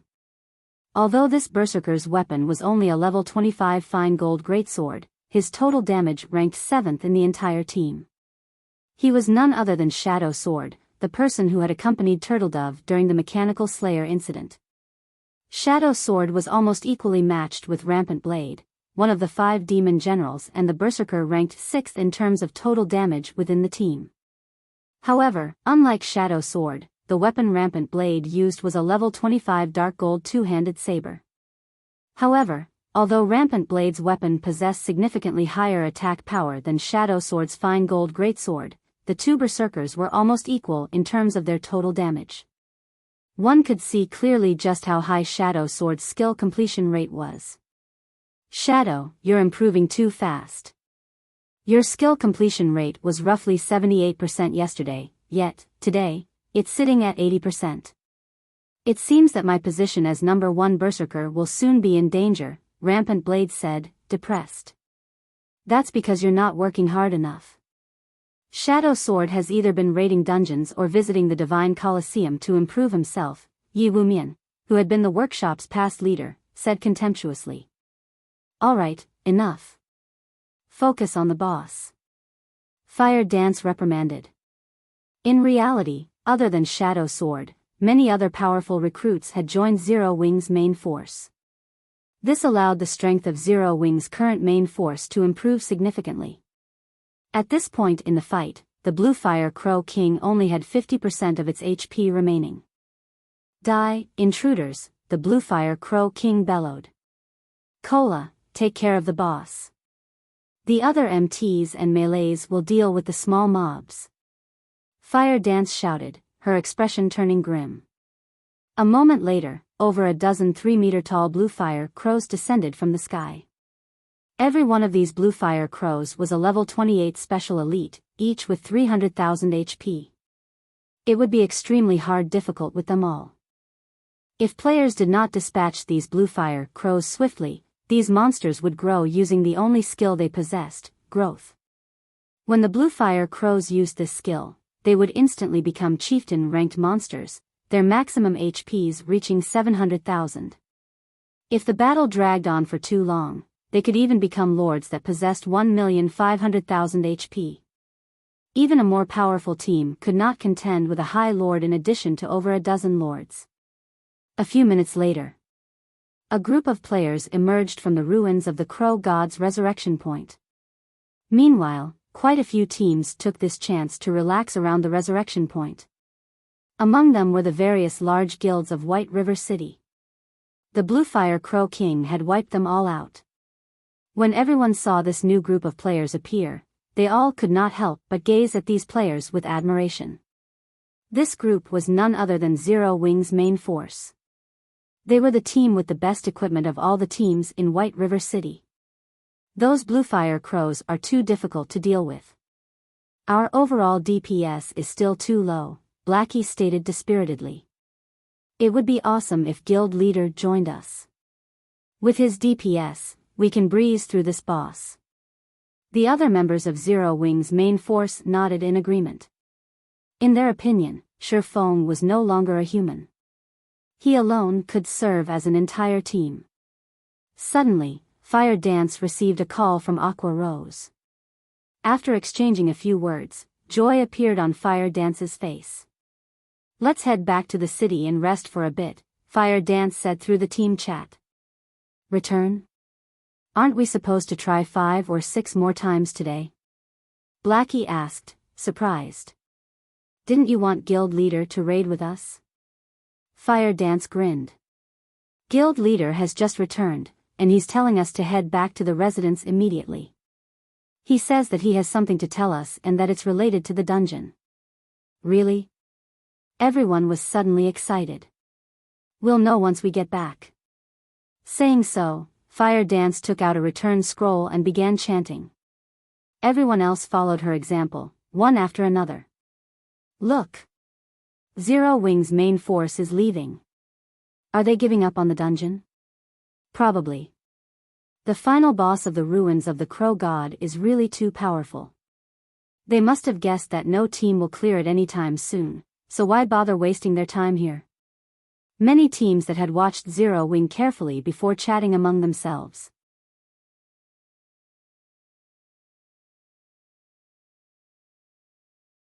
Chapter 620, Frightening Power of Darkness. After Zero Wing's main force left the ruins of the Crow God, the news spread like wildfire. If one were to point out which guild in White River City had the highest chances of obtaining the first clear of the ruins of the Crow God, it would undoubtedly be Zero Wing. Not only did Zero Wing's team possess excellent equipment, but it also had plenty of experts. Following Zero Wing would be Overwhelming Smile and the other guilds. It was especially true for the recently established guild, Heaven's Burial. The new guild's rating speed was only slightly slower than Zero Wing and Overwhelming Smile. Leader, it seems that Zero Wing has left, a level 28 ranger in gray reported to a youth in white robes. Everyone's already at the point of clearing the dungeon, yet, Zero Wing has given up. The white-robed youth pondered the situation. He was greatly confused about Zero Wing's actions. Leader, Zero Wing must have determined that they aren't able to raid the final boss and gave up, a gorgeous woman wearing low-cut crimson robes commented, smirking. Everyone talks about how Zero Wing has so many experts. Now, however, it seems that they only amount to this. Despite our Heaven's Burial having such a late start, we still caught up to Zero Wing's raid progression of the ruins of the Crow God, reaching the third phase of the final boss. As long as we familiarize ourselves with the boss's third phase, today might be the day we surpass Zero Wing and become the first guild in White River City to reach the fourth phase of the final boss. Hearing this beautiful woman's words, pride appeared on every face in the team. Leader, just ignore Zero Wing. We are the experts the company has recruited. Zero Wing arrived in White River City only a few days before us. If we had arrived earlier, Zero Wing would not necessarily be White River City's overlord, a tall and robust level 28 berserker said, laughing. Although Heaven's Burial was a newly established guild, the power backing the guild was much stronger than even the power behind Overwhelming Smile. Moreover, their company had paid a huge price to recruit quite a few well-known experts in the virtual gaming world. Among them, the commander of Heaven's Burial's main force, Flame Blood, had been crowned as one of the top 10 newcomers of the virtual gaming world during the previous year. He had once been an expert who had become an overlord in a large-scale virtual reality game. Now that Flame Blood and so many other experts have arrived in White River City, if they could not surpass Zero Wing, they would have wasted their many years of playing virtual reality games. Indeed. Regardless of what Zero Wing does, we will be the ones to obtain the first clear of the ruins of the Crow God, Flame Blood said, revealing a refreshing smile. Soon, Ghost Shadow and the others will arrive.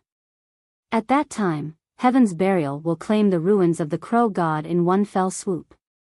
Hearing the name Ghost Shadow, a hint of reverence appeared in everyone's eyes. The Ghost Shadow Workshop was one of the industry's first-rate gaming workshop. It had came conflicted with super guilds in many virtual reality games before.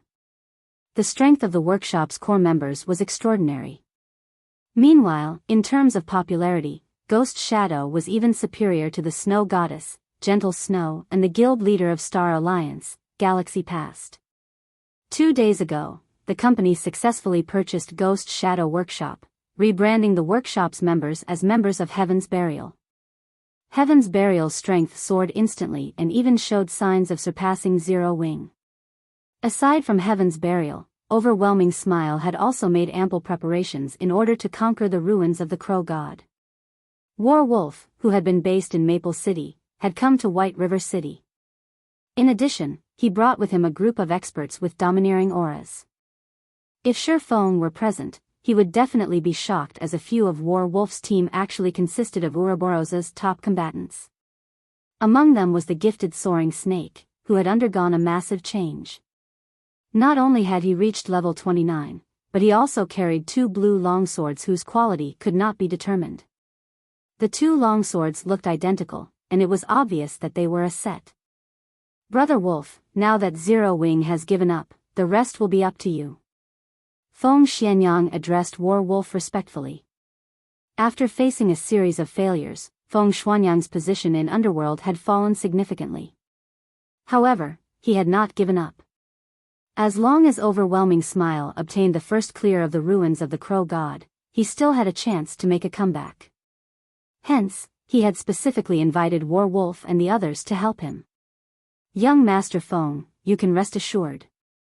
God's domain is not a one-man game. Even if Black Flame is more powerful, his capabilities inside a large-scale dungeon are limited. With Boss Wolf taking the lead with our expert support, the ruins of the Crow God's first clear will be ours for the taking, an elementalist said confidently. War Wolf only nodded silently. After the third evolution of God's domain, the powers backing the various large guilds had begun placing importance on the experts in God's domain. As War Wolf possessed extraordinary strength, his position in Underworld rose rapidly. Not only did Underworld supply him and his team with all sorts of resources, but the organization had also mobilized the guilds under their control in order to gear up War Wolf and the others. In terms of equipment, their team was only slightly inferior to Zero Wing's main force right now. While Overwhelming Smile and Heaven's Burial prepared to go all out in raiding the ruins of the Crow God, things were getting extraordinarily lively in Zero Wing's residence in White River City. Guild leader is finally willing to lead us in a dungeon. I want to see just what sort of reaction those bastards from Overwhelming Smile will have once we leave them in our dust. Cola laughed loudly. Guild leader said that he would lead us in a dungeon the last time. He's finally fulfilling his promise, Yi Wumian said, laughing as well. Zero Wing had already proven its strength to the public many a time through the wars they've participated in. However, regardless of how capable a guild was in PvP, their ability to raid large-scale dungeons was far more important. Only when they obtained the first clear of the ruins of the Crow God would they truly stabilize their position as White River City's overlords. Otherwise, other guilds would always try to rise up and overtake Zero Wing. However, compared to White River City's overlord position, what everyone truly anticipated was for Shi Feng to lead them in a large-scale dungeon personally. That way, they could learn far more from him. It would be a huge help towards improving their own strength. A moment later, the doors of the meeting room abruptly opened. Shi Feng slowly entered the room. He had already used the demon mask to recover Black Flame's appearance. Although there were no changes to Black Flame's character, his aura was much stronger than before. Everyone was shocked by this change. Originally, Shi Feng's aura had been contained, making him seem like only an ordinary passerby. However, after undergoing a series of challenges that pushed him to his very limits, his strength had improved vastly. At this moment, his previous strength could not compare. He would require some time before he could sheath his aura once more. Taking his seat on the guild leader's throne, Shi Feng swept a glance over everyone present and said slowly, "The reason why I've called you guys back is to notify you of one thing. You could also say that this is a core secret of Zero Wing." Upon hearing the words, core secret, everyone immediately fell silent. "There's no point in just telling you. I'll give you a demonstration," Shi Feng announced, smiling faintly. He then shifted his gaze to the Berserker Shadow Sword, saying, "Shadow Sword, come over here for a moment." Shadow Sword revered Shi Feng. Ever since watching Shi Feng battle at the teleportation hall, Shadow Sword had been mesmerized by Shi Feng's combat techniques. He had watched and learned from Shi Feng's battle videos repeatedly, hoping to grasp even the tiniest fraction of Shi Feng's techniques. Hearing Shi Feng call for him, despite his normal calm, he involuntarily grew excited. Immediately, he walked up to his guild leader. Shi Feng stretched out his hand, a black ball the size of a fist suddenly condensing in his palm. The center of the ball looked like a miniature universe. It was fascinating. Shi Feng snapped his fingers. This black ball then melded into Shadow Sword's body. When this black ball vanished into Shadow Sword's body, the Berserker's aura changed. Suddenly, Shadow Sword released a frightening aura resembling that of a demonic beast. "This is..." Shadow Sword looked at himself in shock. He had never experienced such a strong force before. With Shadow Sword's astounded reaction, there was no need to mention everyone else's, who possessed acute five senses. So strong. Fire Dance faintly felt a sense of danger when she looked at Shadow Sword.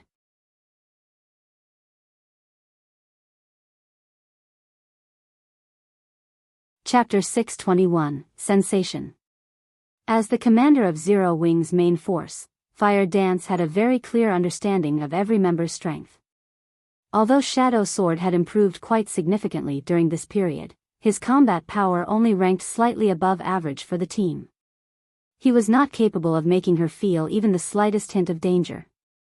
However, the Shadow Sword standing before her was vastly different. It was as if he had transformed into an ancient beast, dangerous and threatening, in the blink of an eye. After receiving Lei Bao and Shifeng's continuous guidance, Fire Dance had mostly learned how to control her body's power. She had already taken half a step into the refinement realm. Her skill completion rates hovered around 85% as a result. She was considered a true top-tier expert. After factoring in the powerful attributes of her Tier 1 set equipment, the Dark Melody set equipment, very few players could triumph over her. Only monsters like Shifeng could possibly defeat her. Yet, now, Fire Dance felt that Shadow Sword had a chance against her. One could just imagine how massive of a buff Shadow Sword had received. Guild leader, what is going on here? Aqua Rose fixed her gaze on Shifeng. She very much wanted to know what had just happened. Everyone present turned to Shifeng as well, all of them sharing the same thought as Aqua Rose. If a few more of their team members suddenly become as strong as Shadow Sword, they would no longer be stuck at the Blue Fire Crow King's third phase. Every player here was a core member of Zero Wing. To ordinary players, they were considered absolute experts. Not only did they possess incomparably acute senses, but their intuitions were also very sensitive.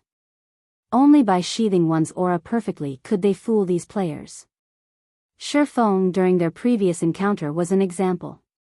Before this, he could hide his aura completely and disguise himself as an ordinary passerby. Players only realized what a monster Shifeng actually was after he took action. Seeing the fervent gazes directed at him, Shifeng could not help but laugh as he said, "I obtained an item that can increase a player's strength. As for how much of an improvement it grants, you guys can see that for yourselves. The power of darkness could increase a player's basic attributes by 30%. An increase of 30% was the equivalent of a player's combat power reaching a whole new level. For example, if a player possessed Tier 1 intermediate combat power, after their attributes increased by 30%, their combat power would approach the peak of Tier 1. Shadow Sword was currently level 28, and his strength was near the top of Tier 1 intermediate. He was close to approaching Tier 1 advanced. After the power of darkness's enhancement, his combat power would rise to the peak of Tier 1. Meanwhile, Fire Dance, who was currently level 30, already possessed combat power at the peak of Tier 1. Facing Shadow Sword, who similarly possessed combat power at the peak of Tier 1, it was only natural for Fire Dance to feel some danger from the Berserker. Of course, the power of darkness did not permanently increase a player's attributes. Rather, it gave players a berserk skill that they could activate freely. Only, this berserker skill had a slightly longer duration than ordinary berserk skills. The power of darkness lasted a full 10 minutes and had a cooldown of 5 hours. Shadow Sword's sudden strength boost was due to the fact that the power of darkness had just melded with the berserker, resulting in the berserk skill activating immediately. However, this effect only lasted several seconds. Once it was over, the berserk skill would become an active skill that players could use at any time. This had been the true power of the Black Demon Legion. Berserk skills were extremely rare in the entire God's domain. If every member of a legion possessed a berserk skill that lasted 10 full minutes, one could just imagine how frightening they would be. This was also why the Dragon Phoenix Pavilion's Blood Legion had not been a match for the Fantasy Shrine's Black Demon Legion in the past.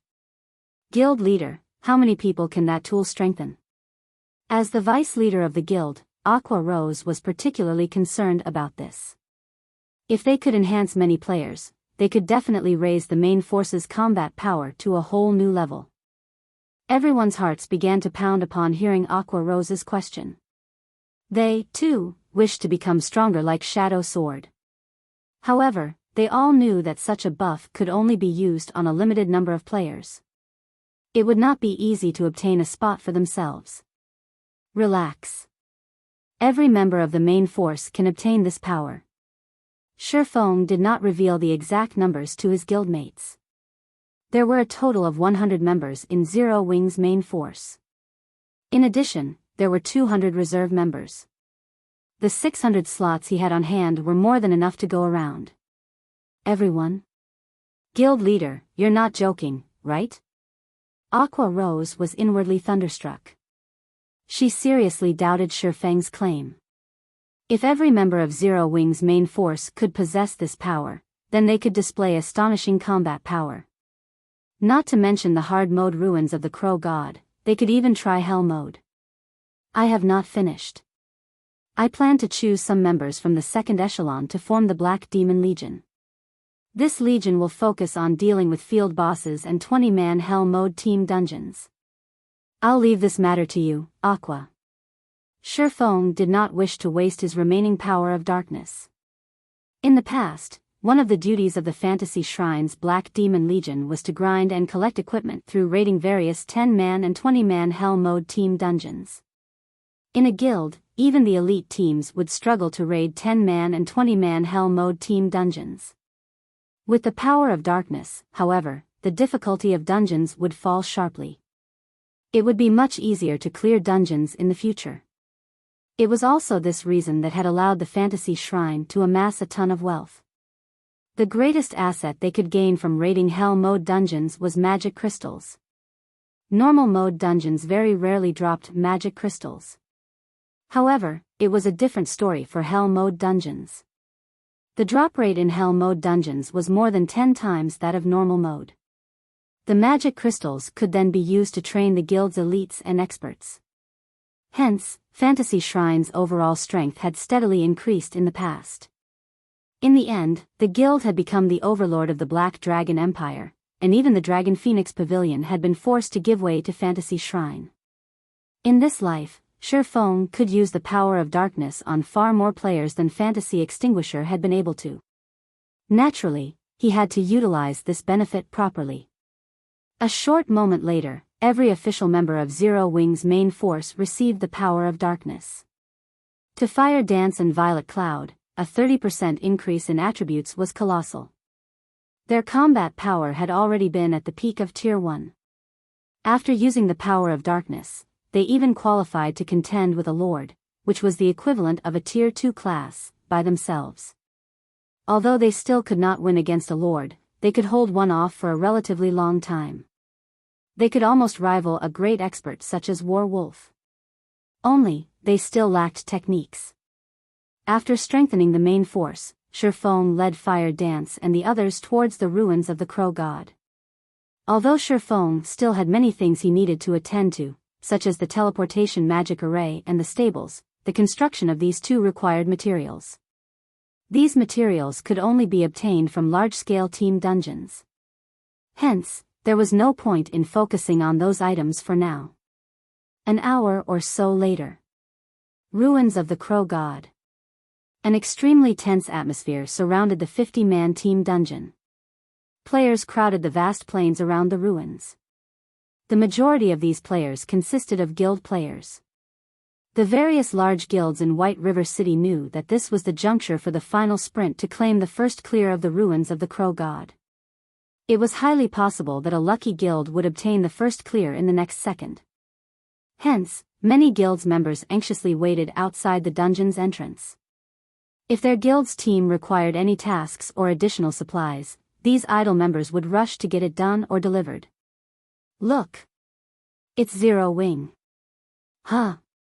Why are they here again? I thought they gave up.